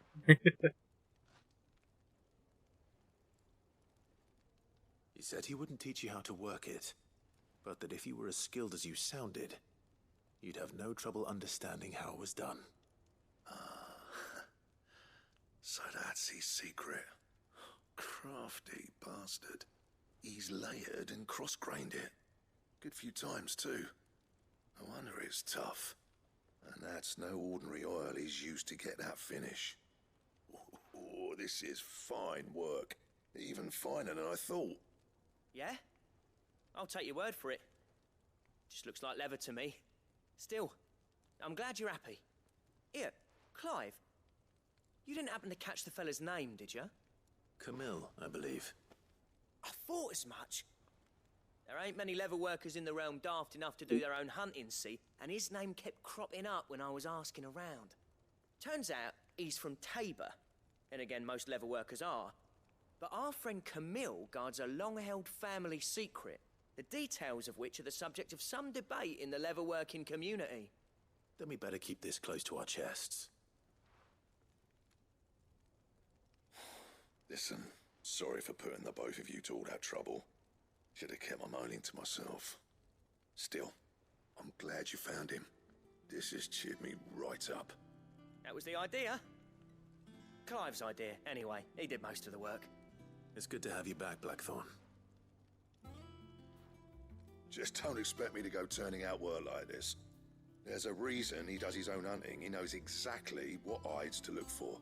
And that's how he gets them to layer up so nicely. And don't get me started on how much oiling this leather would need. But I reckon I can make something about as good. Something a Cursebreaker will have no trouble caring for. Anyway, enough narrowing. I've got work to be getting on with.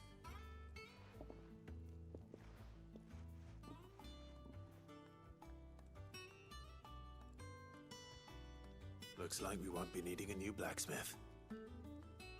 As if there was a better one out there. It wouldn't have been the same anyway. No one spins a yarn like old Blackthorn in his cups. Right, now that's sorted, I've got duties to attend to. Thanks, Clive. You've given me my mate back.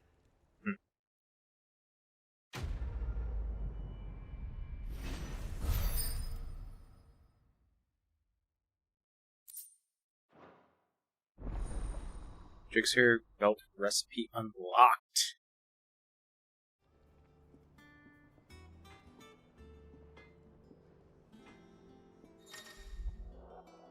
Design drafts. You have obtained the design draft for the Drakeslayer belt. Design drafts unlock new crafting options at the Black Hammer. Visit Blackthorn in the Hideaway to review details in the material plan. Nice. What do you need? What's that for you, dear? Drakeslayer. Bracelets. Gelatinous mass. Electrum.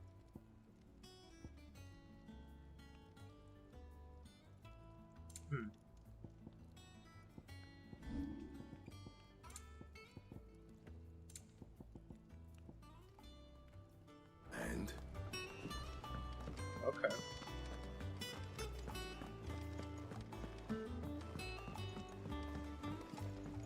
Oh, Jill, I gotta check out my status thing. I could have sworn we had a few more. Typical nobles. How did we never hear about these Guardians of the Flame? How may I help you today, Clive? Ooh, here we go. Swelling chorus. It used to be I would step into a tavern only to find myself overwhelmed with requests to sing of Dion the Bold or Kuro and the Serving Girl, but now all everyone wants to hear is Sid the Outlaw. You're a very rich man. Merry Mummer. You earned this. So 250, 205, 295, and 350. All done? Hold on. Alright. Back to main quest. Except, do you have anything? Could it possibly be a hunt? Most of those materials? Maybe. Electrum or Electum? Gelatinous material. It'll be over soon. Hey, Joe. You ready? I think so. Jill. When you told me you had to come to terms with your past, you weren't talking about destroying Drake's breath, were you? Just became a No. Okay. I spoke of Imran, the leader of the Crystalline Orthodox, the man who made me do all those unspeakable things. I'm going to kill him. Alright, I'm with you, girl. What I need to do to put the past behind me. What I need to move forward. And I know that I can do it. If you're there beside me. Always. And I'll be beside you, too. We'll bring down the Mother Crystal together. All while Sid looks on. We'll make him proud.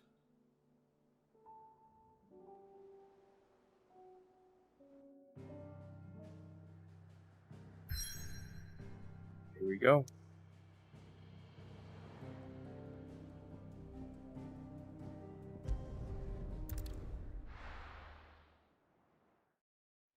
I kind of like the fact that in this world it's just like it's not hokey with its ideals of like being rebirthed in a way where, you know, Jill and Clive are trying to get past the idea of them being monsters. And redemption is the word I'm looking for, not rebirth. And you know, most JRPGs kind of have that whole little thing, like most stuff that comes out from Japan is like the idea of like somebody that can be redeemed even though they've done such a heinous action. And it's like, no, and here it's like, nah, these people fucking suck. They gotta go. Like they just gotta die.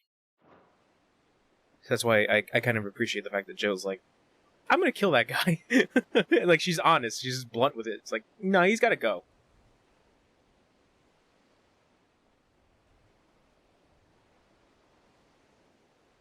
He must die.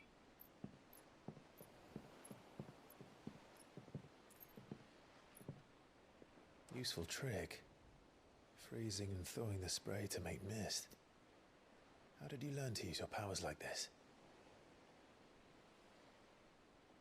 The Masters made me do it when the Crusaders took to the seas to to keep the fleet's movements from prying eyes.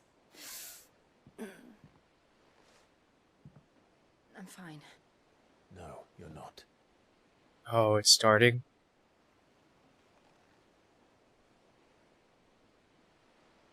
This may be the only chance I get to go back.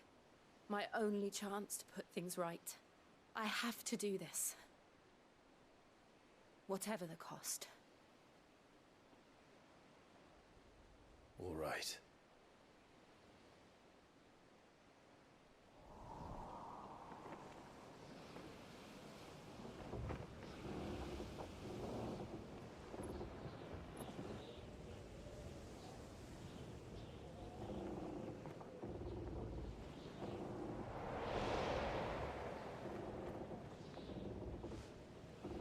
There she is.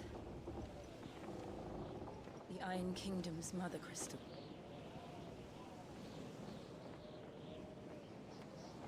Drake's breath.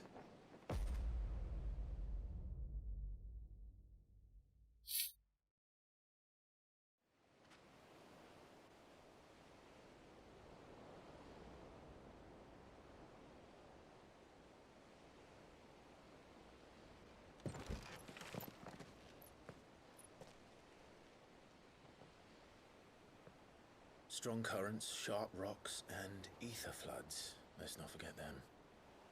This island is a natural fortress. But safety breeds complacency, allowing a single rowing boat to slip in unseen.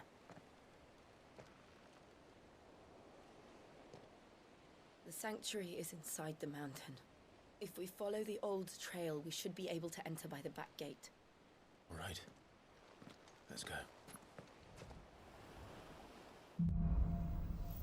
Fire and Ice. Is that a Game of Thrones reference? I always imagined when I came here it would be to reclaim it. It used to belong to Rosaria, didn't it? Once, though it's been in the Ironblood's clutches for far too long. As was I. For 13 years, this rock was my home. I know its secrets only too well. This path was abandoned after an ether flood. They don't guard it anymore. The perfect little shortcut.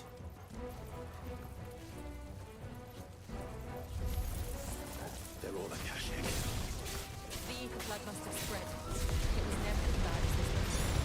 Then the only way past them is through them.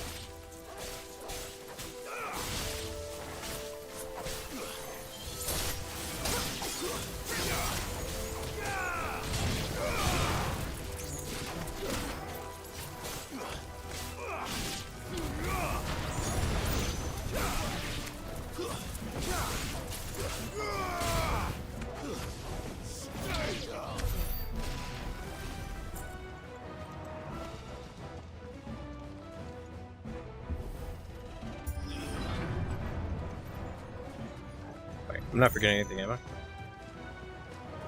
Like no treasure or anything around here? Oh, okay.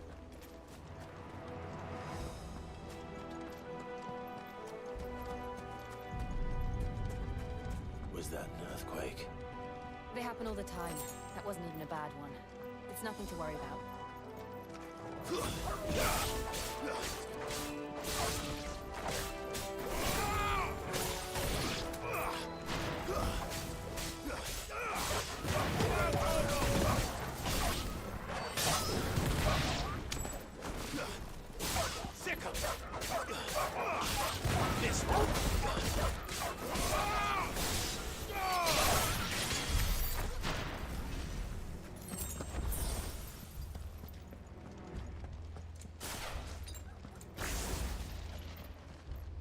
Oh shit.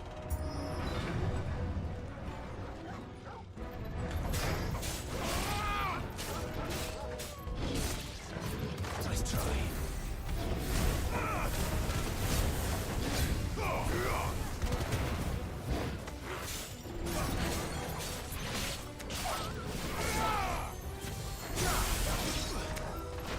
Okay, big boy. Whoa!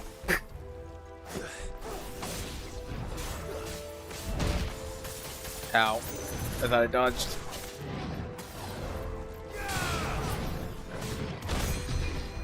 Didn't dodge that one.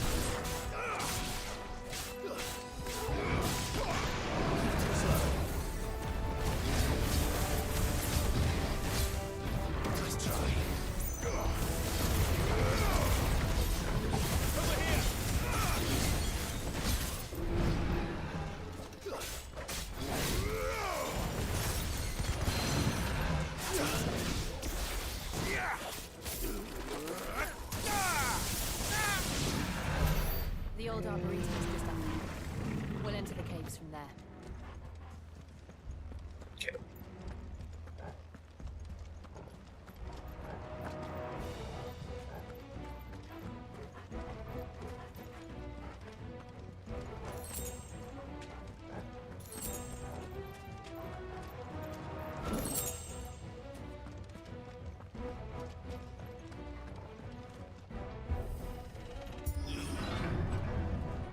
This looks like a fight room.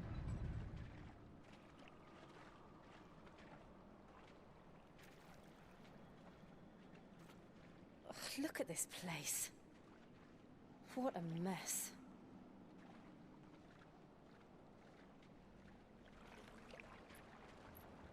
Wait.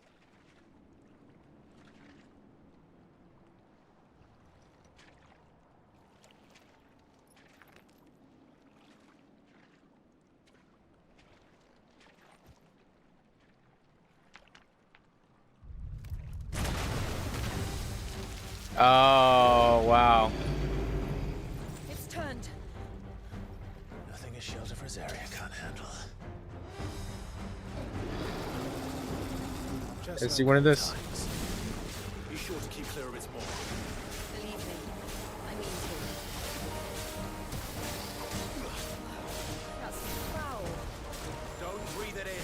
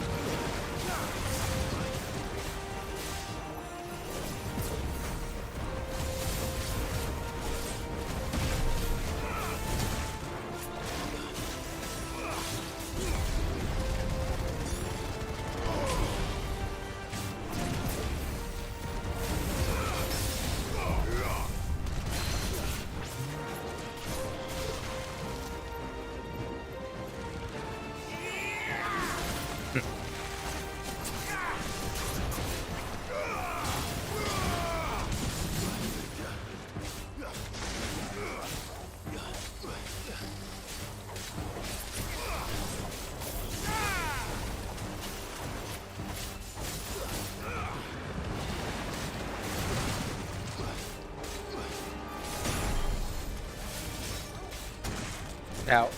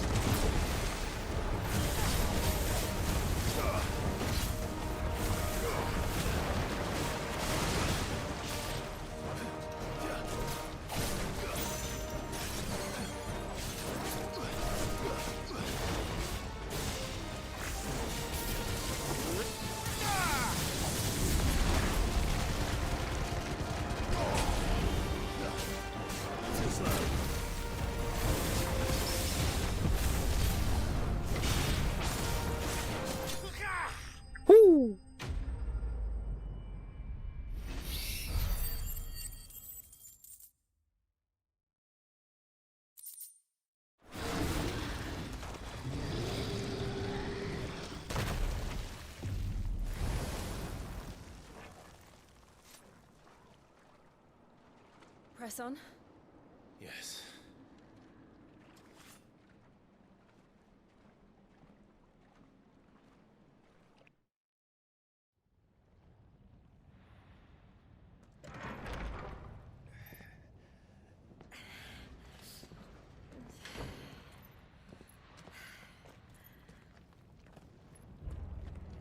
Damn, it's blazing. It's like a furnace in here. We're inside the volcano. You get used to the heat, though I don't remember it being quite this hot.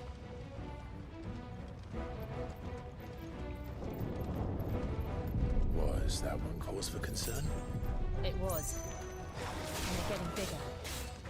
Something's wrong. Stay down!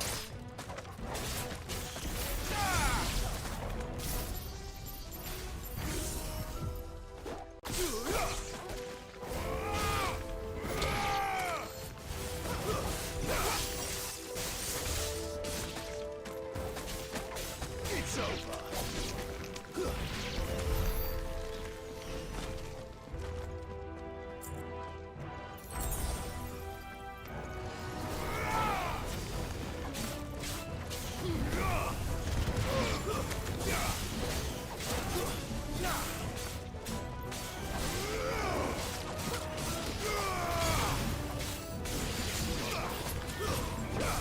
Oh, I don't know where I am.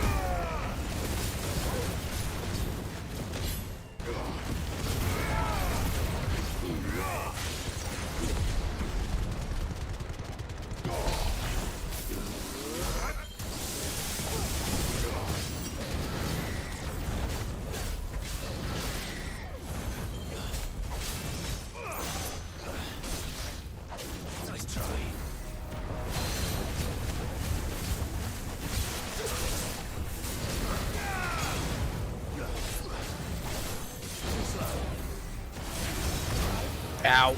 Ow.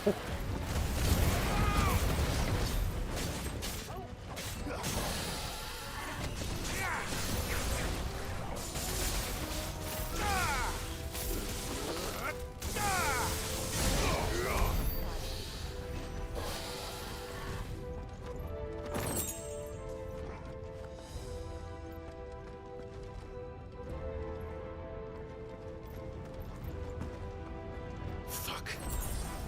Is there no other way across? That's bad. Obviously.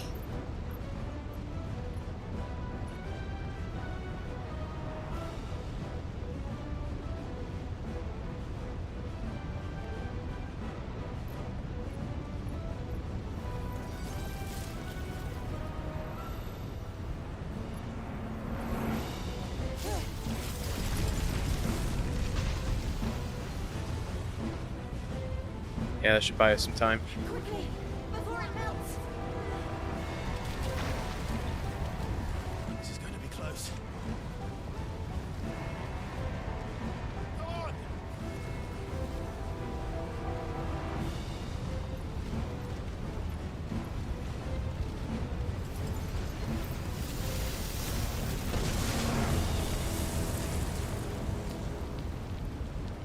Let's not do that again. No. Let's not.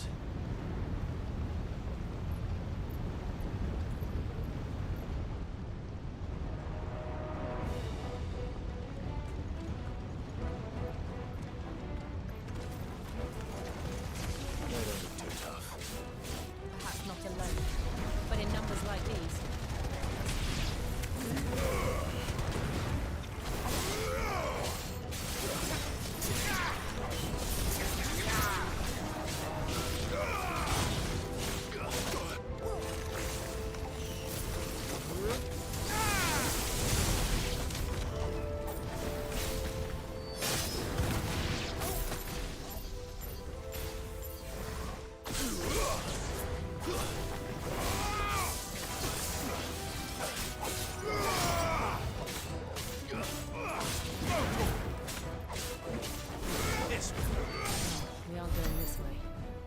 Let's look for another path.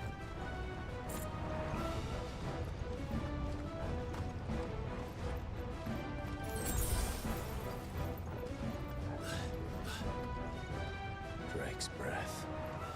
We're nearly at the Orangery.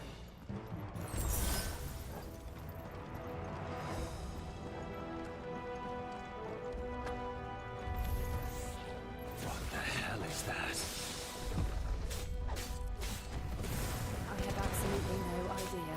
It's fucked up. Well, whatever it is, I don't think it's friendly.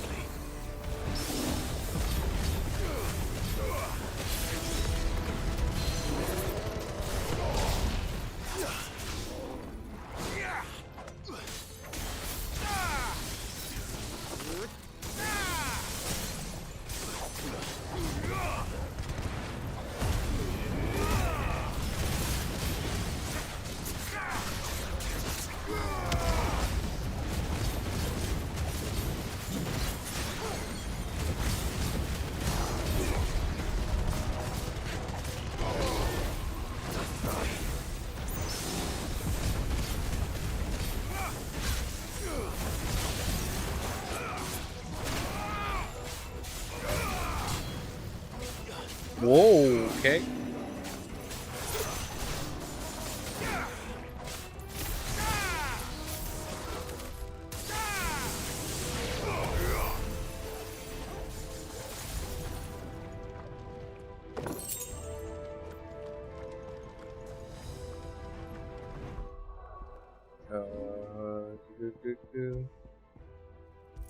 Nice.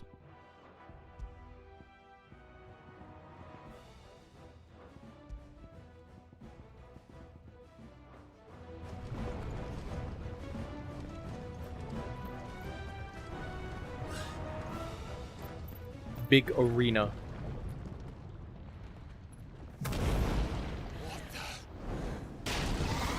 Oh, shit. One of the demons. But they never leave the lava. If I didn't know better, I think this volcano was about to erupt. Why attack us? They're peaceful creatures. Then this one must be the exception.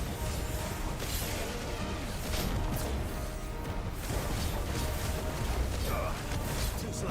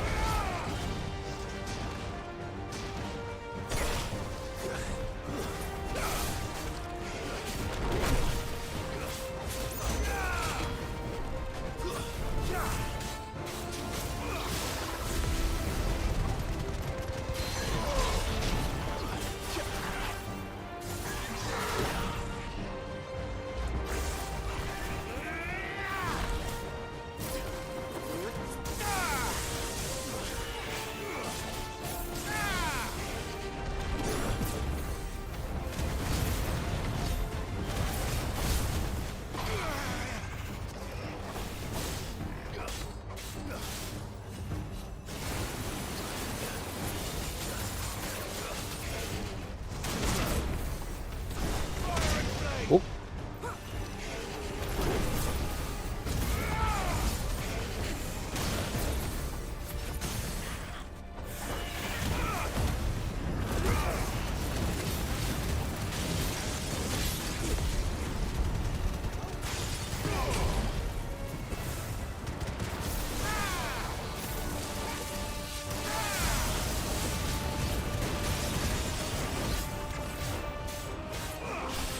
What's it doing?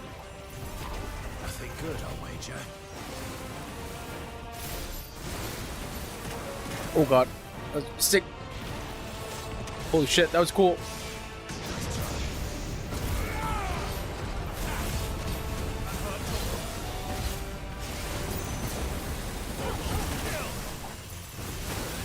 Oh.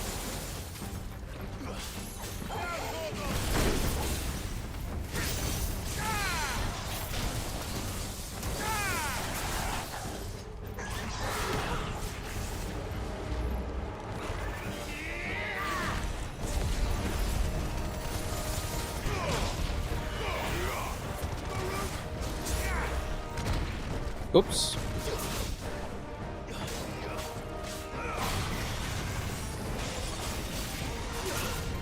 Too slow.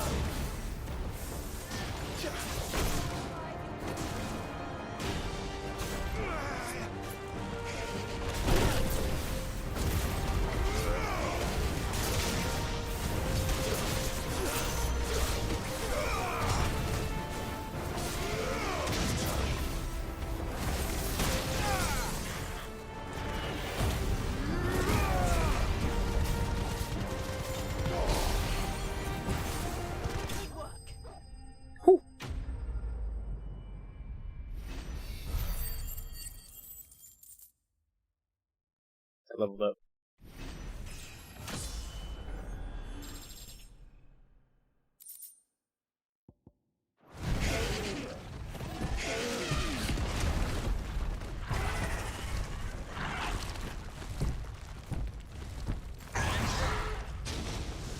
I Lizard.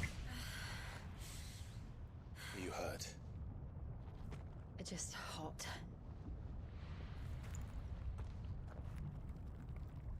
Thank you. Quite a commotion our friend made. Let's hope the guards didn't hear it. The gate to the inner chambers is just up there. Then we make for the sanctuary. I need to finish this. Before the heat finishes me. Hear, hear.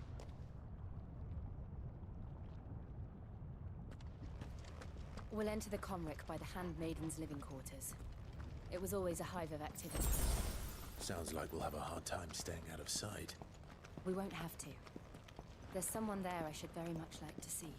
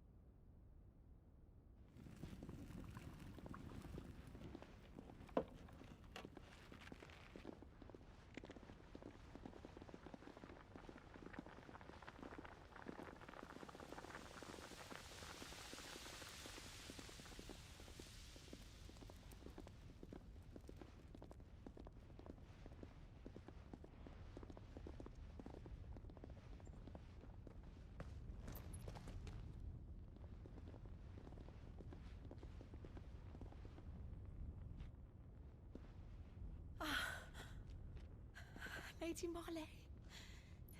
It's me. By some mother. Jill, it can't be. It is, my lady. We cannot talk here. Come with me.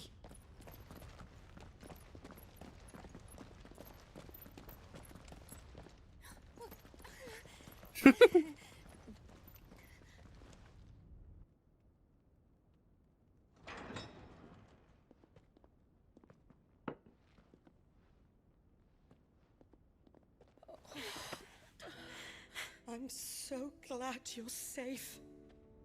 And I you. Why ever would you risk coming back? Are you a fool, girl? Or have you grown tired of your freedom already? Forgive me, my lady. But I had to come back. There are things I left undone. Tell me, where is the Patriarch?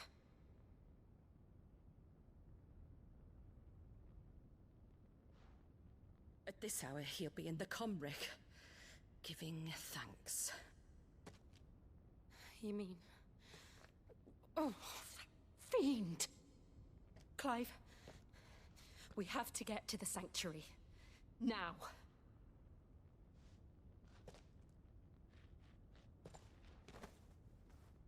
Lady Marley, you must flee this place, gather your things, and go. Now listen here, Jill.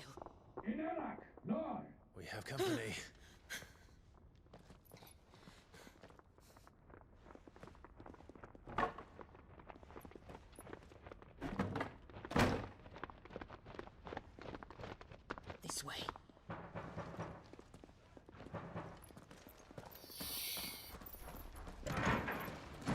Follow this passage. It leads straight to the Comric. Go on, stop dawdling. Thank you. You were always so kind to me. My light in the darkness. Take care, my lady, please. You deserve better than this. A long and happy life, promise me.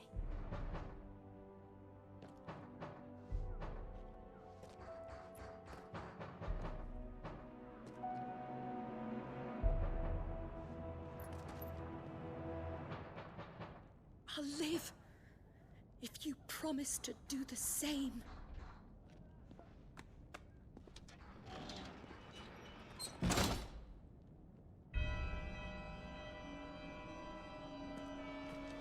Come on, Clive.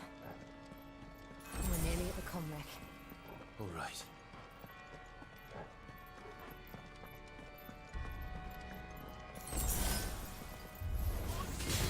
It's our welcoming party.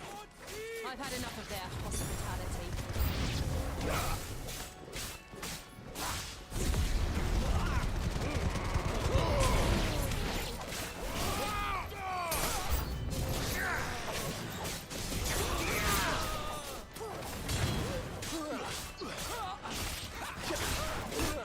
Ow, ow.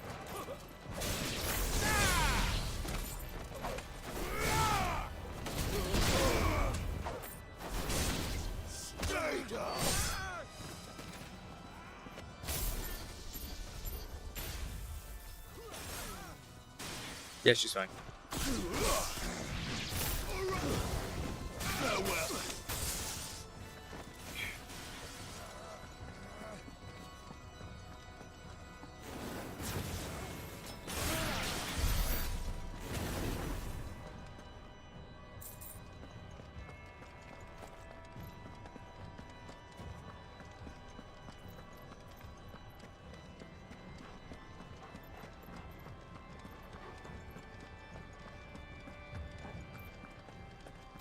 Okay.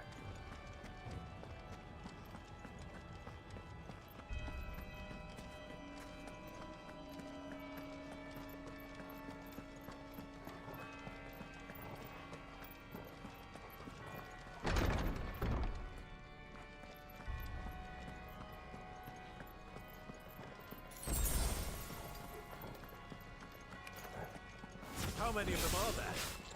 Too many.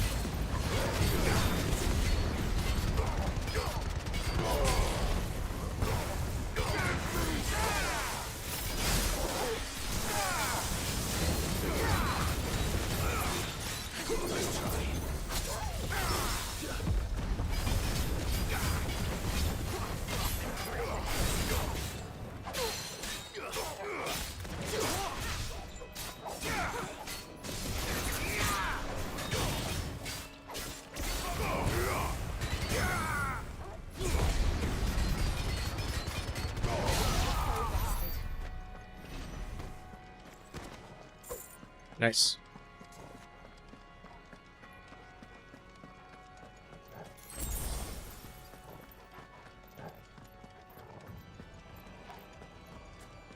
Here you go.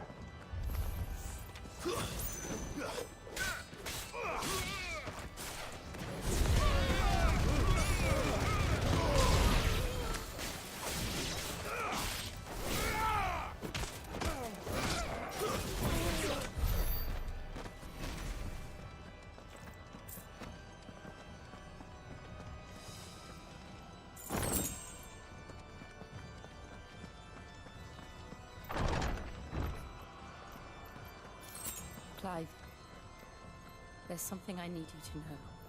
I saw the Patriarch do things no one should have to see. And so I swore that he would die by my hand. I understand. I faced my demons, and you must face yours.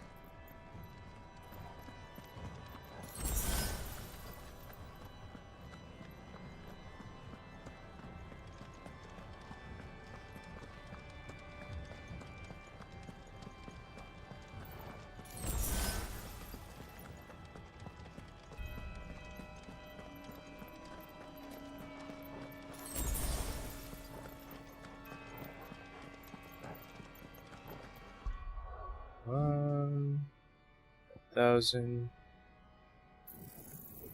I'm right. I'm upgrading that.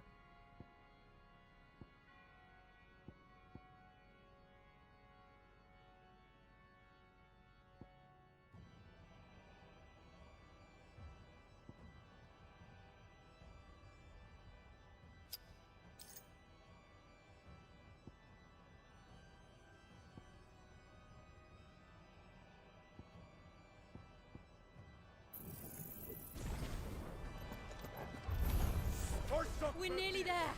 Just one last push.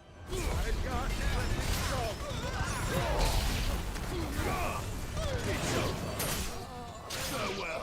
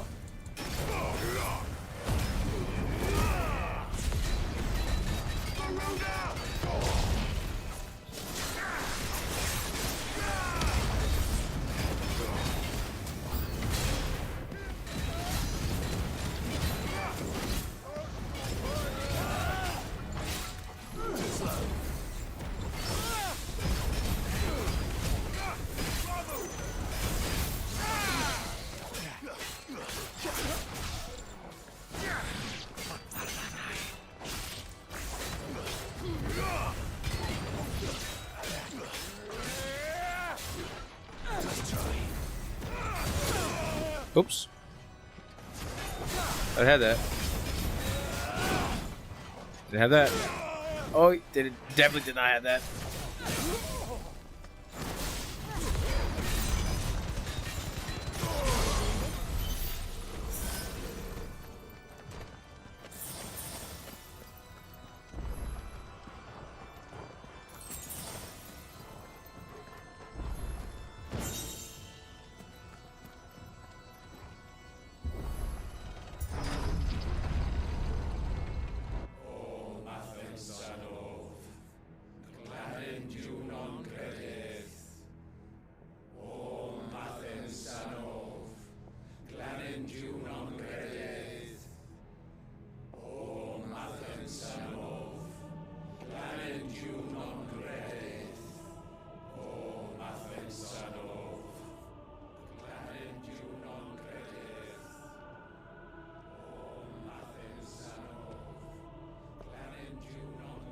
Oh, that kind of giving thanks.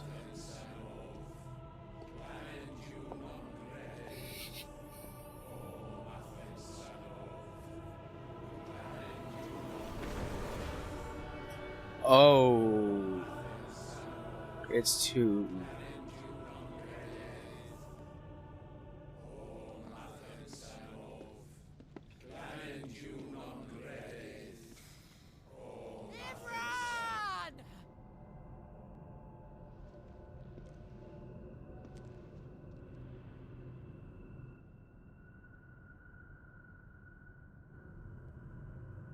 Shiva's dominant.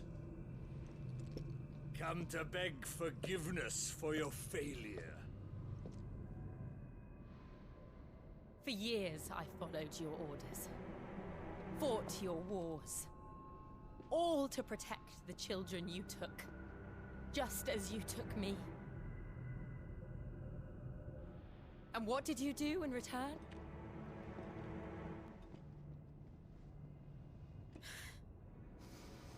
You put them in chains and you slit their throats!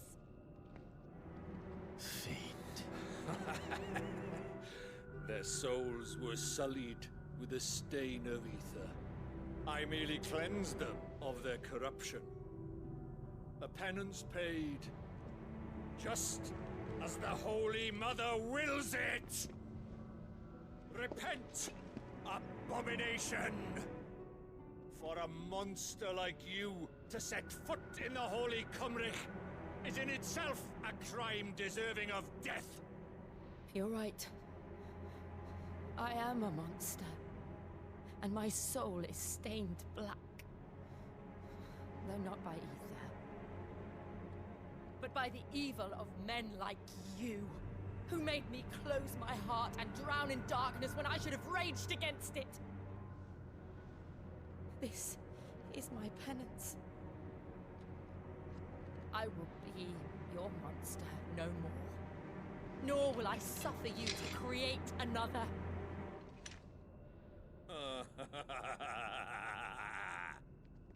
Does the beast bare its teeth at its master? Come then, Dominant. Rage, be as you have ever been. A monster! And what are you, Imran? I was forced to kill. You do it by choice. But never again. I bowed to you once. Now it is you who shall bow to me! Kill them.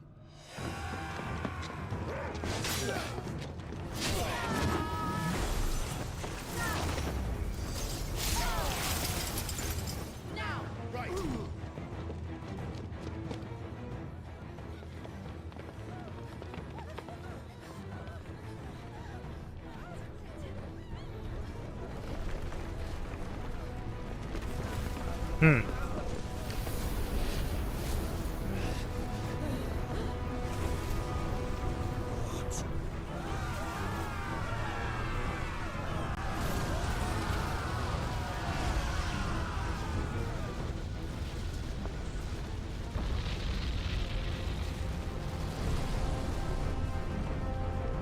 Oh.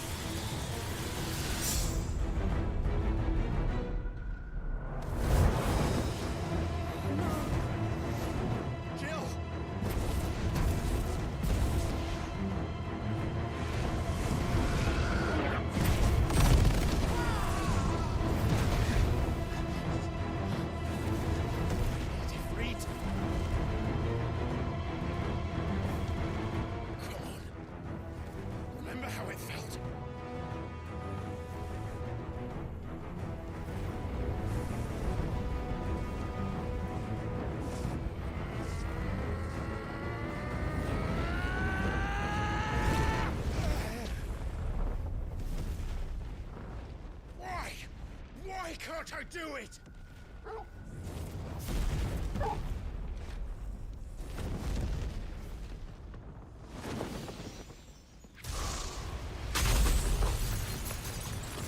Oh shit. Yeah, now we gotta have an arena.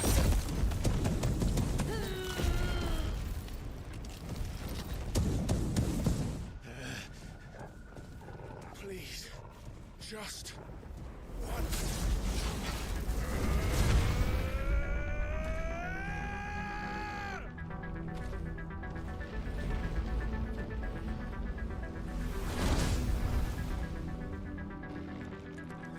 She won't be able to hold that lava back forever.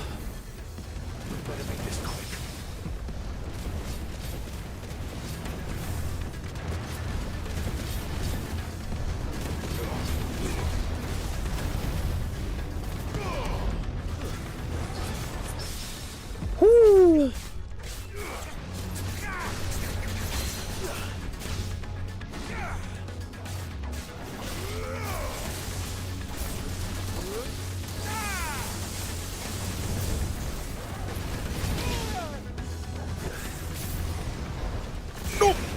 Whoa.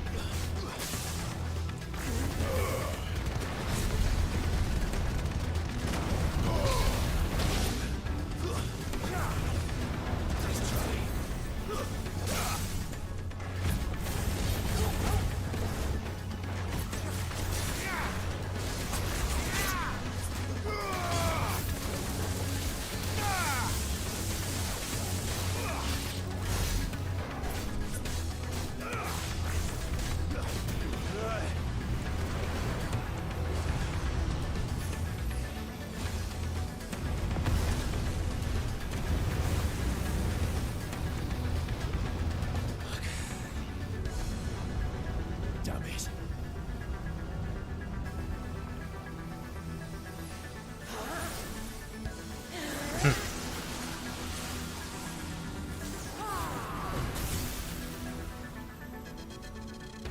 Go. All right. I won't take long.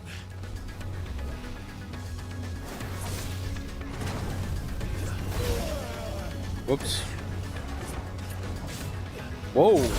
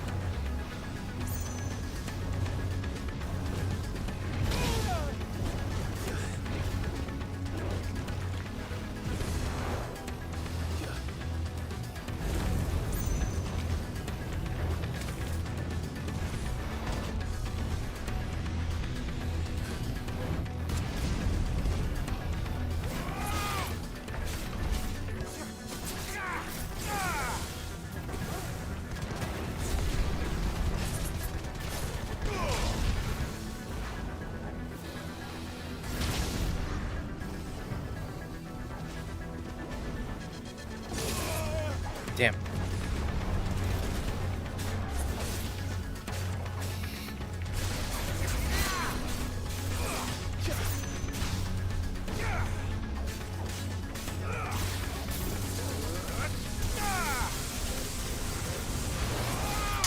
Too slow.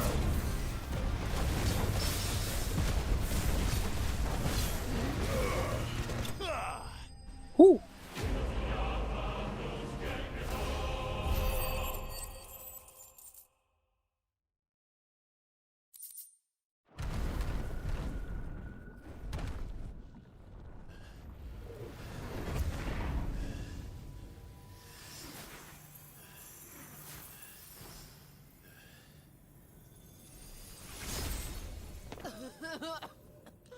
Jill!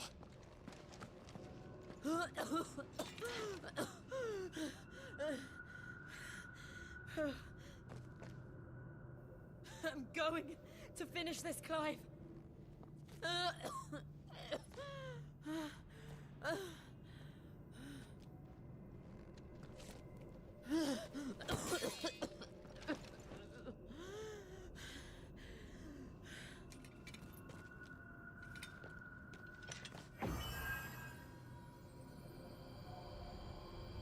Here. Use this.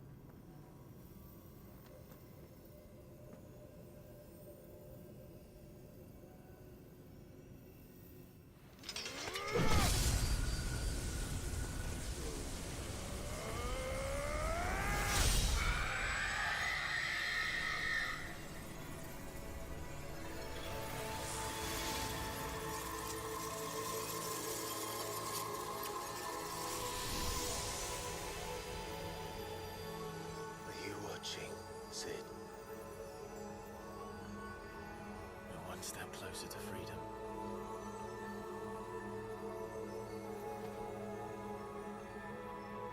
The crystal. What did you do to it? Oh. We destroyed it. What? But... Monster! Monster! Do you have any idea what you have done? I do, Father. I have killed the monster and become an outlaw. May the blessing of the crystals go with you.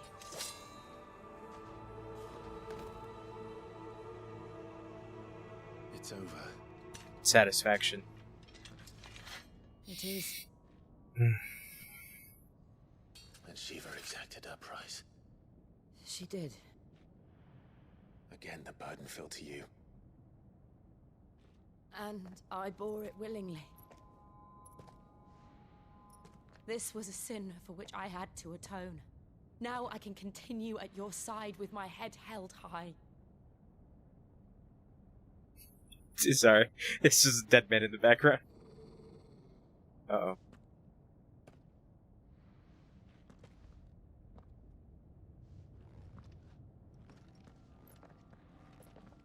Okay, we're okay.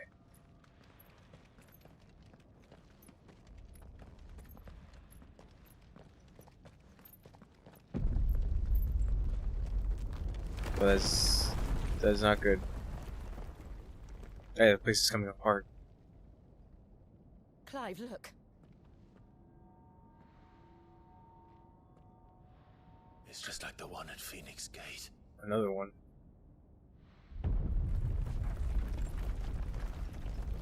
Damn it. We need to leave. Agreed.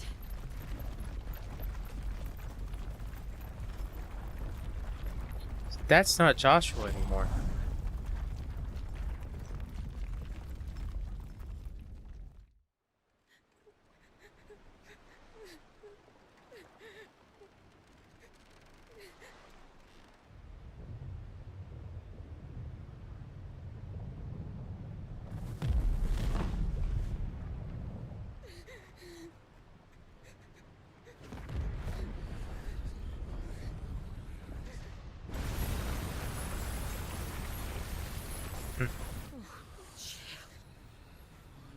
I kept my promise, and now you keep yours.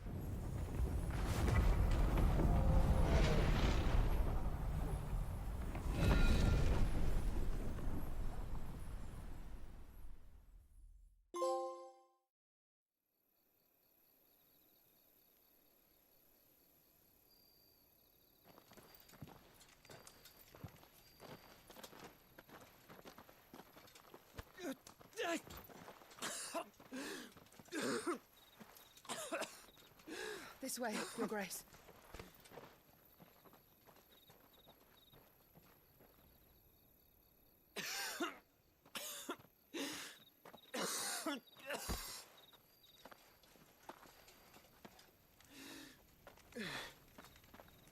You're bleeding.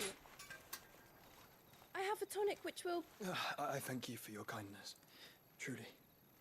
But I assure you, I will survive. Please, save your medicines for those who need them most.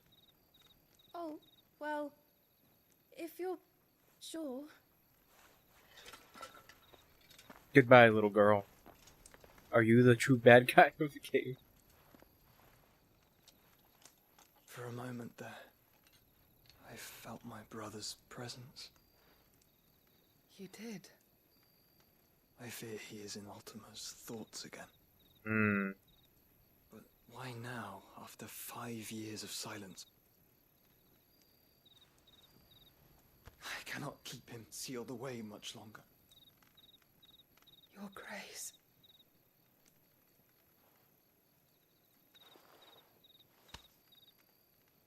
No, do not dirty your hands.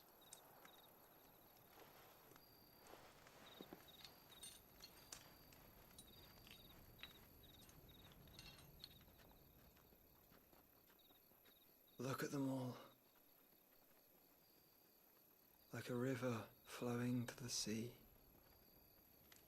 Or moths to a flame, perhaps. The crystalline dominion their light in the darkness. More and more lose their homes to the blight and set out in search of sanctuary, while others lose their fortunes to the Dhalmekian levies and leave to find new livelihoods. What is it that you seek in the Dominion, Your Grace? Oh, Dion Lesage. You mean the Crown Prince of Sanbreque? He has many titles. Dion the Bold, Prince of Dragoons, Odin's Nemesis, or simply Bahamut. I met him once, when we were children. He was a chivalrous soul even then, and has served his empire indefatigably ever since. And you are confident that he will listen to what you have to say? Our world lurches ever closer to the abyss, and a hidden hand ushers us onward. Ultima's influence extends to every nation, Sanbreque included. If His Highness is the man I believe him to be, and I pray that he is, this truth will not have escaped his notice.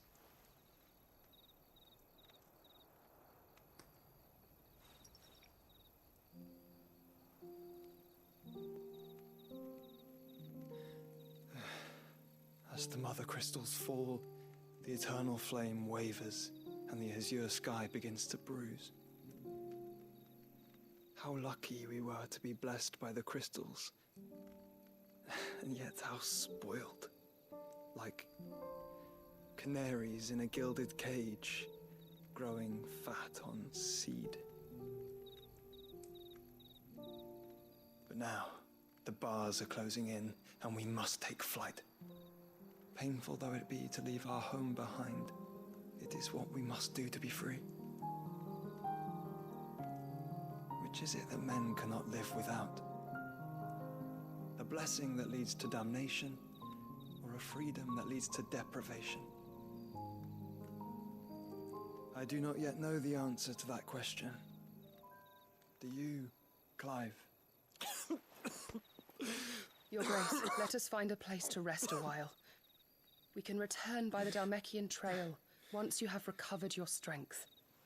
I realize your duty is pressing, but if your health should fail... I know. Thank you, Yote. Yote, not joked.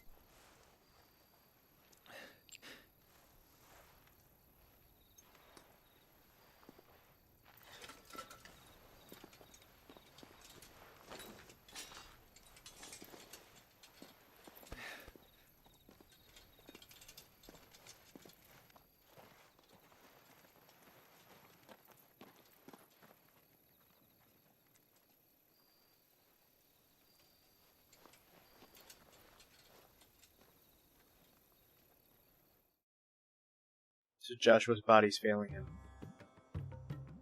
Oh god, meanwhile... The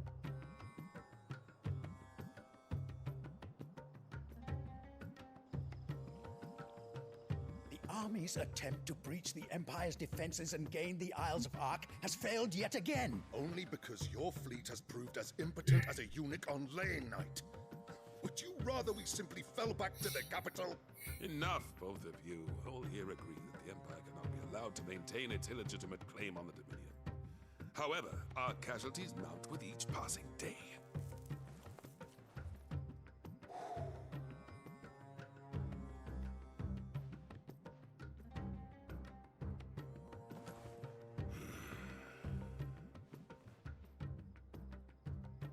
There is a literal sea twixt you and your prize.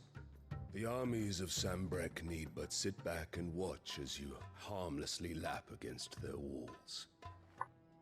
They are dug in like ticks and seek to draw out this siege, knowing the capital's stores are nigh bottomless. And what of our wise rulers? Goaded into war without any thought as to what chaos it might reap.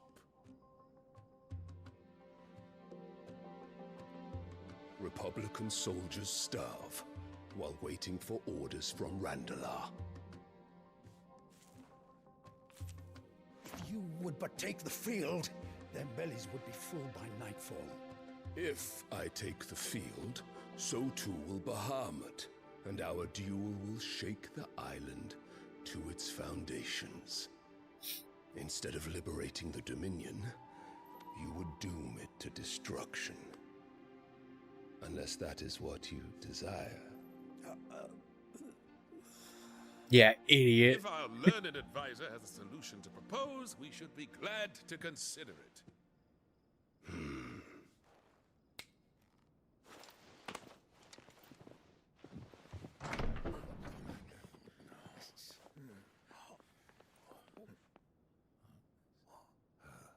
Oh my god. The Emperor's? And that's your new child.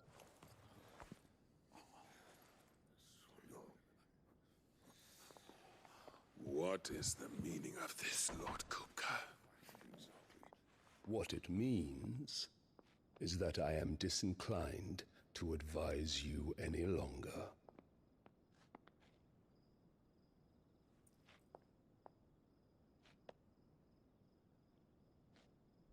Ah, the looks on their faces when you walked through those doors. A perfect picture of stupefaction. They could not believe their eyes. Though I confess, I had my own doubts whether or not you would accept my invitation.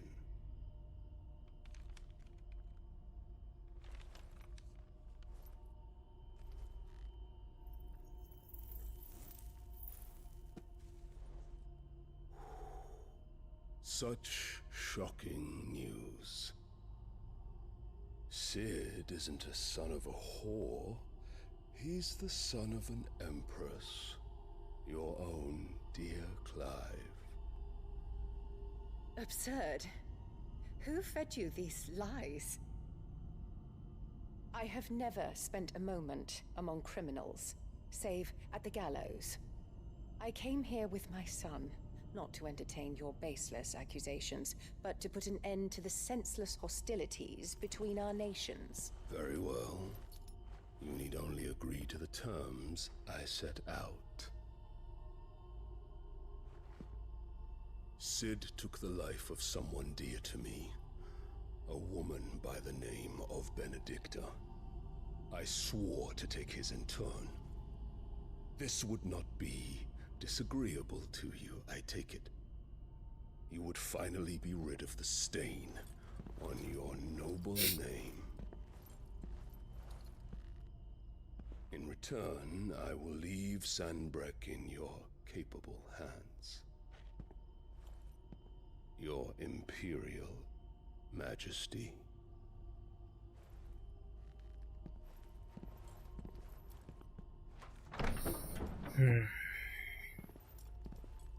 I don't like none of this.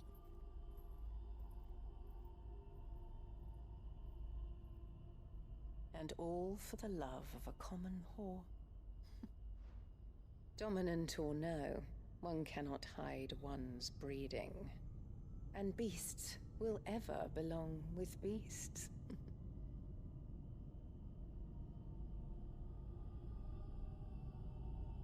There are greater things in store for you, my darling Olivier. Soon enough, you shall be the crown prince of Sanbreque. And when your father goes to meet Great Griga, you shall be emperor of all you survey. The old order shall come tumbling down, and you will rebuild the world in your glorious image. Soon.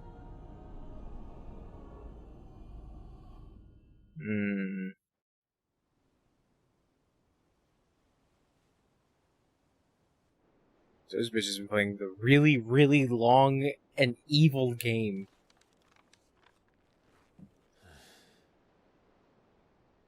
She's been in there for hours. Something must be wrong.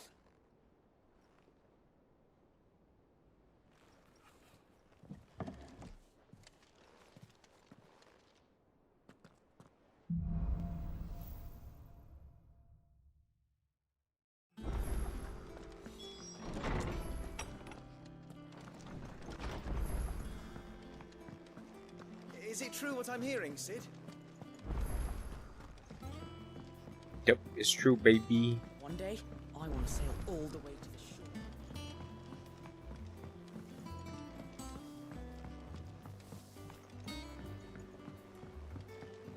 Our man in Dalamore mentioned that Kupka's guard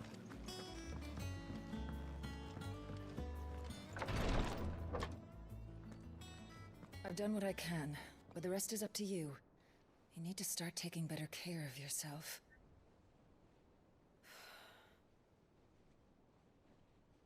Understood.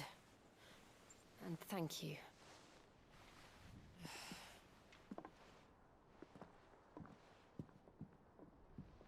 The curse has spread.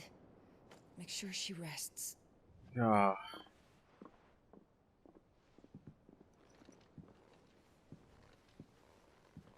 If it hurts, you can tell me, you know.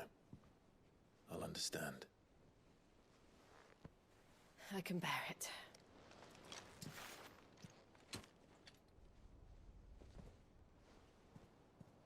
But you shouldn't have to. Not anymore.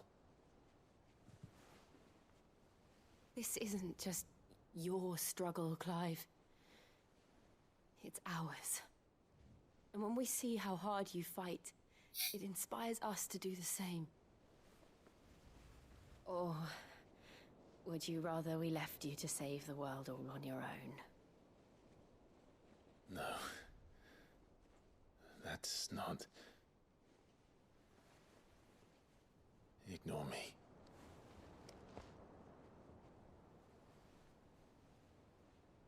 Yes.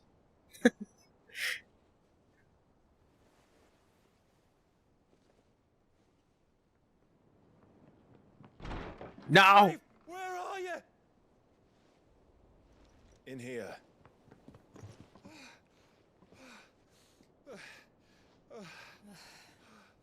What's We were in the wrong? moment.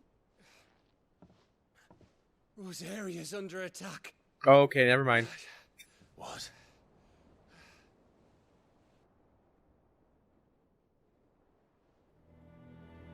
This isn't the Dalmekian army we're talking about. It's the men of the Rock from Drake's Fang. Hugo Kupka's private guard. There is in hell in Rosalith, trying to batter down the castle gates. Looking for me. Seems that way. Reckon old Hugo has finally worked out who Sid really is. Then this is just another trap. Ah, it's a trap, all right. The daddy of all fucking traps. I'm going to Rosalith. You're not serious. That's exactly what he wants you to do, Clive. Look. I don't know why Kupka harbors such a grudge against Sid. But as long as it's left to fester, our world will never know peace. He has dragged the rest of Storm into this pointless war just to find me.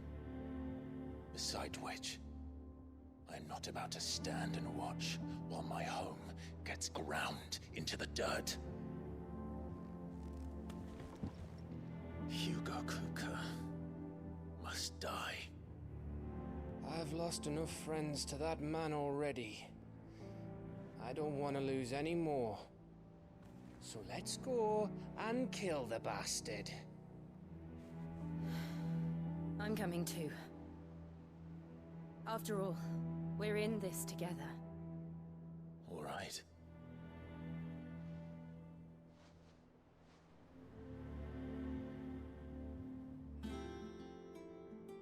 I should probably speak to Otto before leaving. We need to know what we're getting ourselves into. Alright. I guess I'll call it for tonight. Thanks for hanging out with me. I'll be back next time with more FF16. Alright, bye.